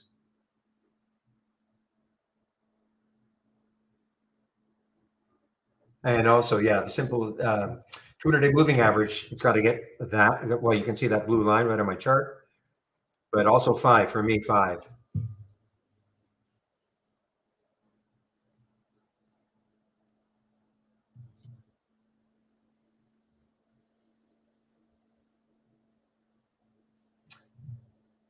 What am I going to do, guys, when earnings season starts? I'm at I just don't know what to do. Because I mean, look at all the stocks that are hitting the option scanner, and none of them. Well, I should say, I don't think any of them are any. They're not earnings plays. And the thing is that when we get into earnings season, this thing will explode. So I'm going to have to figure out what to do to limit. Well, I know there's a few things I can do. Of course, is you know, first of all, get rid of the 150%, but that's not the issue really. But maybe up the relative volume.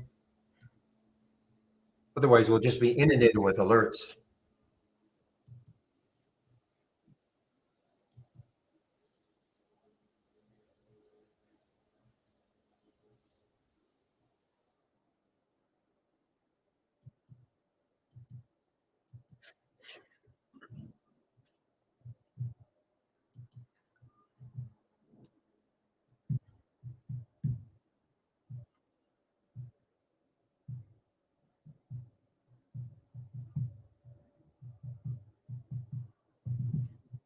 You're welcome, Brian. Make sure you don't wander away from your computer.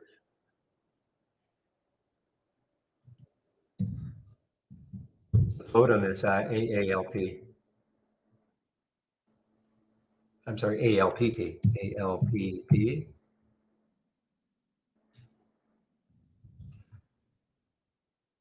Yeah, so low float, 22 million.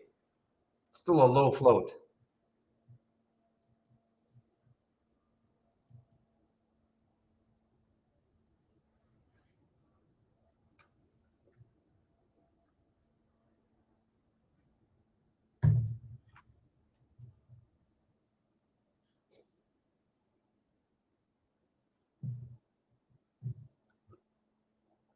Okay, guys, NSCG on the move here. Not huge yet, but definitely on the move.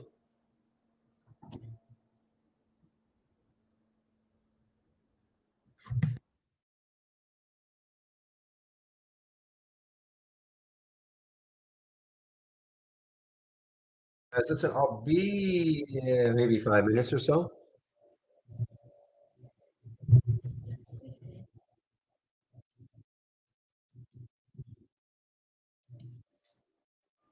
Time is right now, so I maybe 1:30. Okay, I have to just take off for a bit.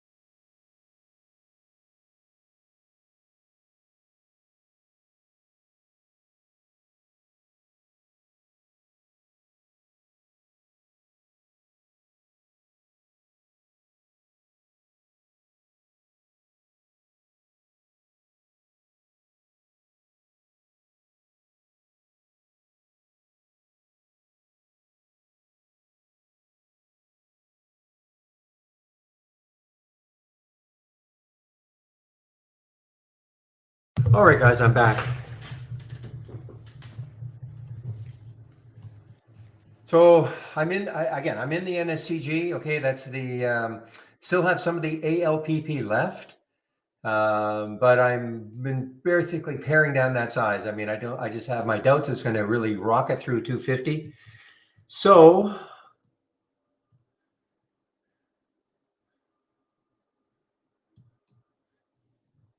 and again the NSCG.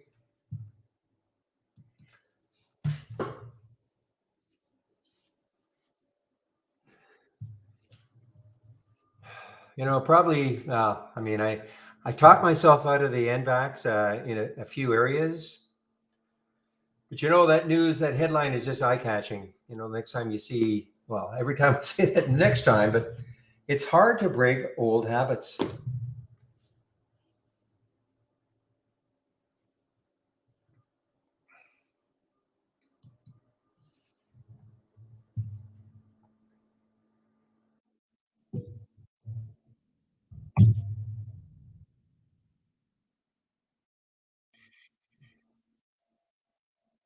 Okay, so again, the big attraction for me is that 570. Okay, we're 580 on the daily chart. Not saying it's getting there. Not saying it's getting there, but that is the attraction for me. Of course, it showed up on the option scanner. Did it? Yes. 4.7 times normal volume, option wise.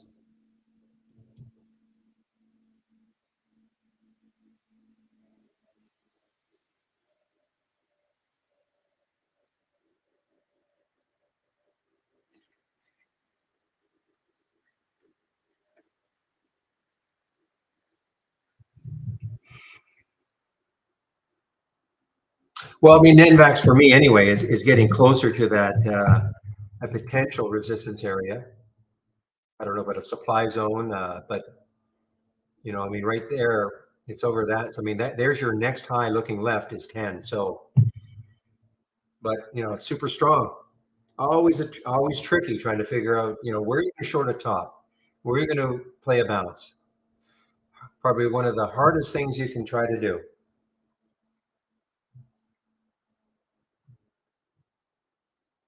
Well, Gurr to me looks as William said, breaking down through that VWAP doesn't look good right now. And this is not shortable for me. I probably would have taken maybe tried a short under the 6 if I'd had shorts available.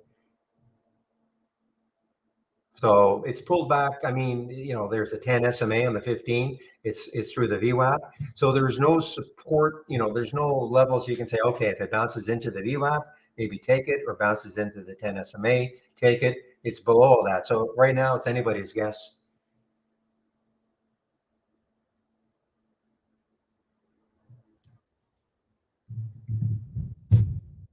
Now, if a person is more of a Fib player, maybe you're looking at Fibonacci levels. I don't know. I don't do that. So,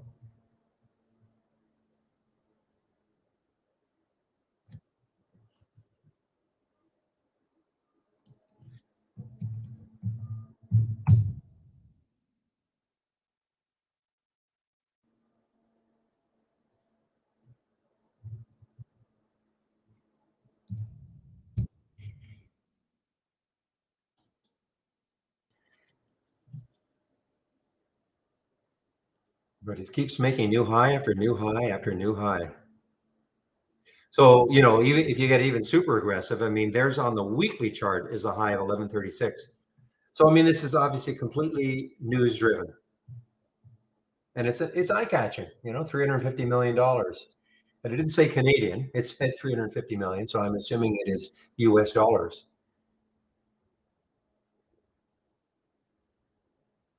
But even if it were 350 Canadian, it's still a healthy chunk of money. All right, guys, it is now 1:32. So I will do my video now.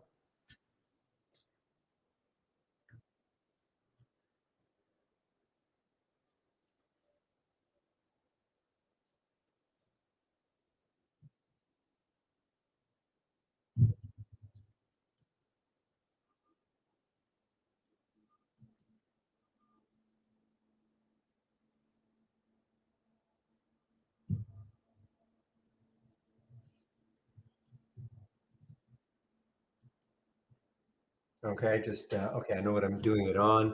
Okay, so I'll put myself on mute and I'll do my video. Shouldn't take long.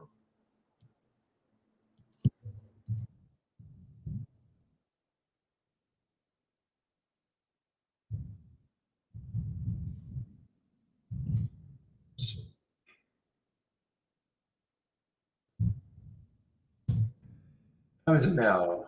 133. So say 143.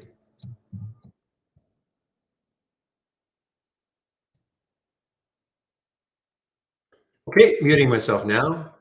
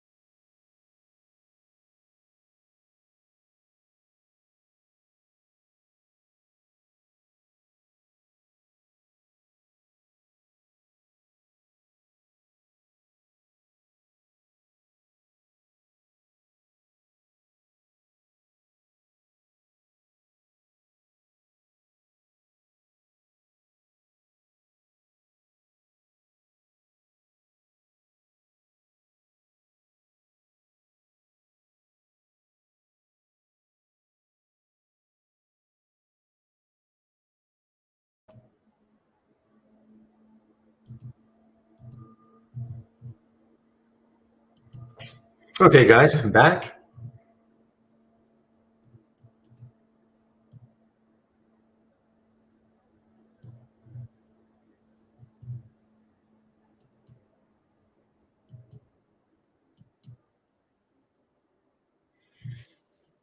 Okay, so the NSCG is kind of where I bought it, so I'm just watching it right now to see if it has any sort of lift, any sort of weakness creeping back down to 5. I'm out.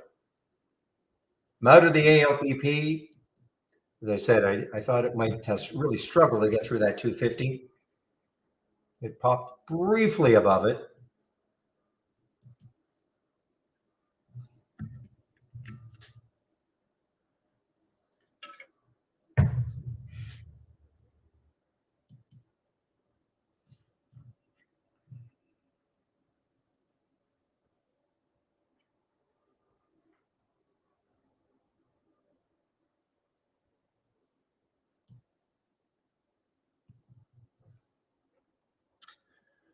No, I never got into Brian. No, I never got into NVAX.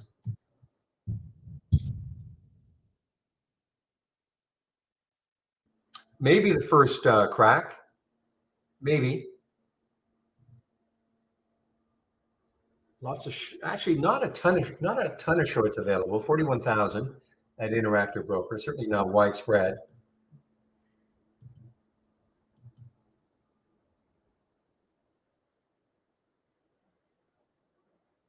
Now, having said that, I mean I can't, of course, speak for other brokers, but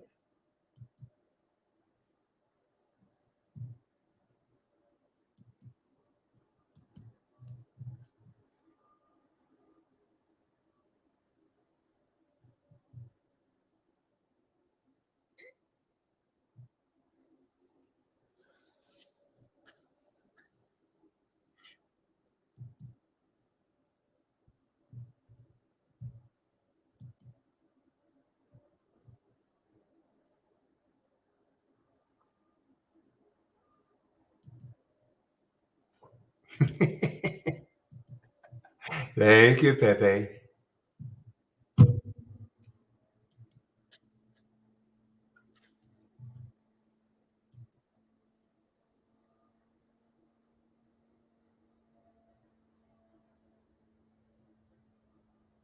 Okay, guys. Well, I'm just waiting to see if this NSCG can have any sort of move. It's all about looking left, but it doesn't matter what I think.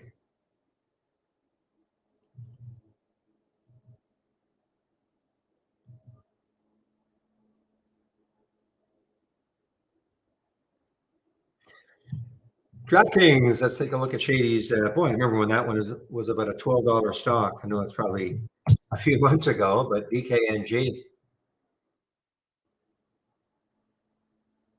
yeah, back, well, actually, yeah, a few months ago. Earlier this year, this was about a 12, 13, $14 stock. Had a great week last week. Continuation so far.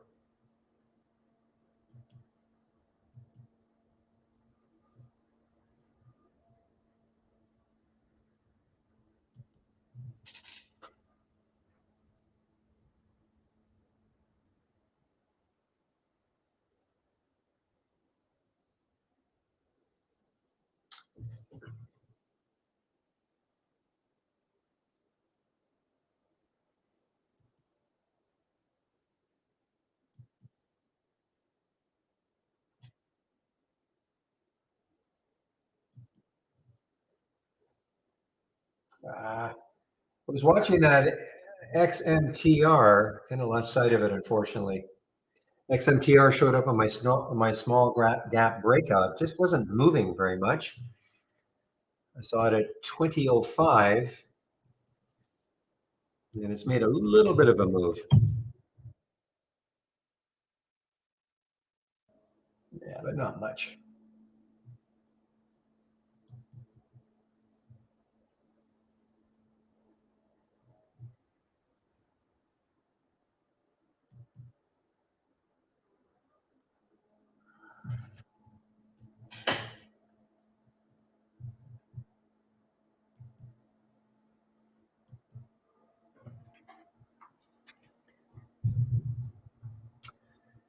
Well, finger is definitely moving. FNGR, that is moving. There's a red bar ignored. Finger, FNGR on the 15-minute chart.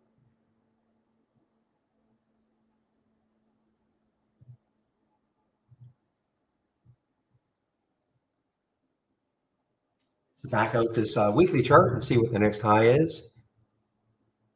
565 looks like the next high. Well, after that, 673 on the weekly chart. Okay, so 535. Next high is 565, and then after that, 673. So, I mean, this had the big move. 2 days pullback, and a continuation of the move.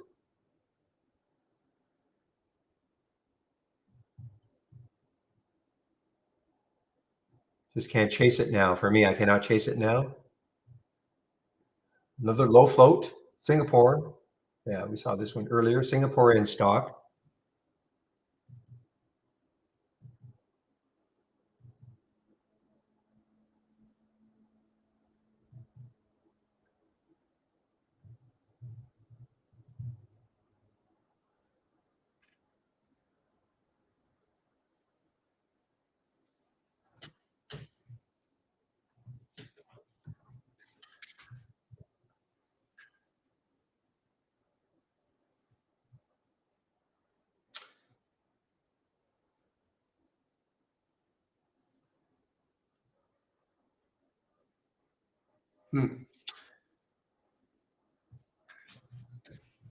WBX, let's see, did it move very much? WBX, the alert was at 469. What did it do? Not bad, 469 at the VWAP net, sorry, at the 200-day moving average right now, WBX. So 480 is the 200-day moving average. The reason I didn't like it is because I thought this 5 level would be too tough to get through. So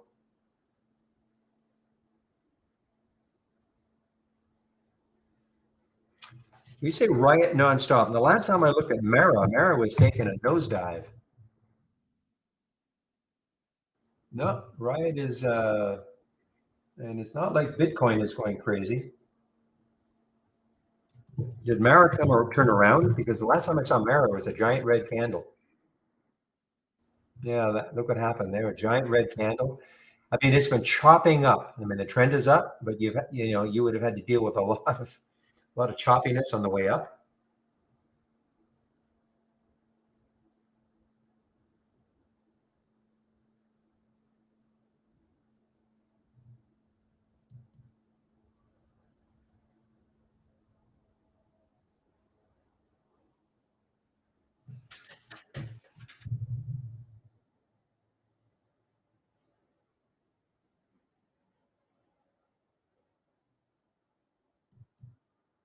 Well, guys, I'm not too impressed with NSTG right now. Let me give it just a little bit more. Otherwise, I'm just going to dump it.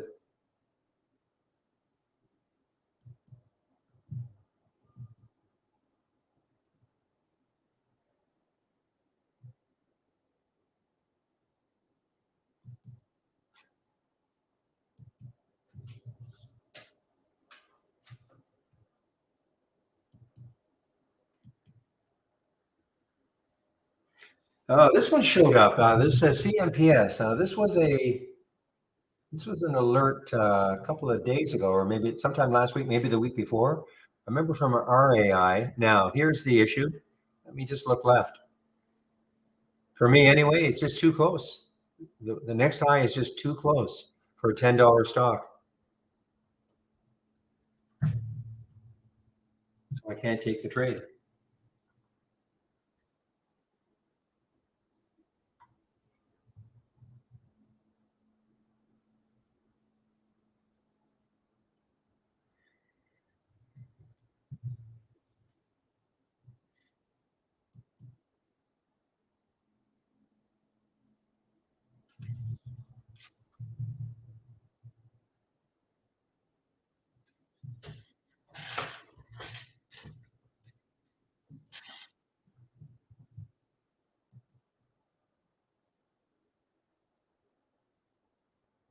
Really? Riot is considered, really? I wouldn't have thought so. I would have thought Mara, just because Mara's been so strong compared to Riot, but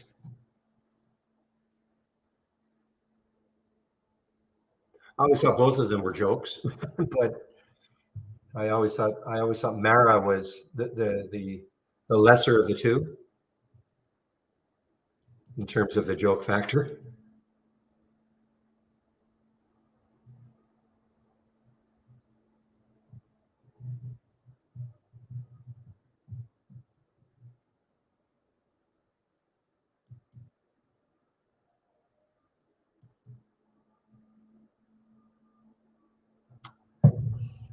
Well, guys, I mean, Gurr is coming back. It's right at six underneath the VWAP again. The VWAP again. So Gurr G triple R is underneath the VWAP, $6, right at the VWAP.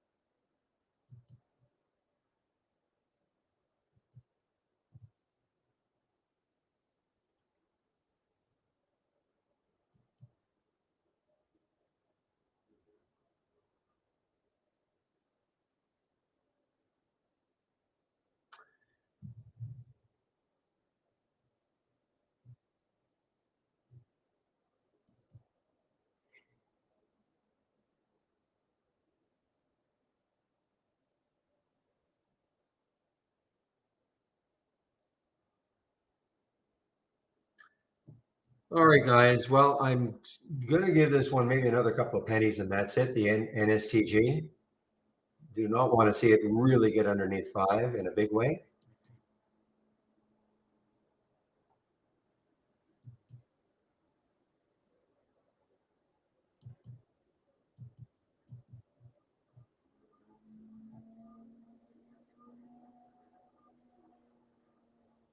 Every time I hear my sound alert for this option plays window, I keep looking up and hoping I'm going to see the NSTG, but nope.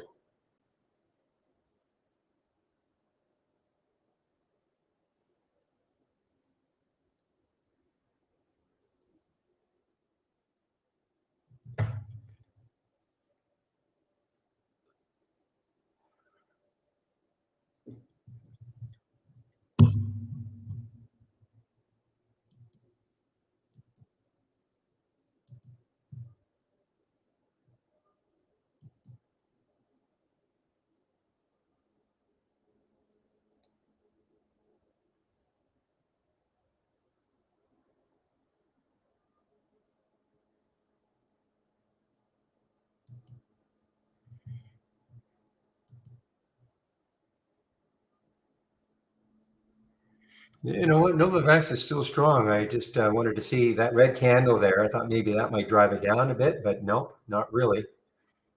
So NVAX is still strong. The two highs there, 934 and 937, still a little bit above those two highs, the daily chart. And again, the next high looking left is over a little over 10, 1002. Okay, NSTG. Reward my patience.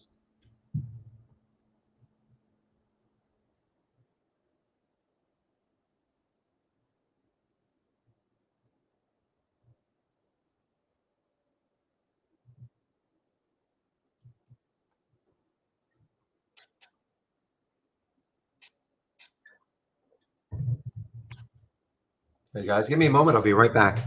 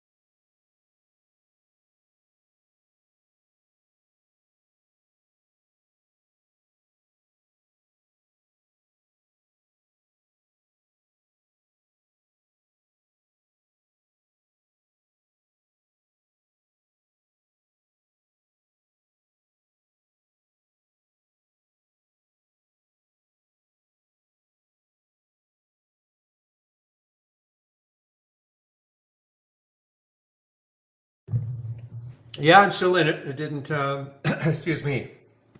Give me a moment.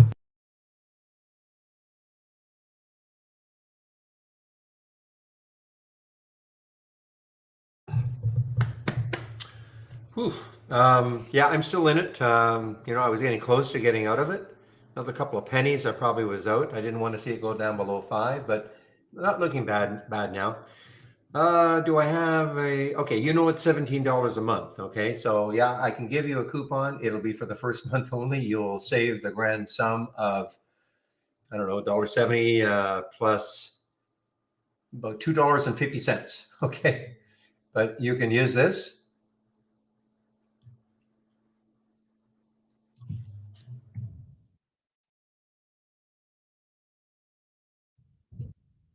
Okay, America. Now I'm assuming you are not a subscriber at all because those swing trade alerts are part of the subscription.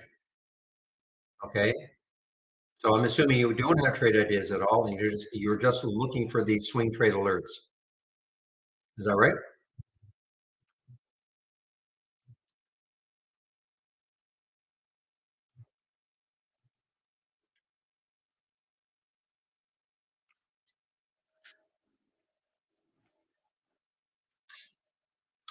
America, can you hear me? You used to have a subscription. Okay, so yeah, I mean, you get 15% off the $17 for the first month only. After that, it's $17 a month. Okay.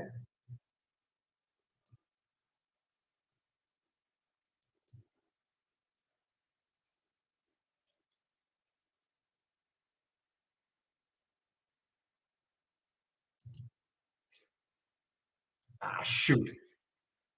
I was hearing the old man. I was looking away, and I thought maybe now I'm going to see NSTG up here, but not yet. That IEP, that IEP is well, it's been relatively strong all day. I mean, it's had a few little pullbacks, but not so little. Depending on what your stocks were and all that. But and I just can't trade it.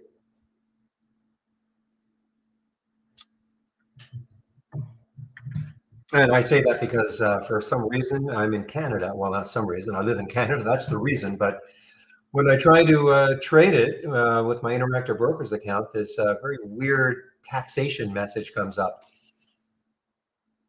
It's the only stock in 8 years or 7 years that I've seen that message. So I don't know what it means, but I'm just going to steer clear of it.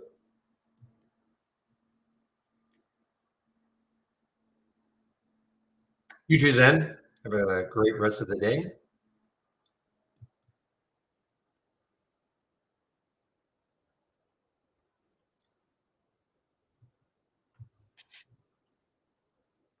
And I see Novavax made another new high at 953.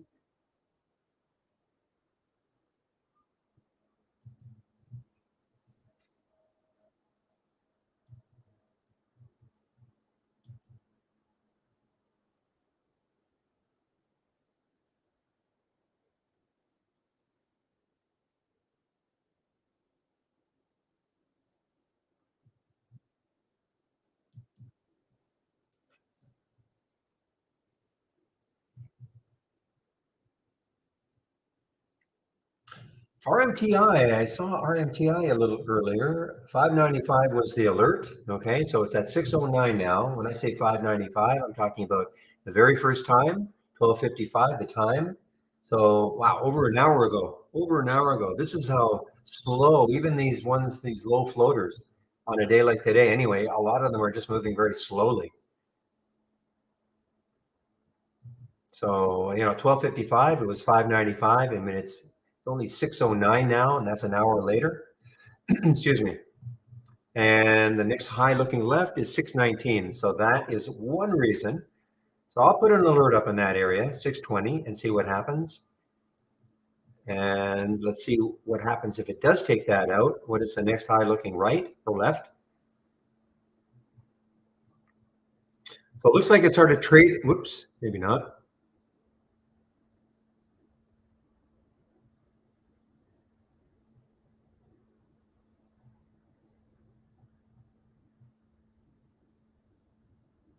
Yeah, well, you know what? I'm going back now to 2000 and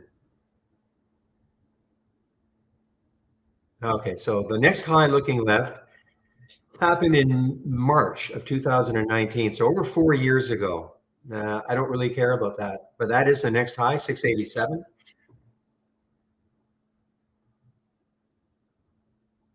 So it does have some room if you look, assuming it gets through the high of 3 days ago. Ah, and it's CG right back where I bought it. So I don't know, guys.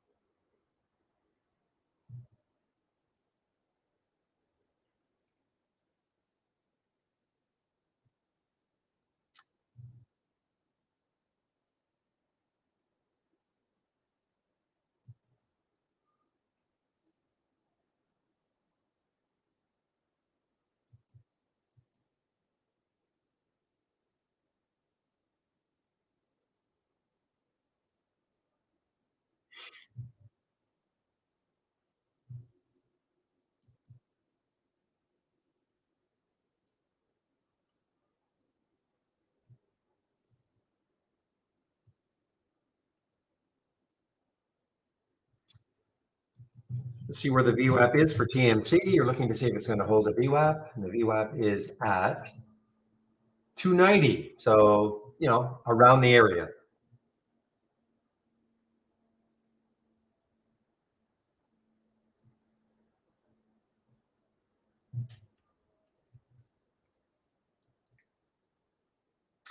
Well, it looks like I should have scrounged a little bit of profit on the NSTG. I just don't see the continuations today, guys. There are some, of course, like NVAX and a few others, but not widespread for me anyway.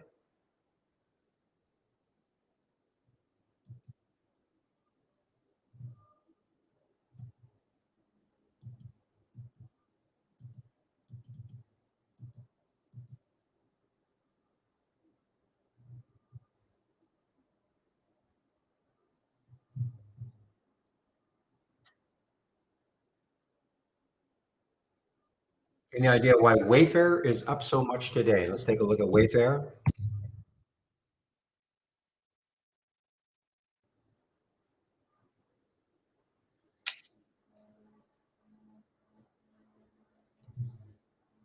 Well, I don't know.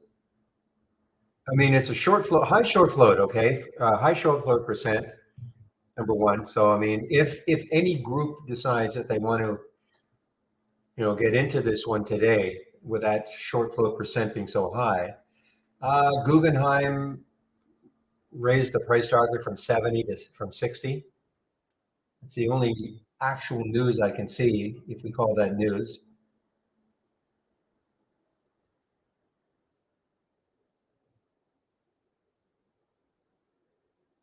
Other than that, I don't see any other news. Let's see if we have anything in here.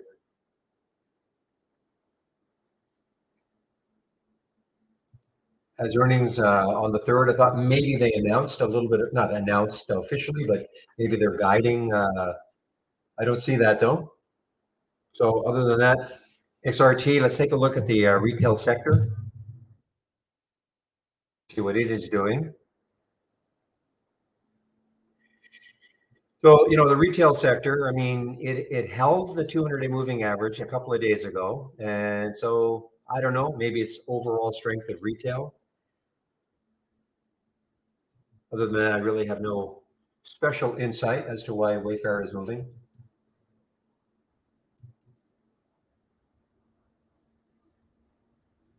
Guys, I'm out of the NSCG. That's it. Like a small loss on it.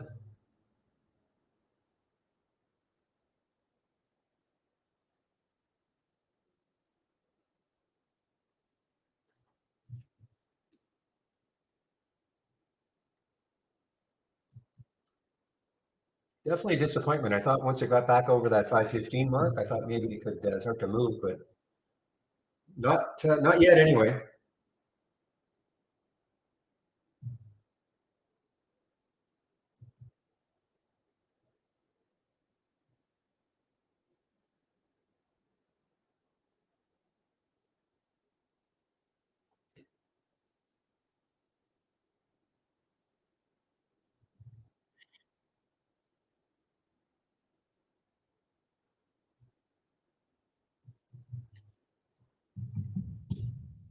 Look at XLE. I don't think I really did this in the pre-market. I didn't have time.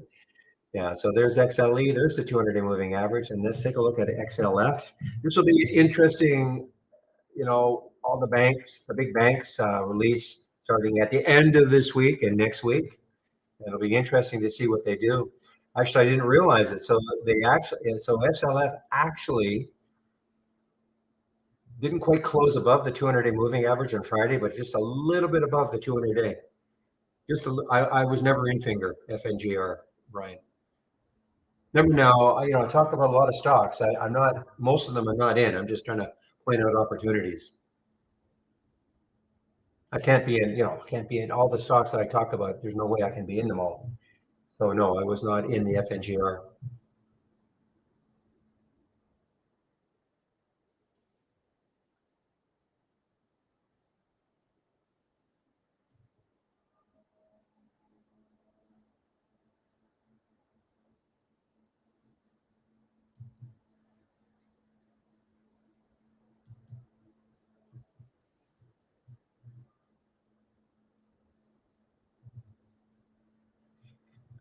Well, this is showing up on the option scanner to go short, but EAF. But again, I just look left and I just see to me, there's too much support nearby, so I won't take it.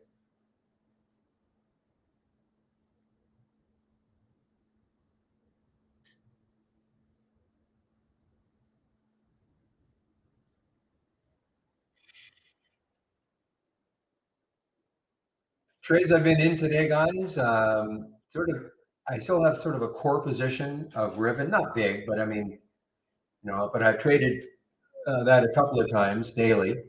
The GUR, the Warby took a little loss on it. The ALPP did okay. And then the NSTG just took a small loss on that.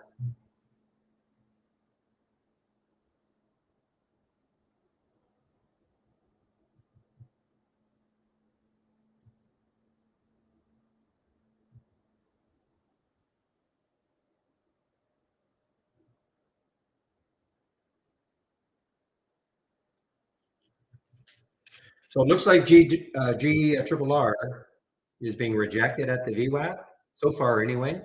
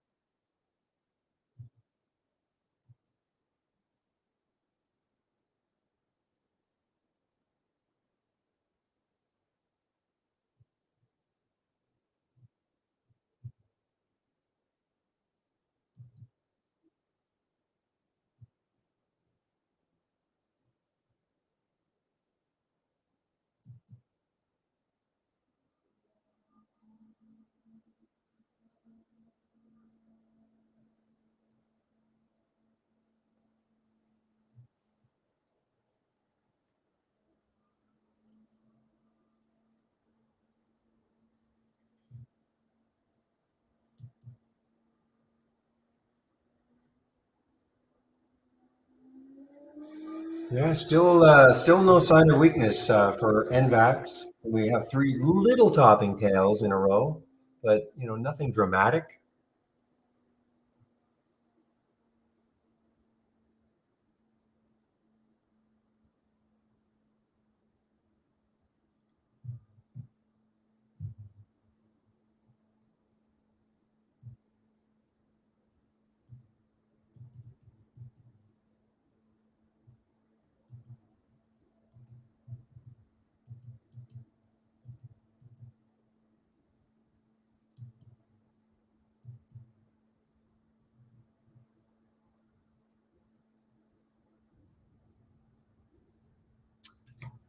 Well, guys, not seeing too much. Not seeing anything new. Not seeing some new stock that's just showing up.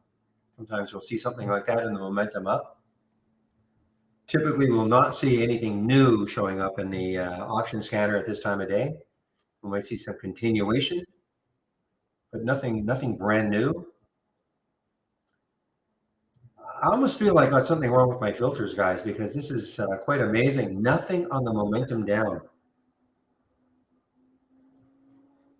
10-day daily breakdown, I sort of understand, but nothing. Not one stock. Again, I have to check, make sure I didn't put some crazy, accidentally put some crazy filter in that is blocking everything from coming in. 5 and 50s, current volume is 6, 300,000 shares, 1,000%. No, it's exact, down at least 5%. Yeah. Nothing's meeting the filter requirements. Whereas look at all the ones moving up on all, I mean, virtually the same filters, just flipped.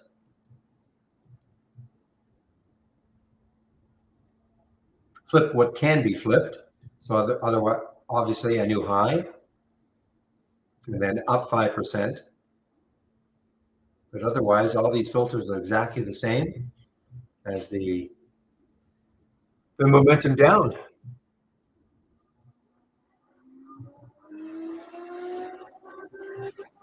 What do I think of GREE?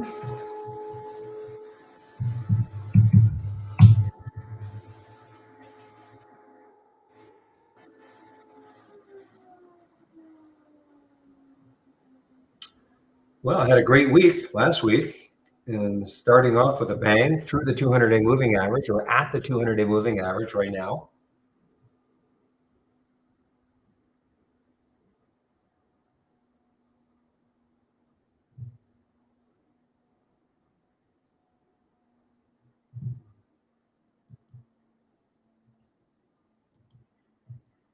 Yeah, so yeah, I figured it was, but everything to do with crypto. So, I mean, it's whether or not you think this crypto boom can continue. I don't know. 768 though is the next high looking left for GREE on the weekly chart. Low float, you always got to be, wary, of course. Low float, 3 million in the float.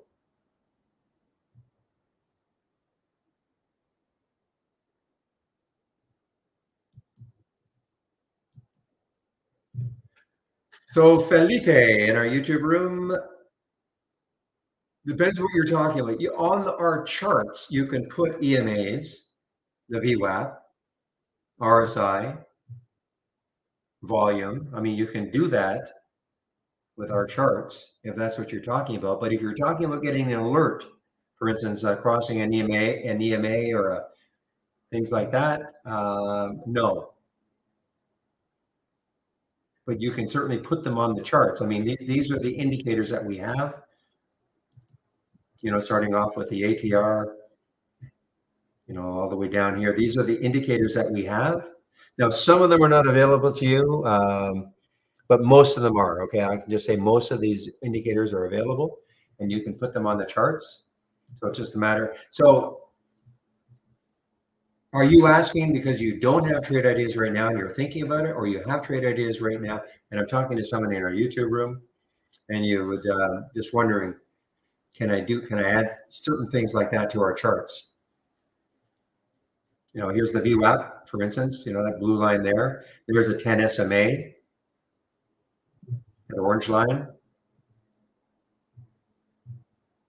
Oh, look at Fisker here, FSR, back from the dead.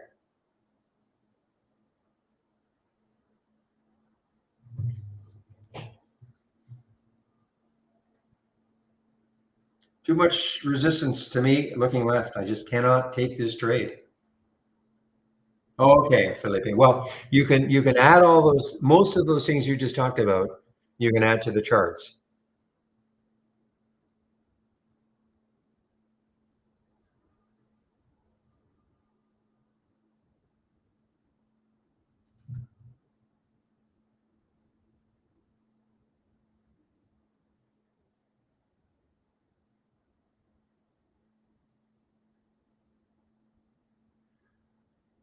How are you finding the swing picks, Felipe?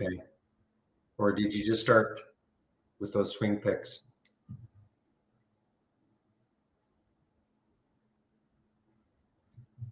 And I'm talking to somebody in our YouTube room.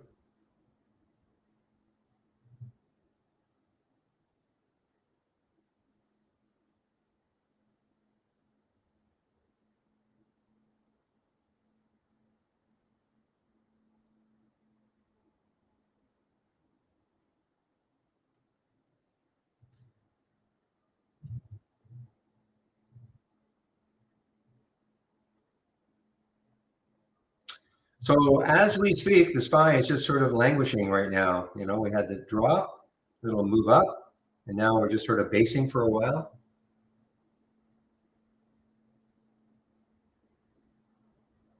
Good exit for me on the NSTG.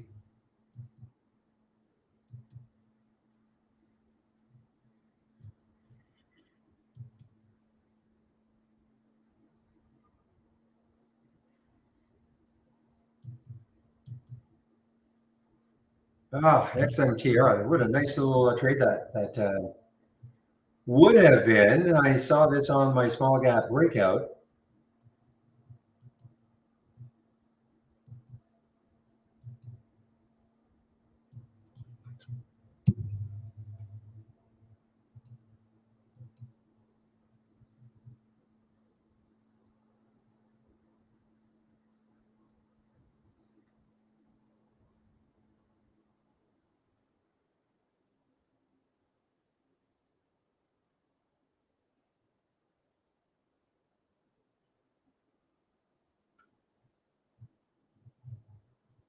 You got so excited there, Freckles.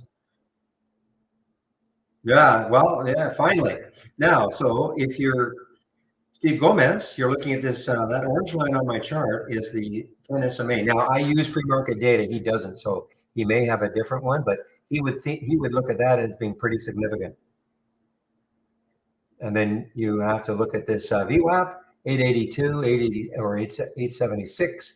That might be a support area.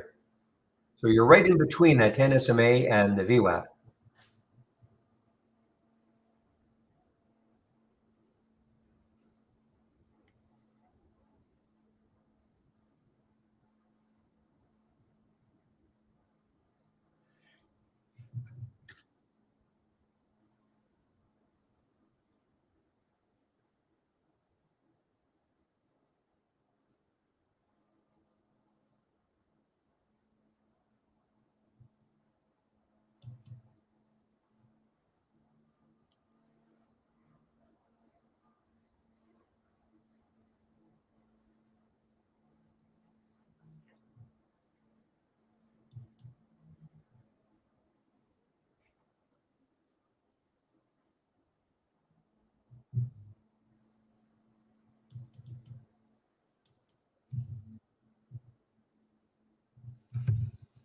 Give one moment, guys.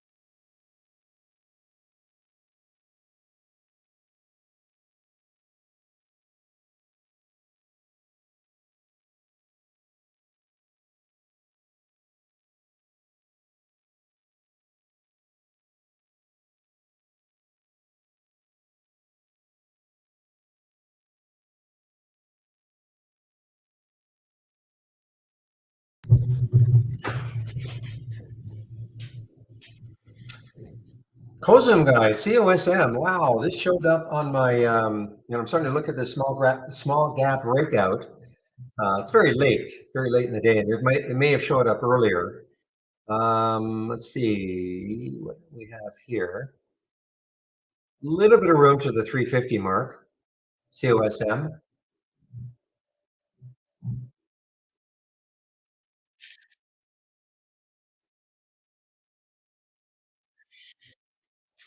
Perfect, perfect reason to have a stop, guys. I mean, I could have got very stubborn on the NSTG.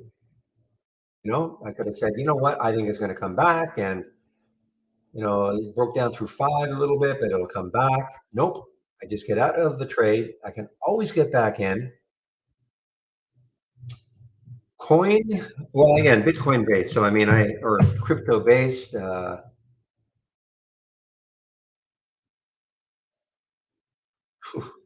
Ugly looking 15-minute chart. That's all I can say, Brian. Ugly looking 15-minute chart. Up, down, chop, topping tails, bottoming tails. I suppose if it can finally take out this area of 79 or so, maybe it gets going. But even on the daily chart, it's all obviously. I mean, it's very tied into, I guess, the price. Well, if you look at Bitcoin right now, Bitcoin's really doing not much. So I can't. I have no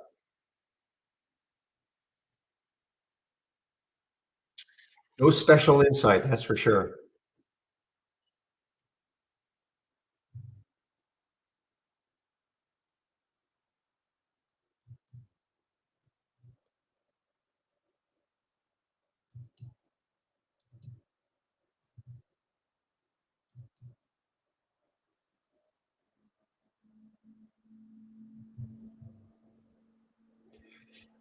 Oh man, guys, I'm just getting tired of clicking on these alerts and then looking left and just seeing, for me, just too much resistance nearby.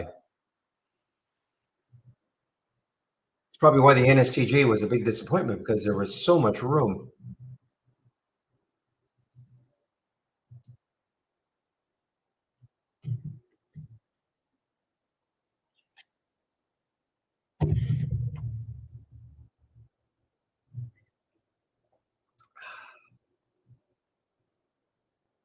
Also, the 200-day moving average is not that far away.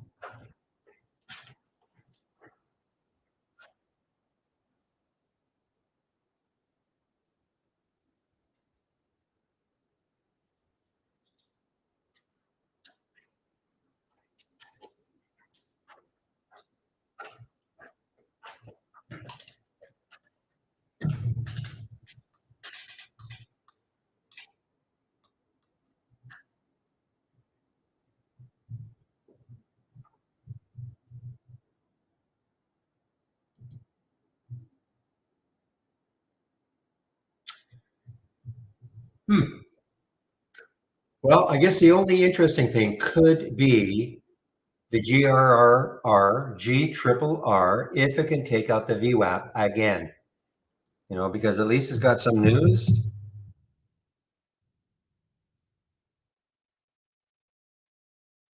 And the float is, well, it's not low, 36 million, but, look at this. It's the struggle to get through the VWAP at 6. You can just see a couple of times.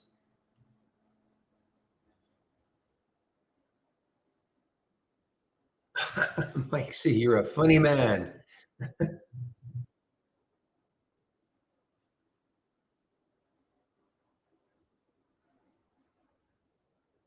CSTL, guys, let's take a look at CSTL. It had a nice little move. It is pulling back. and it's getting close to the VWAP. 2002. So 2002 is the VWAP. I have an alert set of on Friday's high. It may not happen today. It may never happen, but if it does happen, it has some room to the 200-day moving average. Had, of course, a big day on Friday. Some news that I can't remember anymore.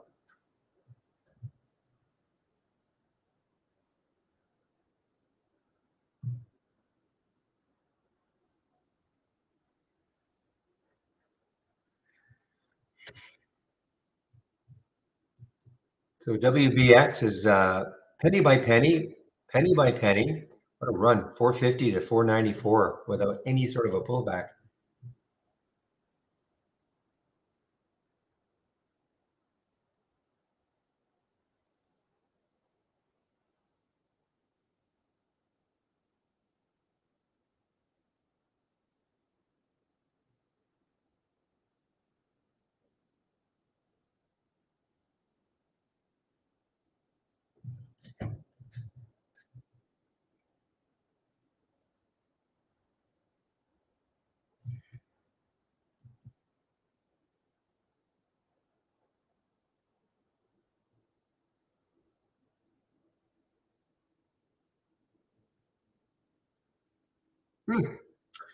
Not too many Spanish companies, guys. I didn't even know this was a Spanish company. España. So they're in Barcelona. Interesting. And this is WBX, Wallbox. Ah, guys, nice little move in the SPY now. Nice little move here, little consolidation. Maybe a little, not maybe, time is at 227. So another 2.5 minutes for this candle to close. So looks like it's trying to break out a bit.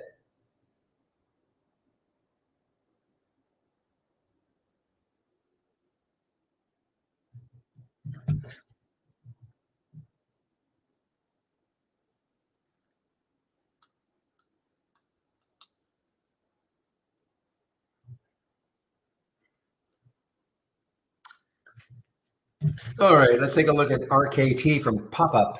RKT, you're shorting this. RKT, you are shorting this with a stop at 914.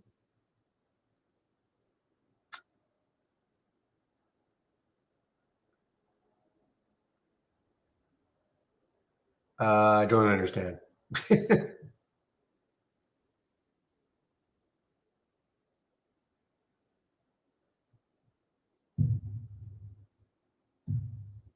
Oh, I see. I thought you meant you were short by. Okay, I see. Okay, with a stop at 914, and I'm thinking, okay, it's got to be underneath 914.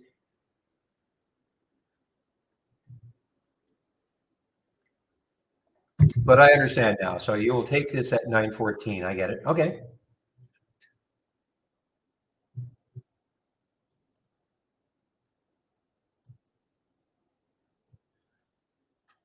Okay, guys, only about another half an hour left to keep this room open. Of course, I'll always say later if there are questions, but otherwise I'll be shutting down around 3. So as always,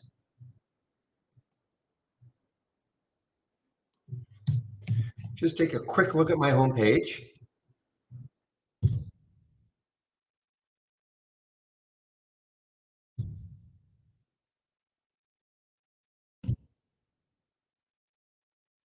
So if you click on my homepage link, you will see this. Actually, you'll see this. Okay, you'll be at the top here.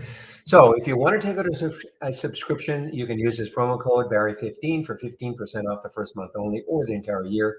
If you're going to take out a subscription, please use my link. You can go to my homepage, use this link. The room is free. I like to keep it that way. Okay.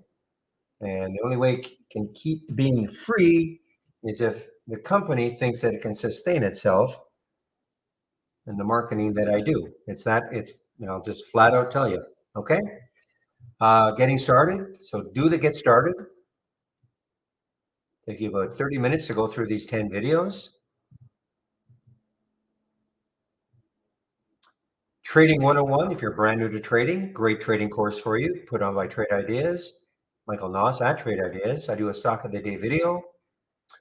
Trade of the week, which I guess is working. Let's take a look at Groupon right now, GRPN. Trigger was 651. So it's pulled back a bit. Actually, probably almost got back to the trigger price. But it is free. Now, if you sign up for it and you don't feel you're getting it, please check your spam folder, all right? And if you have Gmail, check your promotions folder. That's typically the reason why you're not getting it after having signed up. Big education section is here. And here are my scans. So if you want my scans, here they are. You can talk about the option plays. There's the don't repeat version, where you'll only see the stock the very first time it met all the filter requirements. And in this one, the option plays, it'll look like this. So every time the stock made a new high or new low, if the direction was down, you'll see it over and over again. And then the 10-day daily breakout and down. I love this too. Pulse resumes right here. Pre-market actives up and down. That's what I use in the pre-market. So save my link. Then you can take a look at my scans anytime you want and that education section. And of course, if at some point you do want to take out a subscription, just use my homepage link and use that promo code.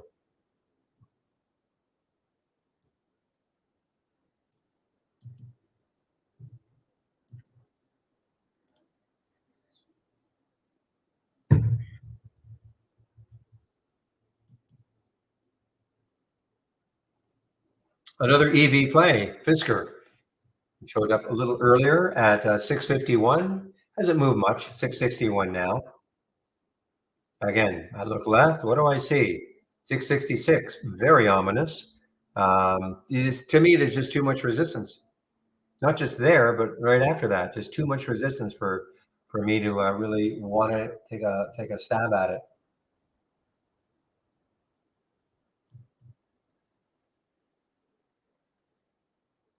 Wow, Fubo. So Fubo's got a little bit of room, guys. 251 is the next high, was the high looking left on the weekly. And after that, it's a little over 3. So, 50 cents for a 250 stock, it's not too bad. So Fubo's got a little bit of room. And it's through the 200-day moving average today. And that's FUBO. Good volume, 18 million, 281 million in the float, 2.4 times normal volume today.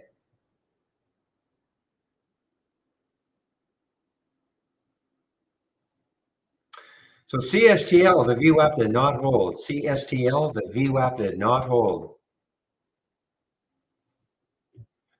GRRR is still right at the VWAP. This is the type of stock that could have a late day run. Now it didn't on Friday. You can see what happened. It actually sold off, got up to 579, and it did not have that late day run. It closed at 472. So it definitely did not have a late day run.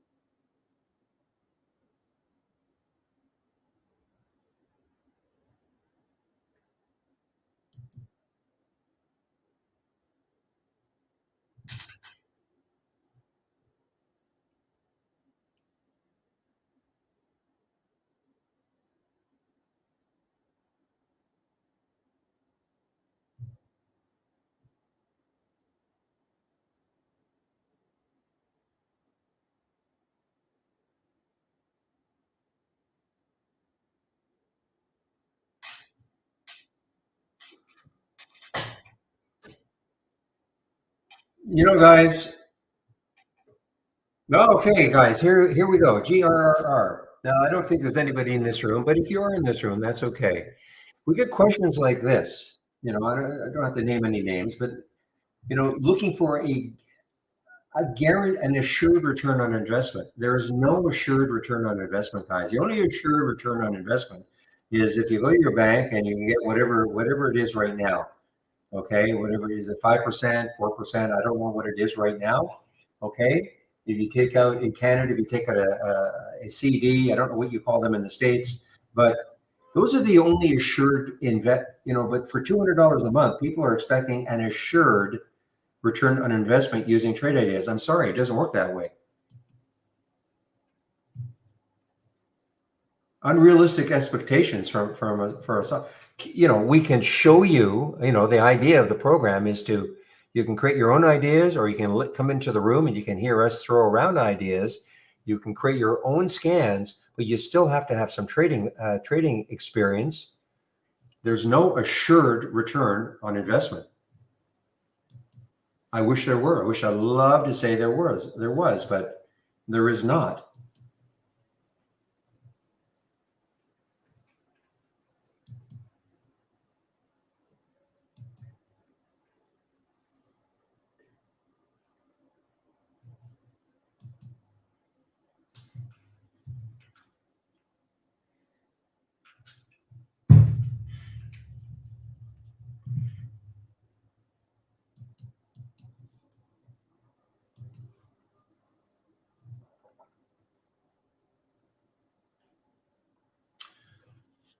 Look at that GRRR. It's still toying with the VWAP.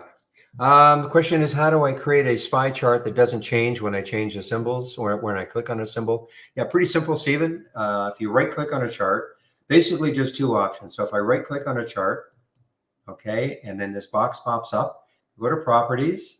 When I hover over properties, this next box pops up, and there is an option called symbol linking.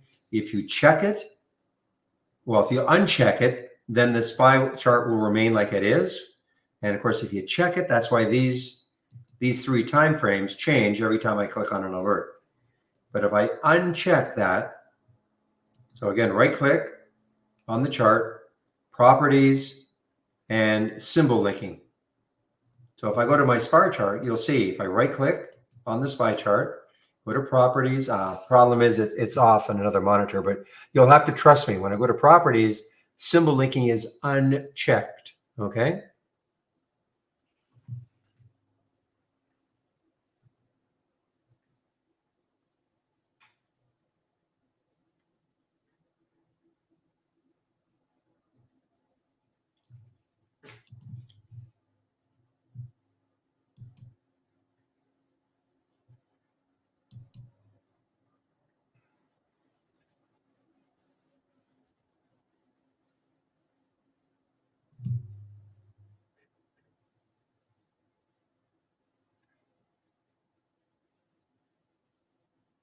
I'm actually kind of finding this hard to read.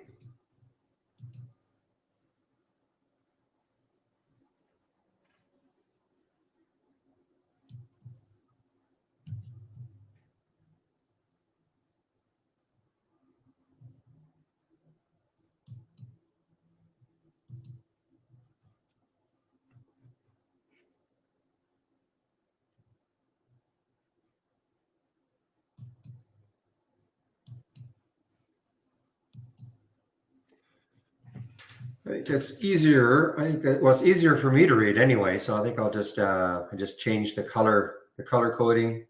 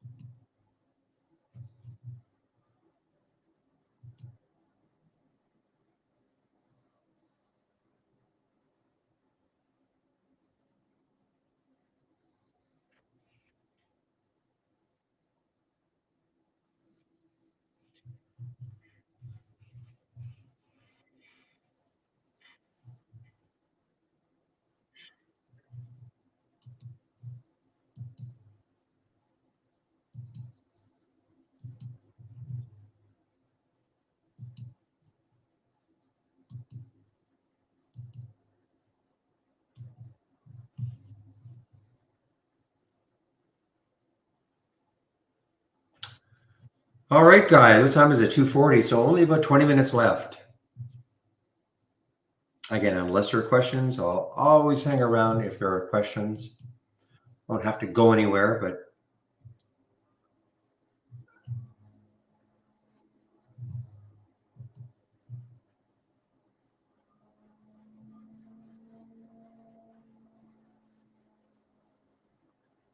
yeah, I do see a little move in Bitcoin. Like the coin itself. I do see that up 210 now. This morning was basically flat.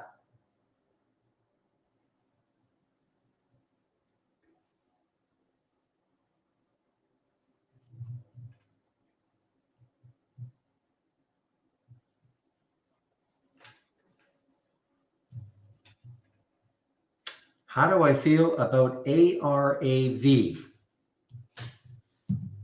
Haven't seen that one I used to see it every now and then, but I haven't seen that one in a long, long time.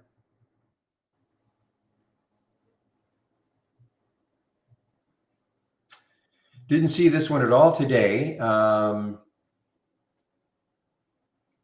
the relative volume is 3.8. So early on, it would not have been 3, probably over 3, or that's probably one reason why I didn't see it here in the momentum up early.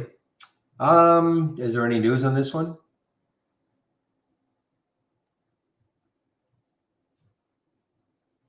$151 is the VWAP.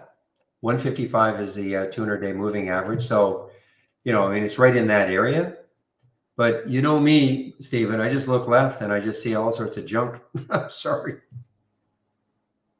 I like to see something that is a lot cleaner that could possibly move before it starts hitting the next highs. But, that's just the way I trade.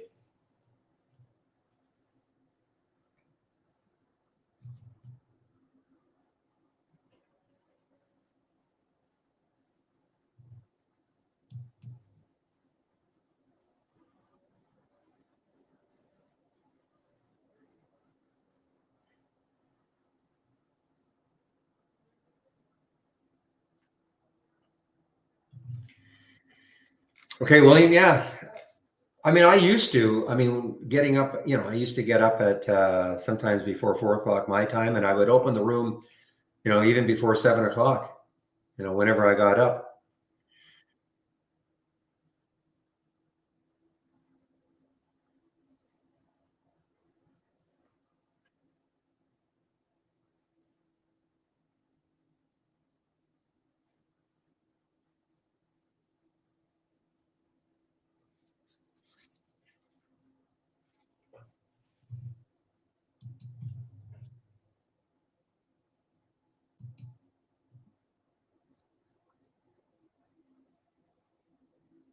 Well, as I say, Chris will open the room at 7:30 for sure. Okay.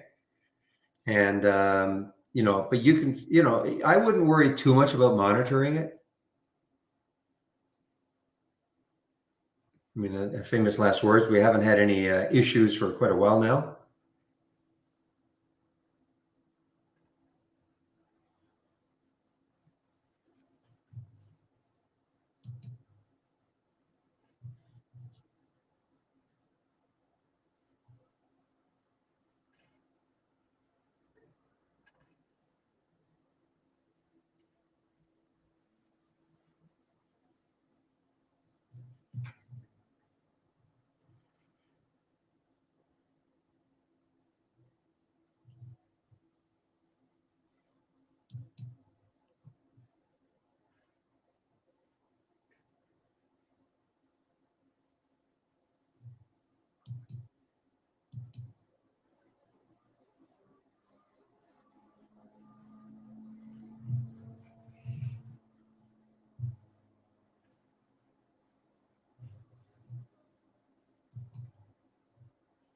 HKD, I know you mentioned that earlier. Okay, let's take a look at HKD, the $2,500 stock.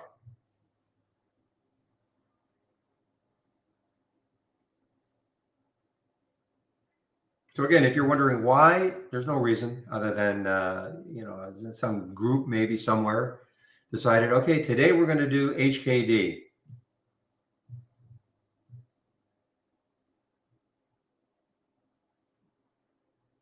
and see if we can get it up to $2,500.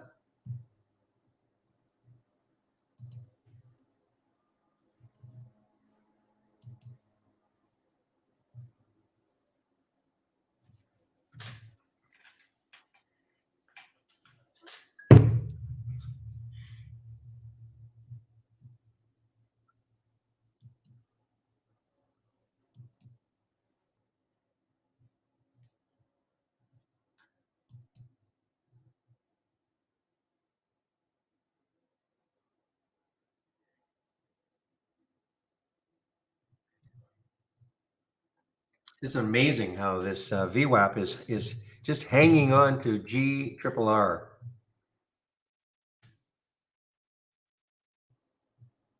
$6, you know, it tried, got up to 612, pulled right back down.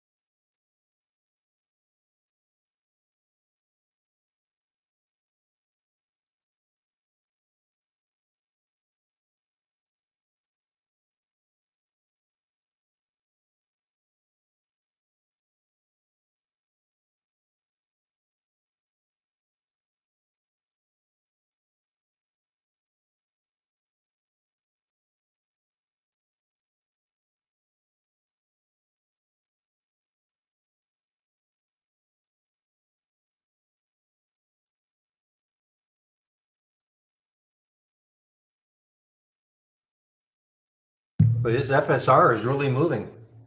EV play, of course.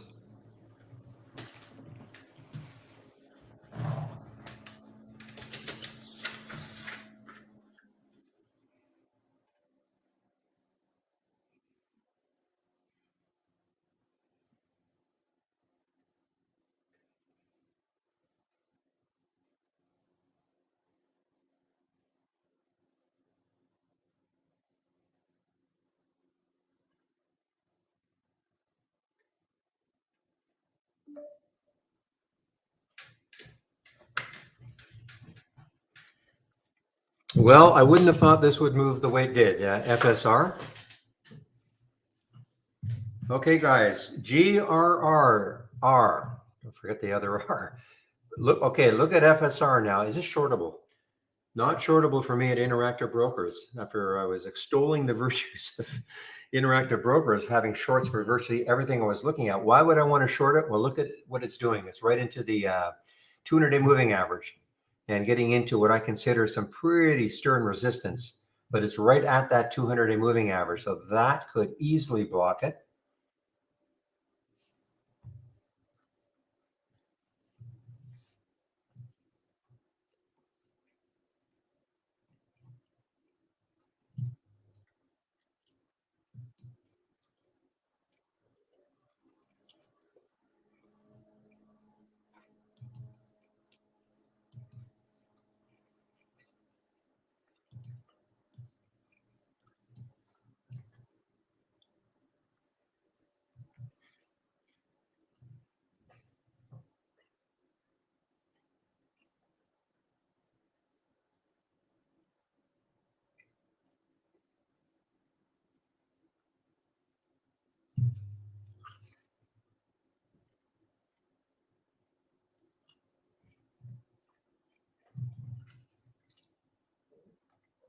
Okay, guys, this is getting really interesting now. The G triple R. Now, the only issue I have with it is this 640 level, on the 15-minute chart, but that may not block it. But I'd like to see some more volume coming in.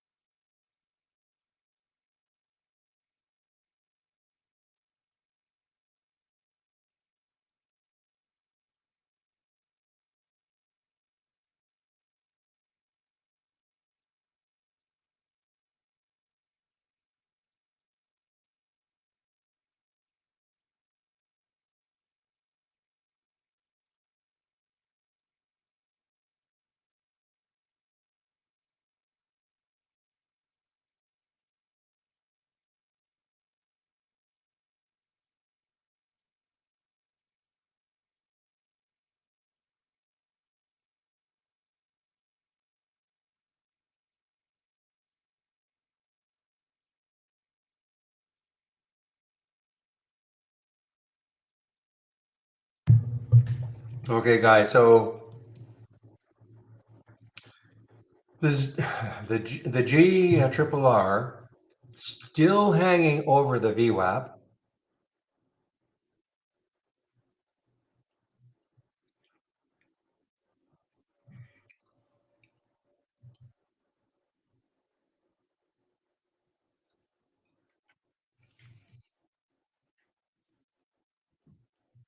No, I didn't realize that. Hmm.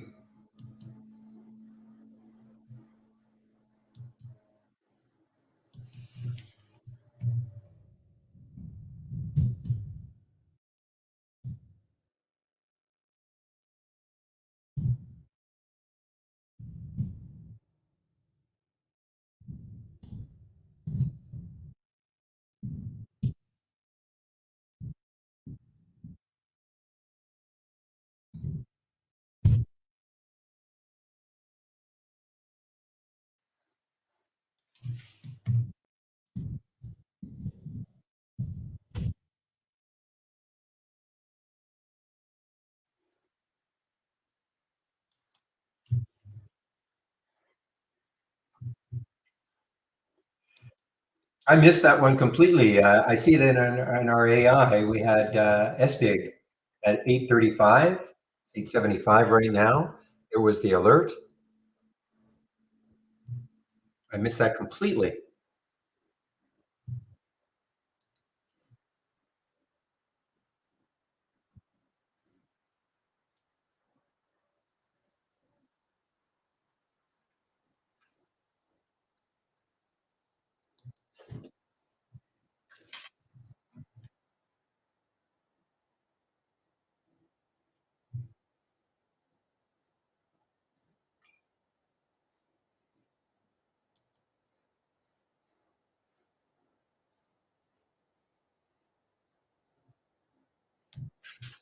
EVLO.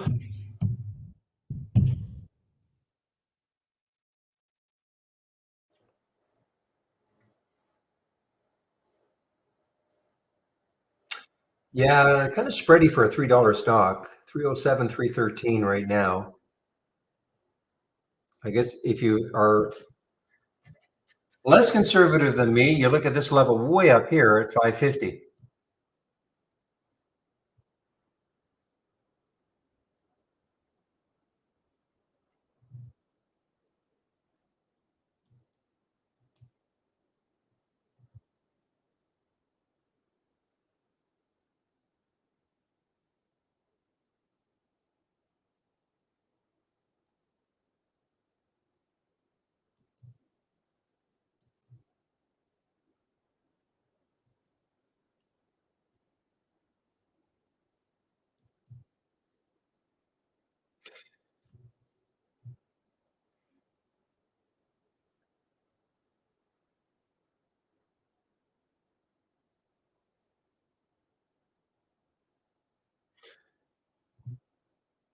Nah, this, even the G triple R, the spread widened. I don't recall it being that bad before.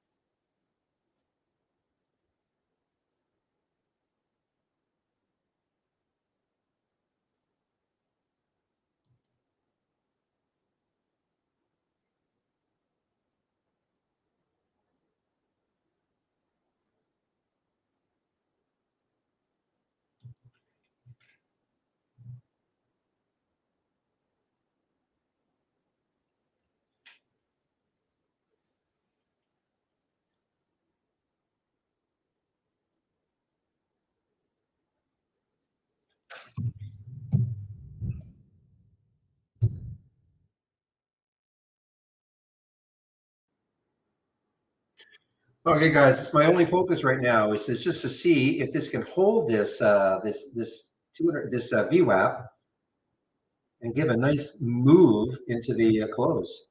That's it, and that's the G triple R.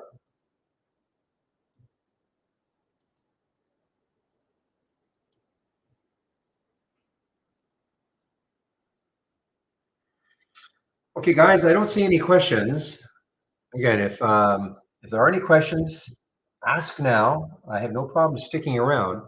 But if I don't see any questions, I think I'm going to shut down.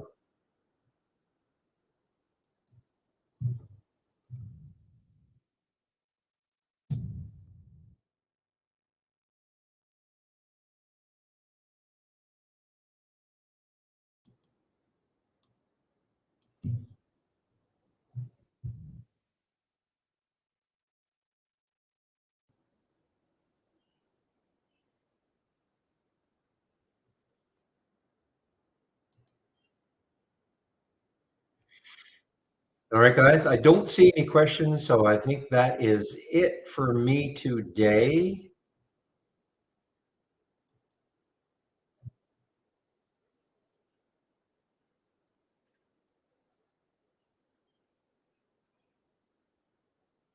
Okay, I'm just checking. Okay, I don't see any questions. So again, thanks for all the help, everybody, today. Hopefully a little more stocks that have great trends tomorrow. We should have some earnings plays tomorrow. So have a great evening, and we'll see you tomorrow. Bye-bye.